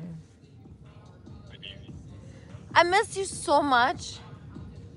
Yeah, I'm in New Mexico. You're in New Mexico? You're on your way? Ah! Yay. You want to stay with me for a couple days a week? Sure, you got a place? Yes. So on the weekends, I usually stay with Big Ben. I'm not in my apartment yet, but I was thinking, why don't you come and stay with me and Big Ben, because he has an extra bedroom, and then I'll be in my place. Like, they're just doing the background check. I'll be in my place any day. But why don't... I got a place with my friend Matt for like a week, so like, there's no rush. Okay. Well, I'm gonna be, you know where I'm gonna be? Yeah, why would John, like, agree to that? John's cooler than that, man. I'm gonna be at Step Up at 2nd in Arizona. Yeah. And Ben's okay with me staying in his place? He will be, yeah. He will be. Yeah, he sounds like a good guy. Yeah, he's a good guy. Yeah, my shit almost fell off the back of my shit almost fell. This is from March 3rd. Back on a motorcycle. Dang. That's scary. It was kinda. I just had to pull over and like fix it. Well, I'm glad you're okay. Yeah, it was a little sketchy. Yeah. But I retied it. Well, do you have all the belts and bungee cords you need? I could use some new ones. John. John wasn't homeless till he met Daisy. I don't think John's homeless. John is like on the road again. Going somewhere I don't know again. Stopping in Venice, and I don't know if he'll stay. Maybe for a day, or maybe 7 months. Who knows? I have no idea. John is mysterious in that way. I thought he was staying with his dad in Florida. He was in Brazil for a bit. He's in New Mexico now. I don't fucking know. He's out there finding himself. It'd be cool if he kept streaming, but like every time he streams, it's just with Daisy. I miss like John's streams where he's just like, this is where I'm at. He's like, I guess he wouldn't be so mysterious if he told us about his life. Like, maybe that's why he doesn't tell us, so he can stay mysterious. It should get me to California. Oh yeah. I'm making my move, my way downtown. When are you gonna be here? Probably in like 2-3 days. Ah! I'm so excited. I know, but what? You already did a lot of the drive. Aren't you glad? A rebel rich boy on a mission from God. That's a good description of him. From Florida. I blazed through that shit, and then I stayed at my friend's house for a long time. So. You know what plays in my mind sometimes? Just randomly. It'll just pop into my head. When fucking Joint Effort was yelling at John. He's like, Pastor John with the cigarette in his hand. He's like, I know you, John. I know you. And John's just like in a woman's fucking hoodie for some reason. It's not even, it was like a woman. I don't want to call it a hoodie. It had a hood on it, but it was like a tank top. He was just like shrugging, being his old John self. Maybe I can find that clip. Yeah, how was Austin? It was fun. Yeah. It was a good time. Yeah. I had a good time with it. And I bet your friend loved having you there. Yeah, it was okay. He's doing better than he was, so all you can ask for, you know? Yeah. Well, that's good. It's good to nurture the relationships we have and visit the people that we love. And I love you very much. And I'm a big supporter, and I'm excited about us living together again. And I think You're not gonna live together again. it'll work out. Like, if you can hold off for 6 months once I finish my program. And I already started the program. So in August, I will have my voucher, and then we could get as big of a place as we need. That would be cool. Yeah, and you could just pay the difference for your Why is John even entertaining this? bedroom. Yeah, that's very nice of you. Thank you. And in a year, Isn't that kind of mean? Like if he unless he's planning on doing this, but if he has no intention on doing this, shouldn't he just like kind of draw that line in the sand now and be like, look, I'm not gonna live with you. That's kind of fucking insane. Because that's what I would do. In a nice way, I guess. To be like, look, listen, I don't think that's a good idea. Especially if like you're with Ben. What, like we want to have a kid with Ben, don't you? Like you should focus on him. I don't think he'd appreciate that. I need to get my life on track. We had a good time together that one summer in Venice, but we gotta move on. Like, why is he entertaining this? my son will be 18 in about, a year. So he could be my IHSS eye worker, I was thinking. Sure. They get paid like 50 grand a year. Not bad. Yeah, to help you out, to help the person. I think John has a responsibility to do that because Daisy's insane. You know what I mean? Daisy's never gonna be the one to make sense or do the right thing. But John's not that crazy. He should be putting his foot down. So that's cool. I am in the middle of a highway on the side of the road, and it is flat. Texas is huge. I kind of am happy to leave it. Texas is a lot of long roads. Oh my god, yeah. Huh? The longest. Yeah. Longest. But not traffic. There isn't that much. In Houston, it was ridiculous. It was like worse than Los Angeles. Just imagine like an 8-lane highway with just trucks. Yeah. Tons and tons of trucks. Yeah. Alright, well, shoot. Are you gonna let me go? Yeah, I want to make some time here. Alright, I love you. You too, bye. I can't wait to see you. Bye. Did he say thank you? I love you. Thank you. Bye. Hold on a second. What the fuck? Oh my god, wait. Why are you... My fucking controls aren't working. Alright, I love you. You too, bye. I can't wait. Thank you, bye. I swear to god he said thank you. Should we need to slow it down? I want to take some time here. Alright, I love you. Okay, let's slow it down. Playback speed. Half speed. And I'm gonna put it up in my ears. Let's see. You too, bye. I can't wait. Take care. Okay, not thank you. It would have been funnier if it was thank you. He said take care.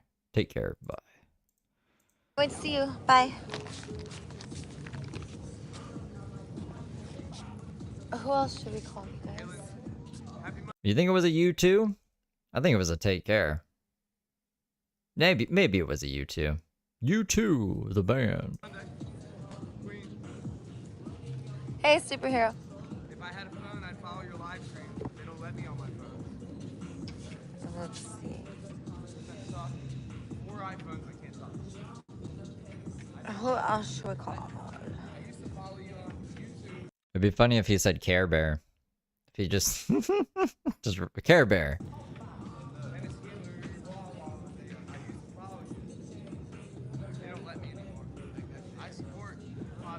Let's call Mary. See if she answers. We're calling Mary now? Hey, Goddess, how's it going? Oh yeah? Hot mounted. How am I gonna do that? Yeah, for sure. Go away, quit staring at I'll talk to you. Bye. I'll be going away and quit staring at people. Hey, thanks, Christopher Lee. He's being annoying.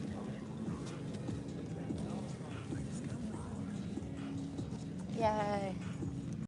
Christopher Lee Robin. Bodyguard. Christopher Lee in the house. How's it going?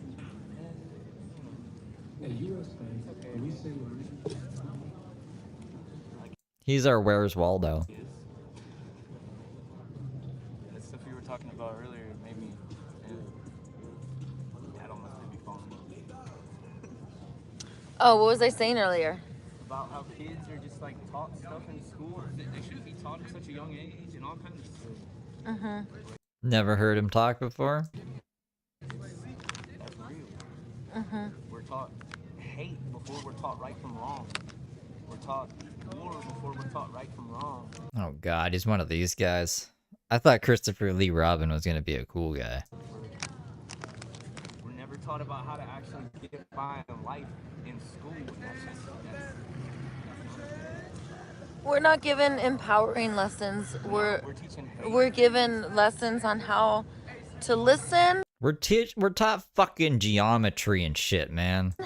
and follow rules and complete assignments that we are given and be graded and measured on our productivity and then being categorized and labeled and put into groups according to our age, gender, ability, whatever it is. Yeah. And you're able to see that that is not the way that you believe that we are meant to be all together and diversified and not all the same this or all the same that. And instead of evaluating and using force and control, that we are supposed to relate to each other and ask the other what it is the other wants instead of controlling and commanding to attune to and relate to and collaborate with and not just tell the person and not ask them how they feel about it or what they want. Hey, Goddess. Hey there, darling. Where you at? Come to the beach. Okay. I'm heading to this spot to drop some stuff, and then I'll head that way. Yay! Who the hell is this? Yay! Okay. Fuck, man. Oh my God! Guess what? The crew, the homies are here, and I'm gonna wait for you, and we're gonna go to the elementary school to do a speech. Okay, at what time are we doing that? I'm gonna wait till you get here, Goddess. Yeah, so I'm coming to the beach just to leave and Daisy's always at all the wrong places. go somewhere else. No, the elementary school is at the beach. It's what? literally It's literally 2 blocks from the spot at Starbucks. So we're going down there and then coming back. We could do whatever we want. I say we hang out at the spot, we go do a speech, and then we go to the skate park and learn how to skate the bowls, and I'll go in the bowl with you and learn if you will. You're right. Oh, it's so scary. We could do it though. That's how you learn. You fall on your butt and you learn. I say we do it. I can't even go on a flat surface yet. Goddess. I'm definitely not doing the bowl. You do the flat surface, I'll do the bowl. Okay. Yay. Right, I'll text you when I'm headed that way. Okay, can't wait. I'll see you soon. Is Tia coming? Tia's been asking about you. Oh, sweet. I don't know. I haven't talked to her. I don't talk to her. She asked me yesterday. She's like, we've been looking for her. People have been asking, where is she? She hasn't been here the past couple days. I thought she was with you. She's not returning my calls. So I would give her a call. Or she's not going anywhere though. So she's never been able to. She's not been able to call me. So she's not being able to call me. I blocked her when she told me we were done. So I was like, okay, fine. Oh, I see. Yeah. Okay. If I see her, I'll say hello. Yeah, she was definitely looking. I just had 2 days. I just had 2 days out. That was great. It was the first, and I could have 4 days, so I just took 2 days off. You know. Yay. Yeah, I told her that you were getting some stuff done, and her dog's sick. Oh, sad. Yeah, I. Mudpit, you should just like, I don't know, you should see how your taxpayer dollars are being put to use. Just like take your kid and be like, wake him up in the middle of the night and it'd be like, what was up? And it'd be like, we're doing long division. Get in the kitchen. You're going to show me that you can do long division. And if they can't, then I don't know, I'd be making some calls to the fucking school. This would be around tax season. Like, this is tax season now if I had a kid. And I was like, this is how much money my fucking dollars are going towards. Long division. Better know fucking long division. As long as they know long division and like some other things that I can't think of, then I say the school system succeeded. Or I think the foot's hurt, like something's going on with the dog. But yeah, she was saying positive things. So I told you that you guys were gonna smooth it over. And then I can be like, that's some good long division, son. And I can do my taxes in peace. And you know, we're high needs because we're supposed to give a lot to each other. And I think a lot of the world is high needs. I would be willing to say about at least 80% of the world is high needs, especially in these times that are so hard, you know? Yeah. Well, I love it. It warms my heart when you're like, where's my tribe? Where's my tribe? And when you want to get in touch with me and you can't, and it just shows me like, ooh, she really cares and I really belong. And so I feel the same way, and I love you. When I say it in my head, it sounds like this. It's like, where's my tribe? Oh no, with the way I hear it is like, hey, we're meant to be together, and that's how I feel. It's like, yeah, hey, we are supposed to be together, and like, I agree. So anyways. Okay, I'll text you when I head that way. Next time, try like a telepathic message if I don't get my phone, because I'll get that one. Okay, so. All right, love you. Bye. I'll be trying. I'll see you soon. Okay, but I'll try. Okay, bye. Okay, bye. I just sent her a telepathic boop on the nose. Boop. All right, that was Goddess Cammy. We should call all the goddesses. It's called Terry.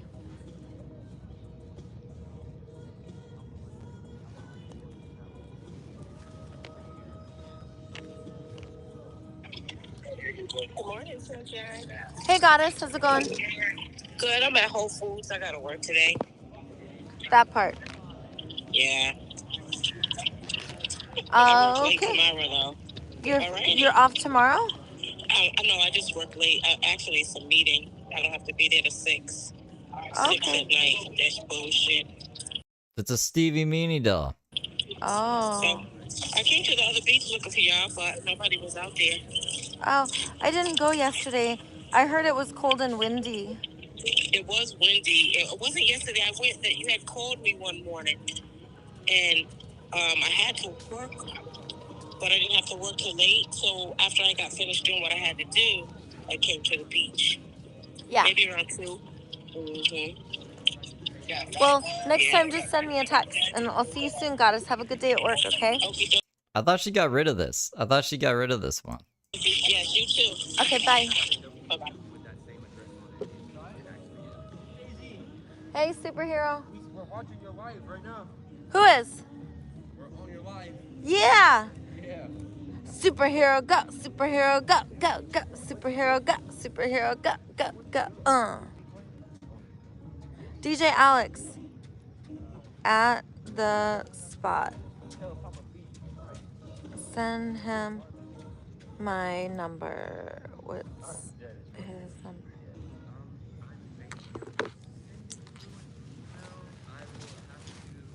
All right, I'm gonna tell everyone my plan. Where's my mic? Come on. Gotta tell them.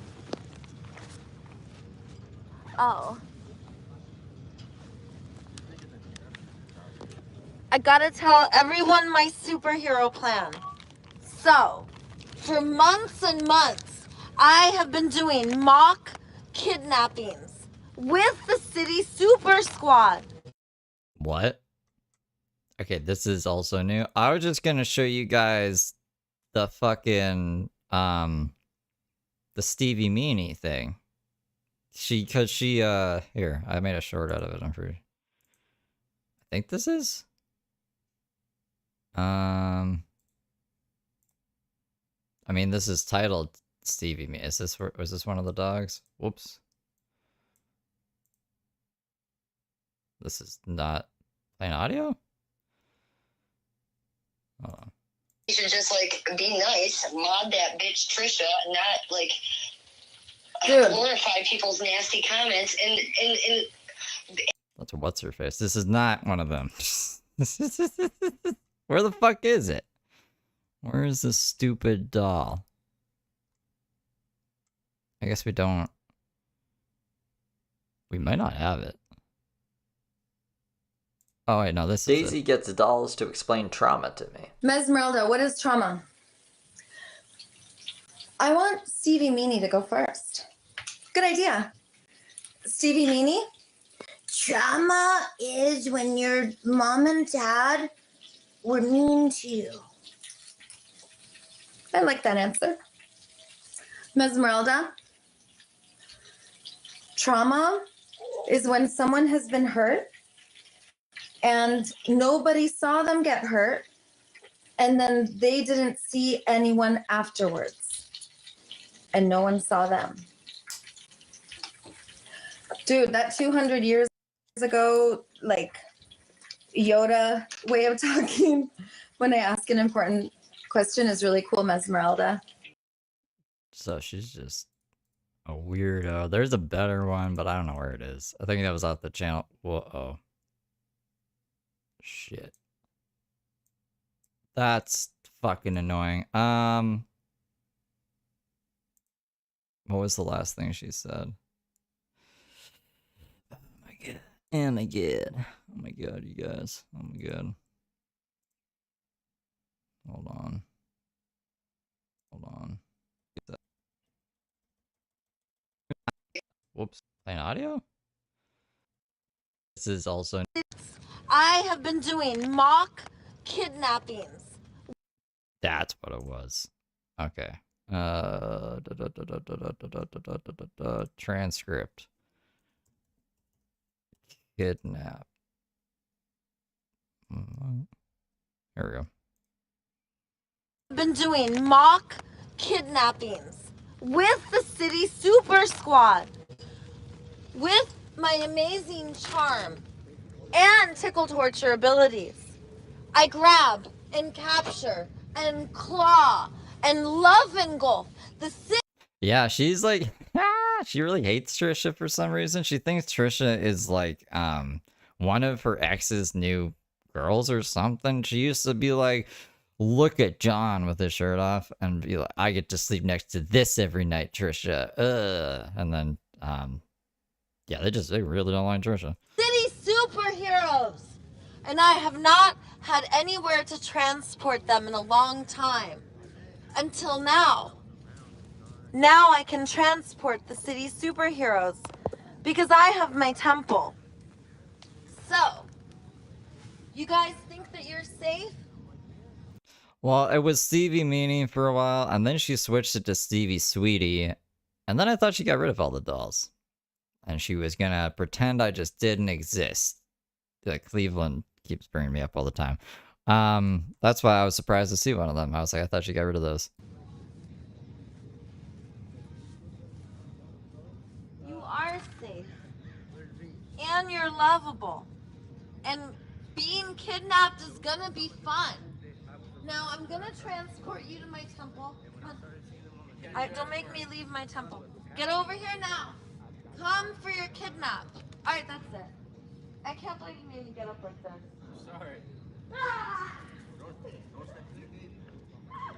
Right around the puddle. Okay, come on. I'm taking this superhero first. Get my love lasso. It's my aerial yoga ribbon. Wrap them around the love. Use the love lasso. So, like, people can't approach Daisy, right? Then that's predatory. But she could just go kidnap whoever the fuck she feels like? Is that am I understanding that right? Get my superhero! I don't want to be on camera. Get this. Use my love lasso. Harness it around his biceps and triceratops. Grab his chiseled jaw and pull him by the scruff. And massage him onto those. Get that superhero! Call Diana. Call the boss. Get Diana here. I'm taking that queen. She's too gorgeous and lovely. Get her. Get Andrew. Grab him. Give him a kiss-a-thon. Oh, yeah, I want to get it. Oh, yeah, thank you. Get down. Oh, wow.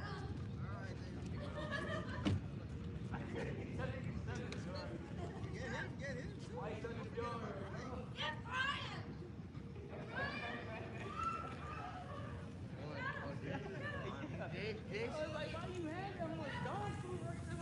Imagine her camera gets on, or fucking phone gets on. I'm getting my yoga ribbon. I don't fuck with black. I was born on black. I don't fuck with that shit. I got them all. I kidnapped all 4 of them. Goddesses, I need your help transporting the city's superheroes. I've been doing mock kidnappings for months. They're so used to getting kidnapped. It's gonna be really easy. We're gonna bring them all to my temple, and the city workers are gonna get massaged, and we're gonna put them in yoga poses and stretch them and give them tea and delicious treats, and they will not be allowed to leave my temple. They will be my prisoners. Under the duress of tickle torture, I will have goddesses run the perimeter. It will be a love tornado. The goddesses will be topless. Yeah, they'll be topless. So if the tickle torture doesn't work, that will. And the love tornado will create a golden bubble of love. There will be a time warp that will be so long that the National Guard will come. It'll be like a second later, and they'll be like, you guys have been in there for 6 months. We had to send the National Guard. We're gonna do the same thing to the National Guard. We're gonna tickle, torture, kidnap them, love engulf, turbo Care Bear stare, and love tornado. It's gonna be amazing. Come on, goddesses.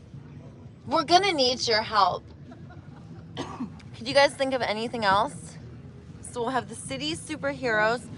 Once the city's superheroes have been kidnapped, their uniforms will be removed. They will no longer be for sale. They will immediately be freed. And instead of having to sell out, being told that they have to pay for everything that they owe and have bills and such nonsense, they will get to live in a world of lavish abundance that we create.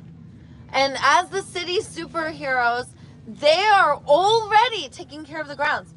We create the world around us, and we don't need to pay people and create city superheroes. That's why I'm gonna free all the city superheroes. I love you, hunks. I'm gonna grab them, and I'm gonna free them. So they're used to getting kidnapped. I can kidnap them whenever I want, and I can transport them to my temple. So that's basically what I do. No one can do anything on the beach if they've all been kidnapped. So at that point, now we've stopped all of the like bulldozing and the superfluous work.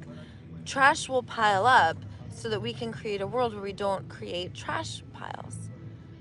And then we're going to create a world instead of filth and toxicity and trash and death and boredom and scarcity and monospecism and monocropping. We are going to have a world of life and beauty, and where we can hear water and sense water, that we know there's moving, bathable, drinkable, oxygenated, mineral and nutrient infused from earth water. And we will live in a world where we are delighted to see our kind, because we're so used to seeing so much other life that we don't see our kind that much. So when we see other humans, it's like, ooh, you know, and we're actually gods and goddesses in this world, because we're in a world of co-worshipping. Co-worshipping means that we're all gods, but like I said earlier, the one with the most amount of power does the courting. So the one with the most amount of power takes care of the vulnerable's needs. And we lost our way because instead of courting and taking care of the vulnerable, we've been exploiting and controlling and using power over and controlling the vulnerable. And we don't want that. We don't want that world anymore. 144 minutes. Is that over 2 hours? That's a long time. How do we get rid of trash? So we get rid of trash by creating new ways to meet our needs that includes the value that everything we make is a gift that we give back. That is how we clear up the problem of trash, and we do not have trash anymore, because when we follow this, then it'll be like this. If we create new, innovative, so we're creating now we're creating trash that's compostable, that dissolves. But what if we created trash that is not trash at all, but it's a gift that we give back? So instead of it being something that we recycle and it turns back into a new material, what if we don't even have to recycle it at all?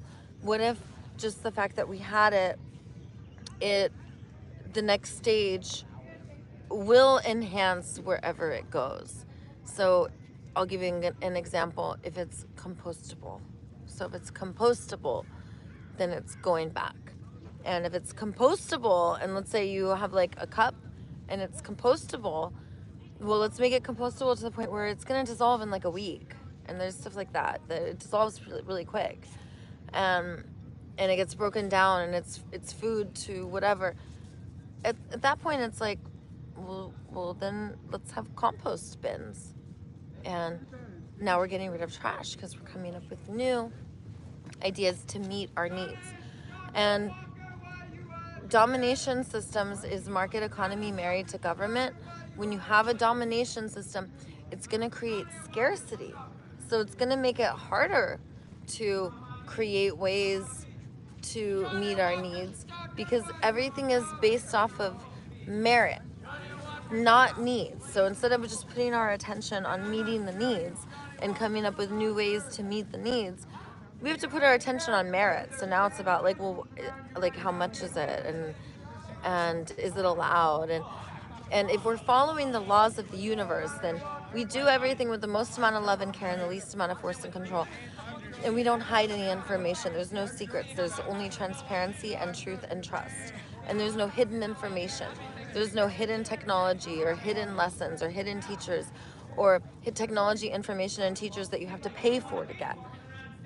In the new world of consciousness, none of that can even exist because it's all transparent and we all have access to the hive intelligence and we all have access to lavishness and abundance. Because typically the only reason why we act out or hurt or don't use the most love and care is because we're hurt, or because there's scarcity, or because our meaning and purpose is withheld and we don't even know we're supposed to have a meaning and purpose. And those are the three wounds of domination systems: separation, scarcity, meaning, and purpose. And if our attention is just on meeting our needs and not merit-based systems, then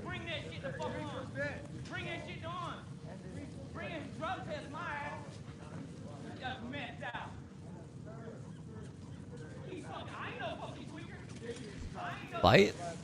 You're gonna see a fight? it's John the Bully yelling at the tribe. What? John the Bully yelling at the trap. Let me see this. I don't see John the Bully. I see Christopher Lee Robin and 3 individuals I don't recognize. Maybe Reverend... I heard Reverend White yelling. Let's flip it. Christopher Lee. Some guys stretching. I know those 2 guys aren't John the Bully because John the Bully's always in a suit and tie. Hey, I just recorded the whole thing. I got him from down there. I got him 50. Oh, there he is. Right here. I've left. Introduced to Johnny Walker Stock. Dude, I got it here. Johnny Walker Stalker. What just happened? Thank you, Chris. I didn't even know he came up. What was all that? I had him the whole time, the whole investigation. So we got Reverend White and Chris harassing John the Bully. Is that something we should be proud of? She used to call him John the Rapist before. I was like, you can't call him that, Daisy. That's fucking insane. Unless he actually did that. Like, what are we supposed to call people who've actually done that then? You know, and then she, from then on, called him John the Bully. I've never heard her call him the other one since that. What a creeper, yo. I knew he was gonna come. It's only a matter of time. I realized the fucking plank was on my face. If a plank be in your eye and a splinter in your brother's, the plank may be the fucking thing over your leg, stepping over. So, what do you guys think about what's been said so far?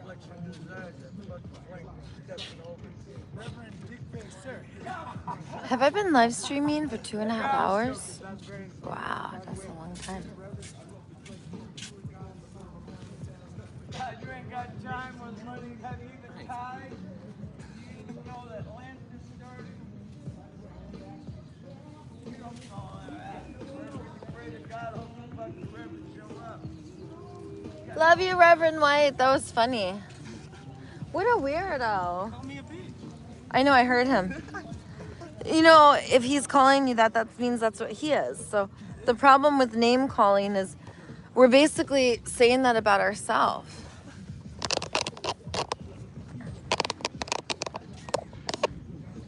Huh.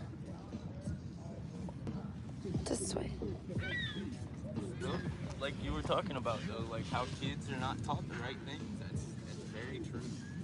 They're not taught about. Well, he was probably born in like the 1950s, right? So, I mean, who knows, like what he was taught.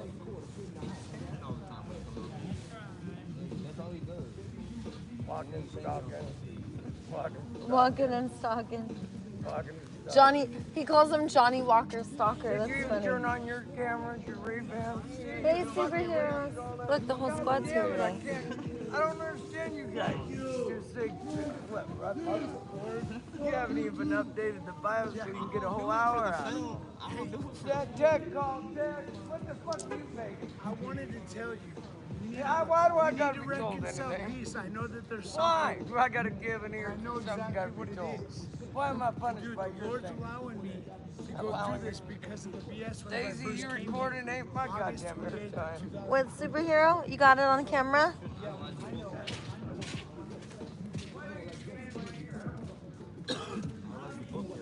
He's pretty famous, you know, John the Bully, just for being a bully. Well, Where was this everyone is first here to interview? teach us. John the Bully's here to teach us not to bully. And he's here to teach us to, like, make friends. He's always just like coming at me like this. I know. It's like he has a crush on you. It might be that because you told me to tell him to go away. I don't even care. Well, yeah, because you actually stand up to him. Okay, I won't flip this one off because I'm sitting here. You know what's funny? He won't say anything. He won't say anything when Big Ben is here.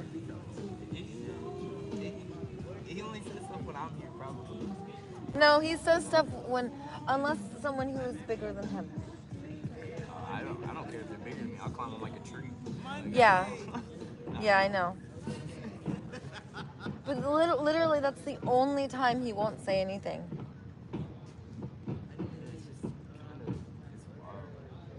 Yeah. Because he only says that kind of stuff to me. No, he says it to everyone, actually. Anyone who tries to talk to him. He sat there and argued with Allgood for an hour about why he should be allowed to harass me. It's like one thing if you just like take a peek and look at somebody, but if you sit there staring at the whole time you walking by, like something's wrong with it.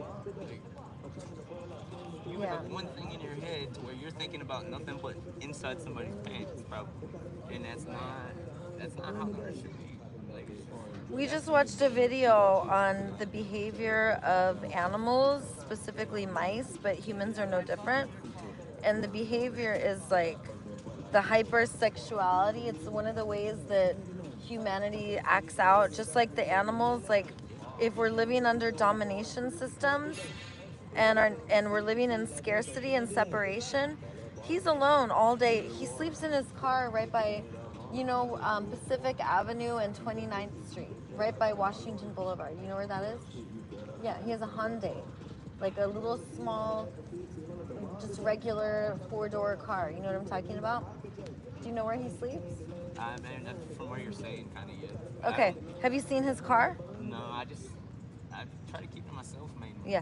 All right, so poor guy sleeps in his car, spends all that time alone, and then his big thing for the day, when he's not all by himself with whatever he's thinking, maybe he's got a smartphone he gets to watch.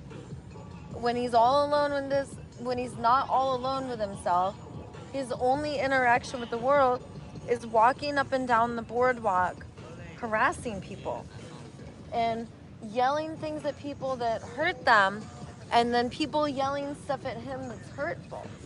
Like And before I got here, I turned off sex in my head and I turned off violence in my head because those are things that I have. yeah, you've been really cool advocating for everyone too, like because I've seen you not stand for violence, even if you're watching it, like you're not available, not just for you not to do it, but you are not even available if someone does it in front of you.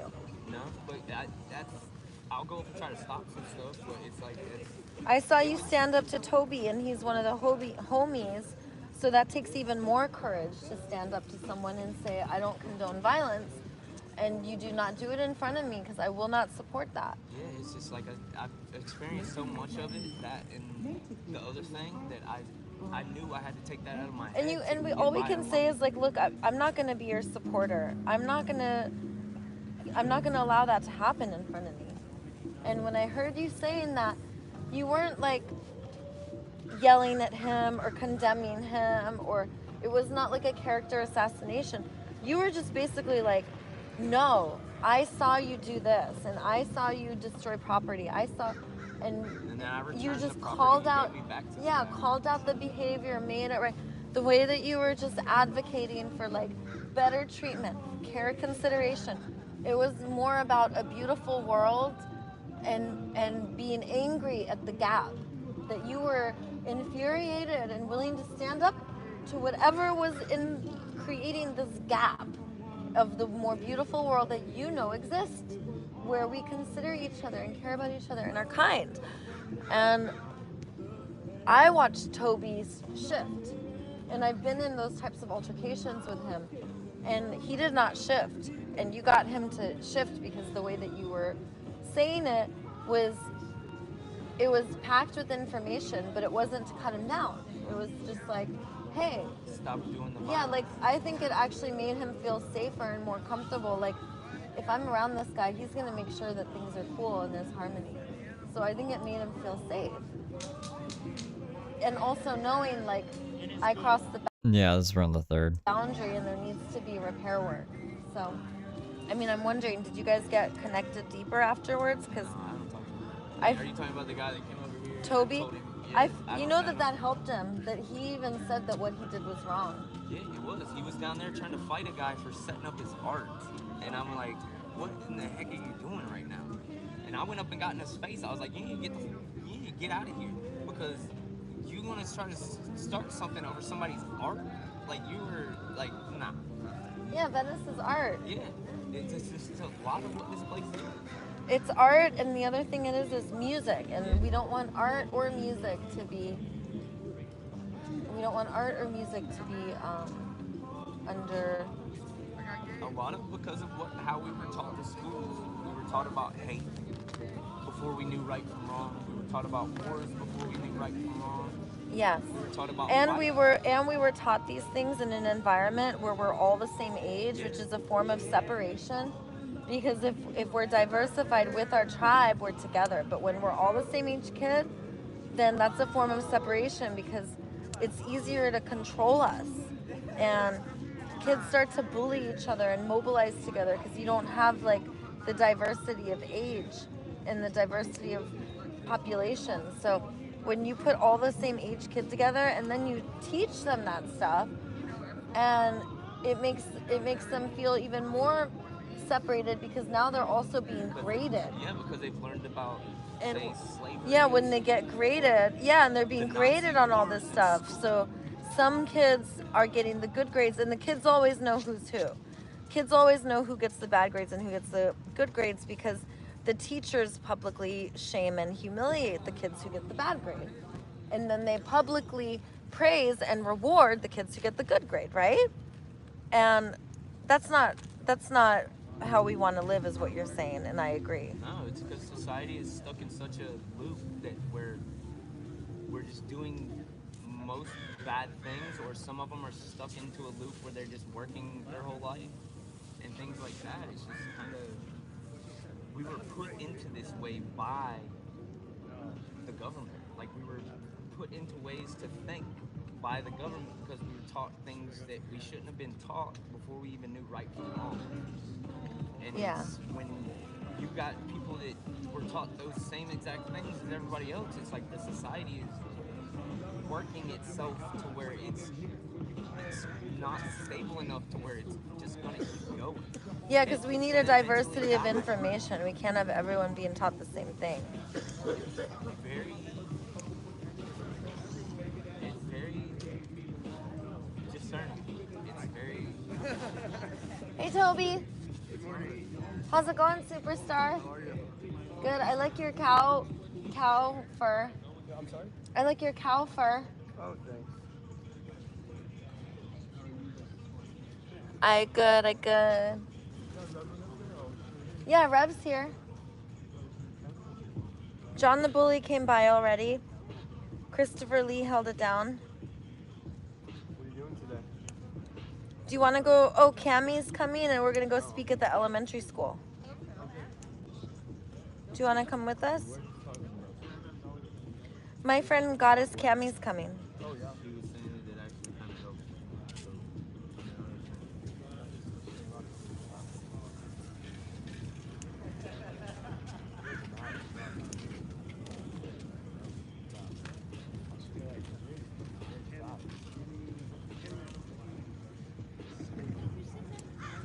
You know, I came out here and I learned respect and caring about others, and I used to get in the cops' face a lot Now I get along with everyone. I threw a shopping cart at the cops up in Hollywood.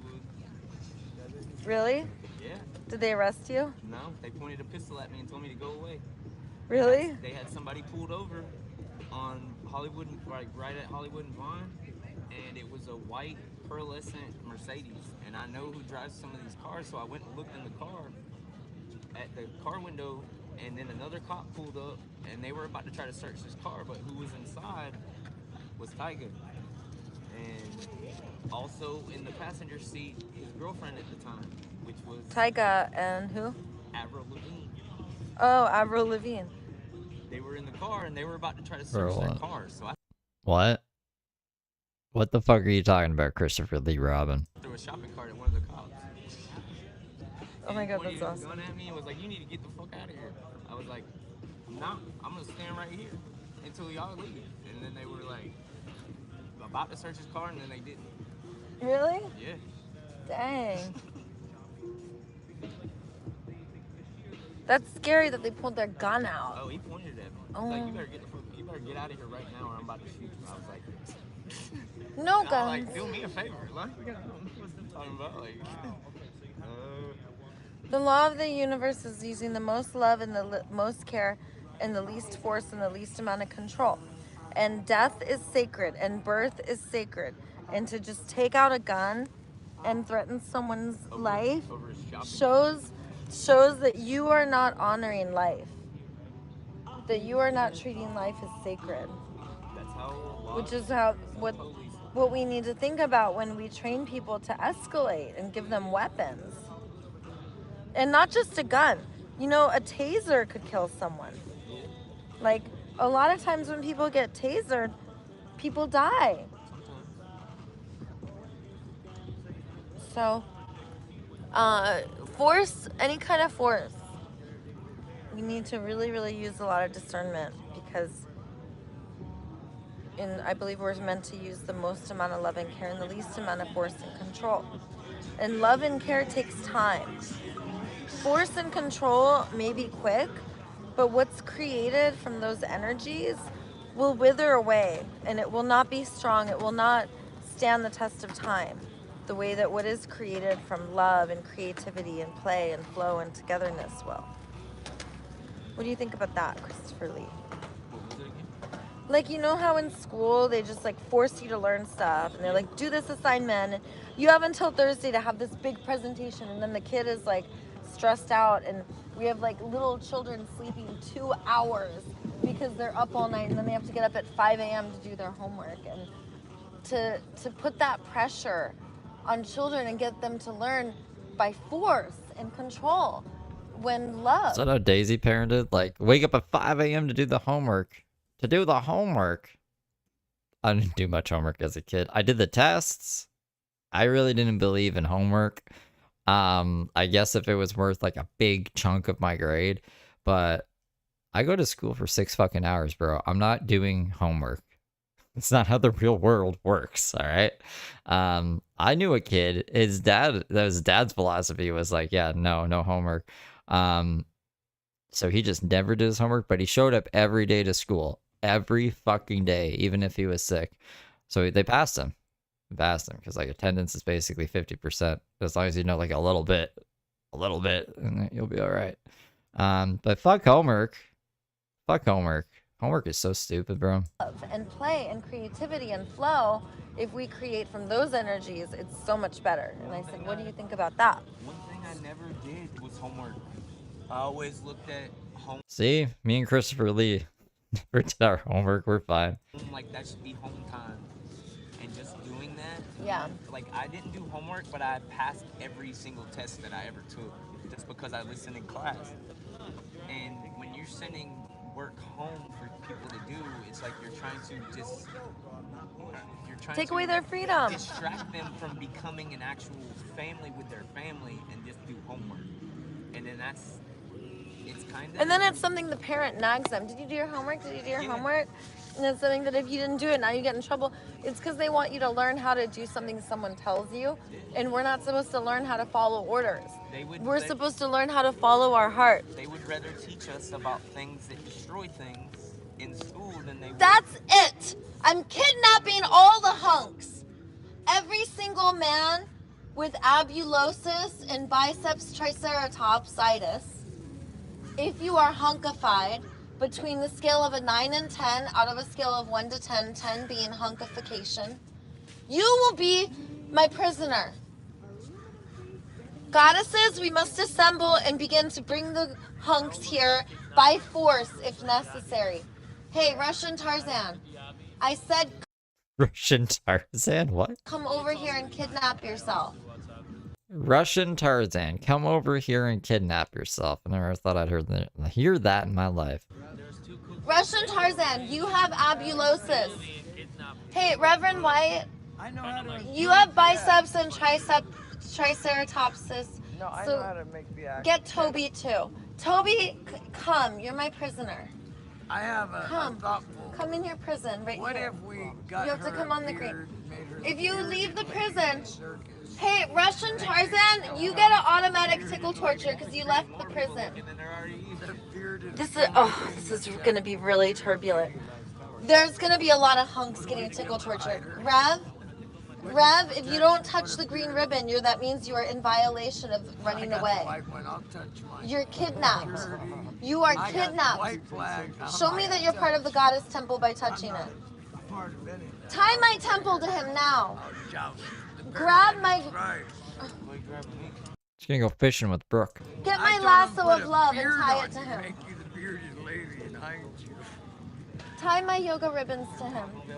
You can't command the very Tie Christopher Lee and Toby. Even the government tries to hide her and they can't even hide her. We're gonna tie them up.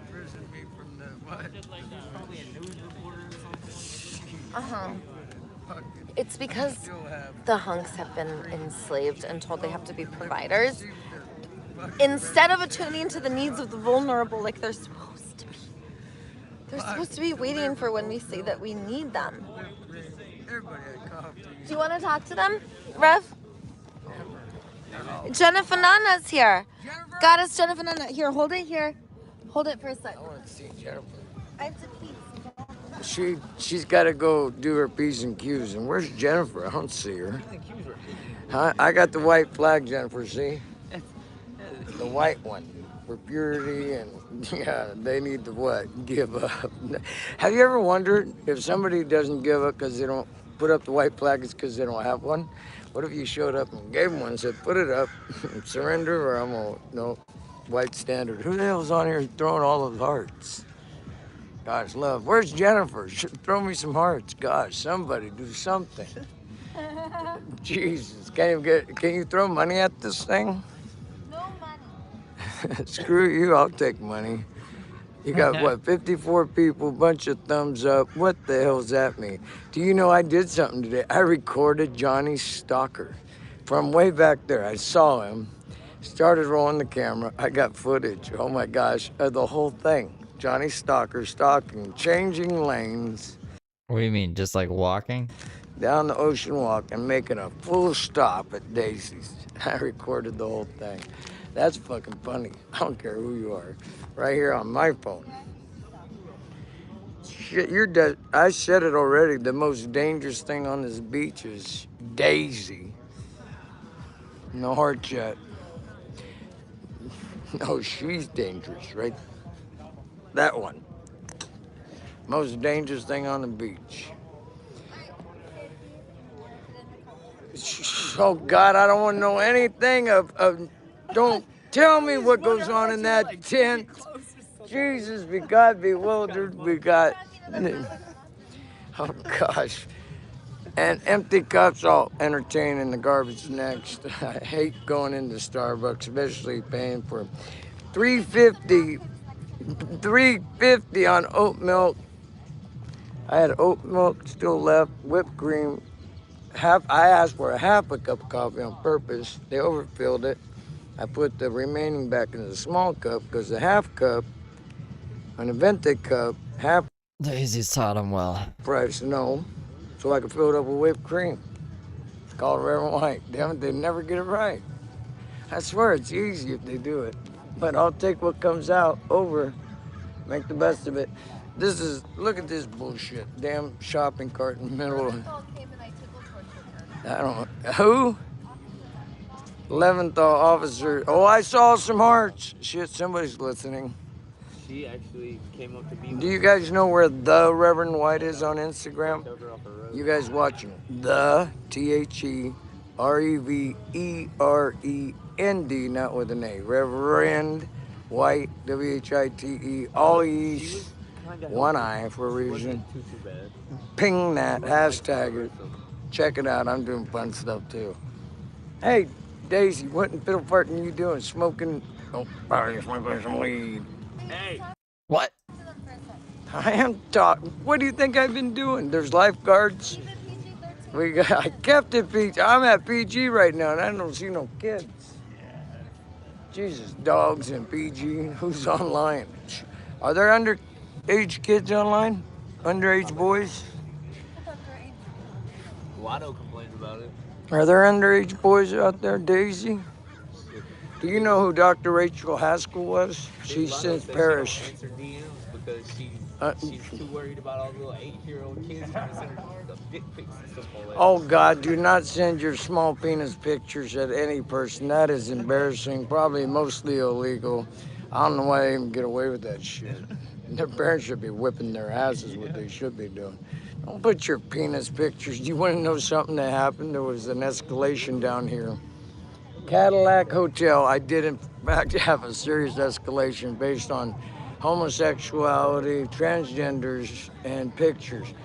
That guy, Bruce Jenner, Kaylee, whatever his name is, I know he's off on the feminine side of woke fucking queer shit, but him and Geffen are investing in the Cadillac Hotel down here. The contractor was pissed because all the transgenders guys coming around flirting. All right, so first off, he's talking about this dude who makes a bunch of crazy claims. This project isn't happening. I don't know what the fuck he's talking about. He's being transphobic. I don't condone that. I'm like in the other room right now though, so if I don't slow his roll, I don't condone these views or opinions. My head is fucking killing me, so I'm trying to deal with that. With him, I don't know, but he was this Mexican contractor.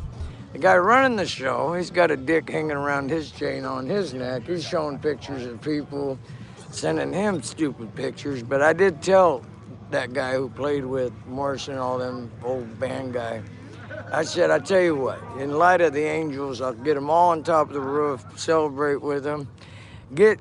I actually didn't even notice that he's wearing his hat over top of the hood. Yeah, that is quite the fashion choice. Bruce, I know he can run, but can he fly? Get him close to the edge at the top of the Cadillac. I'm gonna kick him in the ass. Now, if that guy can fucking fly off top of that building, shit, I'll give him a new level of respect. But I swear to God, if somebody don't have some fishing line tied to his ass, he gonna hit the fucking concrete from real high. That'd be the Reverend White kicking the ass on how I feel about that shit. Yeah, don't paint it white, don't put a Cadillac on it unless you won't get your ass kicked off top of it. We still got 56. I don't know, fucking yellow smiley faces. Is that it? You can't be you. Oh shit, you're watching me. You're gonna see some video. I'll be uploading stuff on Instagram. It's above classified, above intelligence, pissing everybody off. Trust me, I got kicked out of the food line, Daisy, at the Bible Tabernacle again. I got there early one morning just to speak with their pastor. He's in so many violations of citizens' rights, violation of church rights, violation of God himself. You know, they don't even allow preaching on their own steps. And they're out there giving away free food as a nonprofit. They're breaking the minimum. Oh gosh, I brought. Yeah, I tell you what, we brought. It wasn't but I brought the kid over from Russia. We had a double masters virtuoso violinist here. Took him in escort, took him over there. He has 70,000 followers. Took him over there, introduced him to church. He's not seen as most people see him, more true to form, more like little angels and good guys walking around, he began to play on those steps Bach Air, written by Bach, Air for the very church, written a long time ago, but that kid in perfection with the violin began to play on those steps.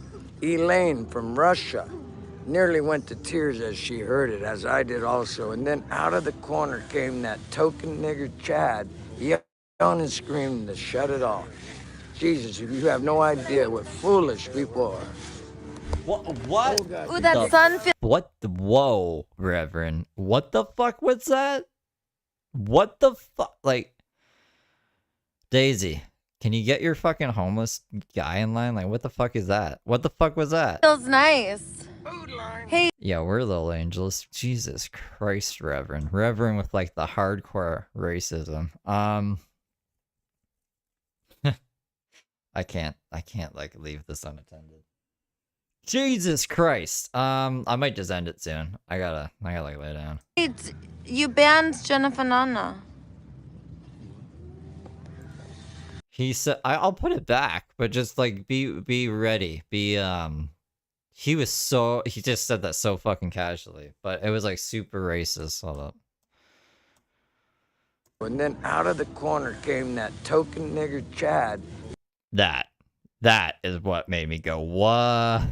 Fuck, Reverend, what the fuck? Yelling and screaming to shut it off. Jesus, you have no idea what foolish people are. Oh, God. Ooh, that sun feels nice. Hey, you banned Jennifer Nana. I didn't touch anything. It's okay. I'm gonna unban her. Why would I ever do that? I think you did by accident, but it's okay. Let's see. God, she didn't get to see. Oh no, you're still on here, Goddess. I didn't touch anything. Yeah, I know you didn't. Jennifer Nana, you're still on here. See, I didn't touch the damn thing. Falsely accused, see already. I wouldn't ban her. I know you wouldn't on purpose, silly. Chase around the hotel room to figure out how to hold her down. Only if she's willing to be. Dangerous thoughts I'm having. Don't let me alone in a hotel room. I created Daisy the Venice Healer so we could be liberated. And because we can not only liberate part of the planet, we have to liberate the whole entire Earth. Go, super. Uh-oh. Oh, got no shoes on.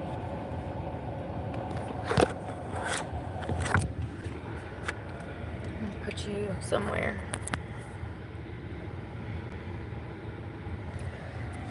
Maybe.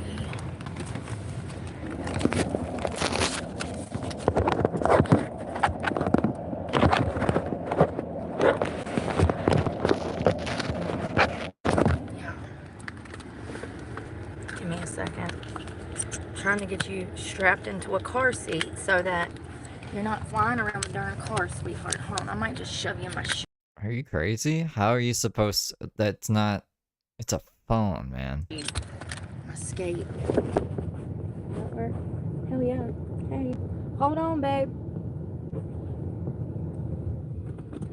That works. Better than nothing. It's not gonna work. I like you better there. Not really technical.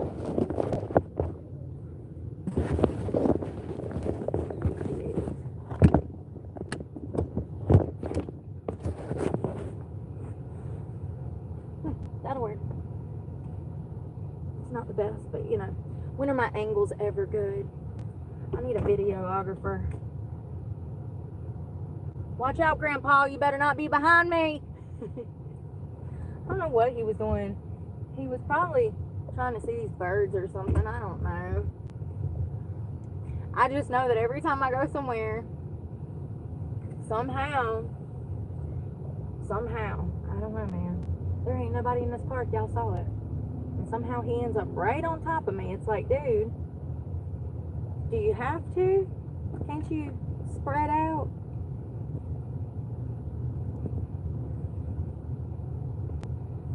Whatever, you know. Whatever. Oh God, see, here we go.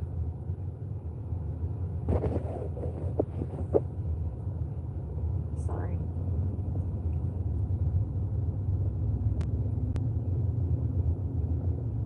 I need a ride along. What was the name of this damn park? This is like a marina. Oh, ah! I didn't latch my steering wheel.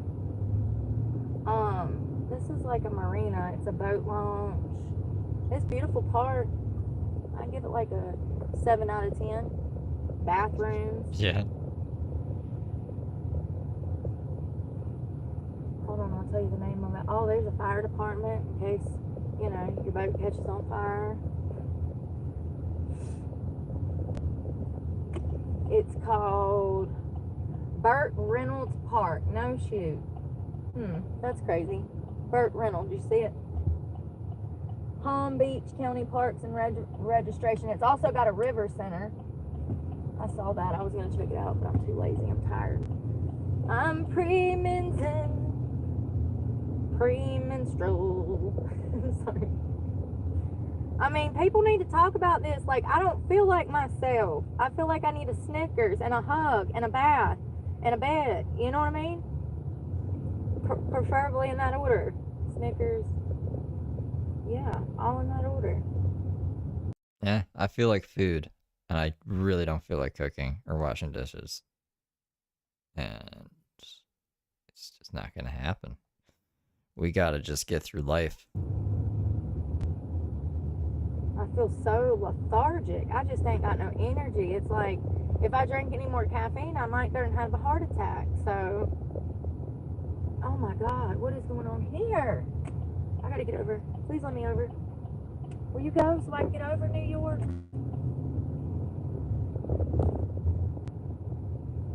Yeah, I need this is Jupiter Beach, Florida, which is right outside of West Palm Beach. I will say this area is, oh my God, there's a lighthouse.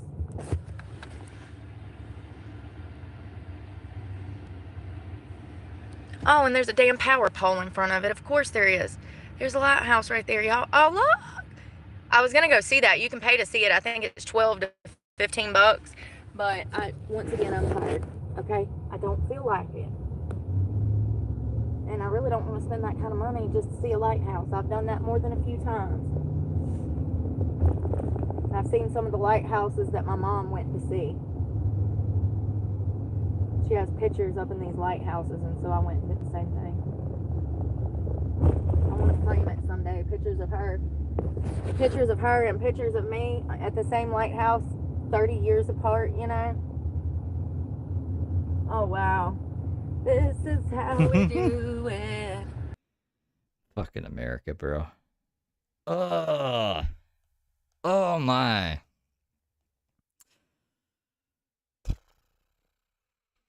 It's gorgeous.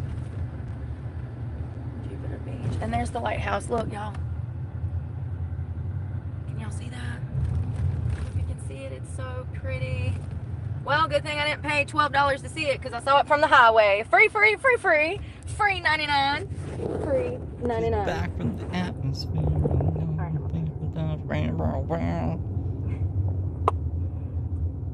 Tell me, did the wind sweep you off your feet? Finally get a chance to dance. I'm tired, y'all. It's overrated. I'm so tired.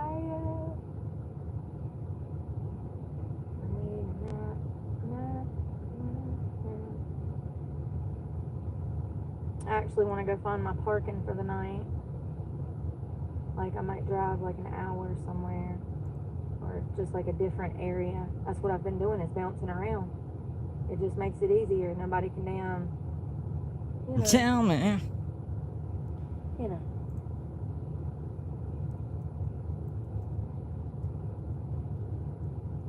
This is a beautiful area. This is a little bougie for my taste. I like more of a smaller community. That's just what I prefer.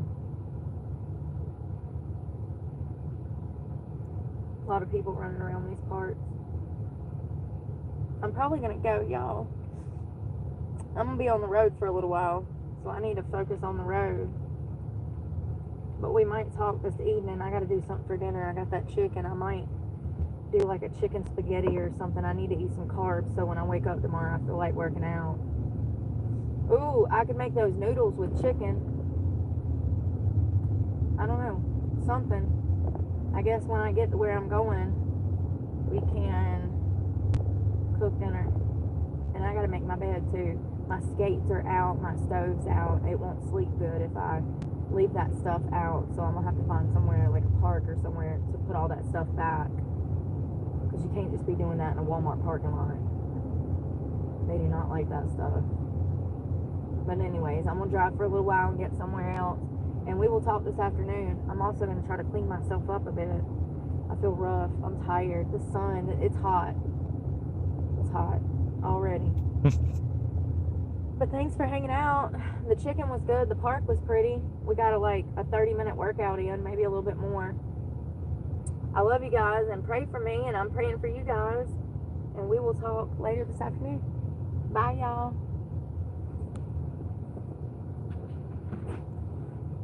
Never found out what it was about. What was about? What's it all about? What happened with Alan? Oh, what happened with Alien? What do you mean? Redheaded and Daisy? What do you want to know? What do you want to know about them? I don't think anything happened with them. I think they're just crazy people out in this world. They're all friends. I don't know if Alien's friends with them still. No, I would assume maybe Patrick Swayze. I don't know. I don't know. What I do know is that America is just like detaining Canadians, fucking visiting her on visas. That's cool. That's cool, America. Just lock fucking Canadians up for 2 weeks for no real reason. Fuck America, man. Like, what the fuck is happening? Anyways, what else? I'm gonna go order food or something. I don't know. I will be back. Like Brooke said, I'll be back eventually. It's only 3 p.m. Last 3 days have been really bad, so I have to step it up. So I will be back sometime today. Maybe we'll look at like Rev and Shani and fucking, I don't know, Nal or something. Just to fill in gaps and stuff. Just so there's content. And I don't think I'll have time to look at the Resilient Jenkins fiasco. I don't know. Yeah, I just need to eat something. I feel better once I eat some shit. Once I have some like fucking food in my body. I'm so sick of fucking toast and peanut butter. Anyway, I will see you guys later. At some time. In some time of the day. Bye bye.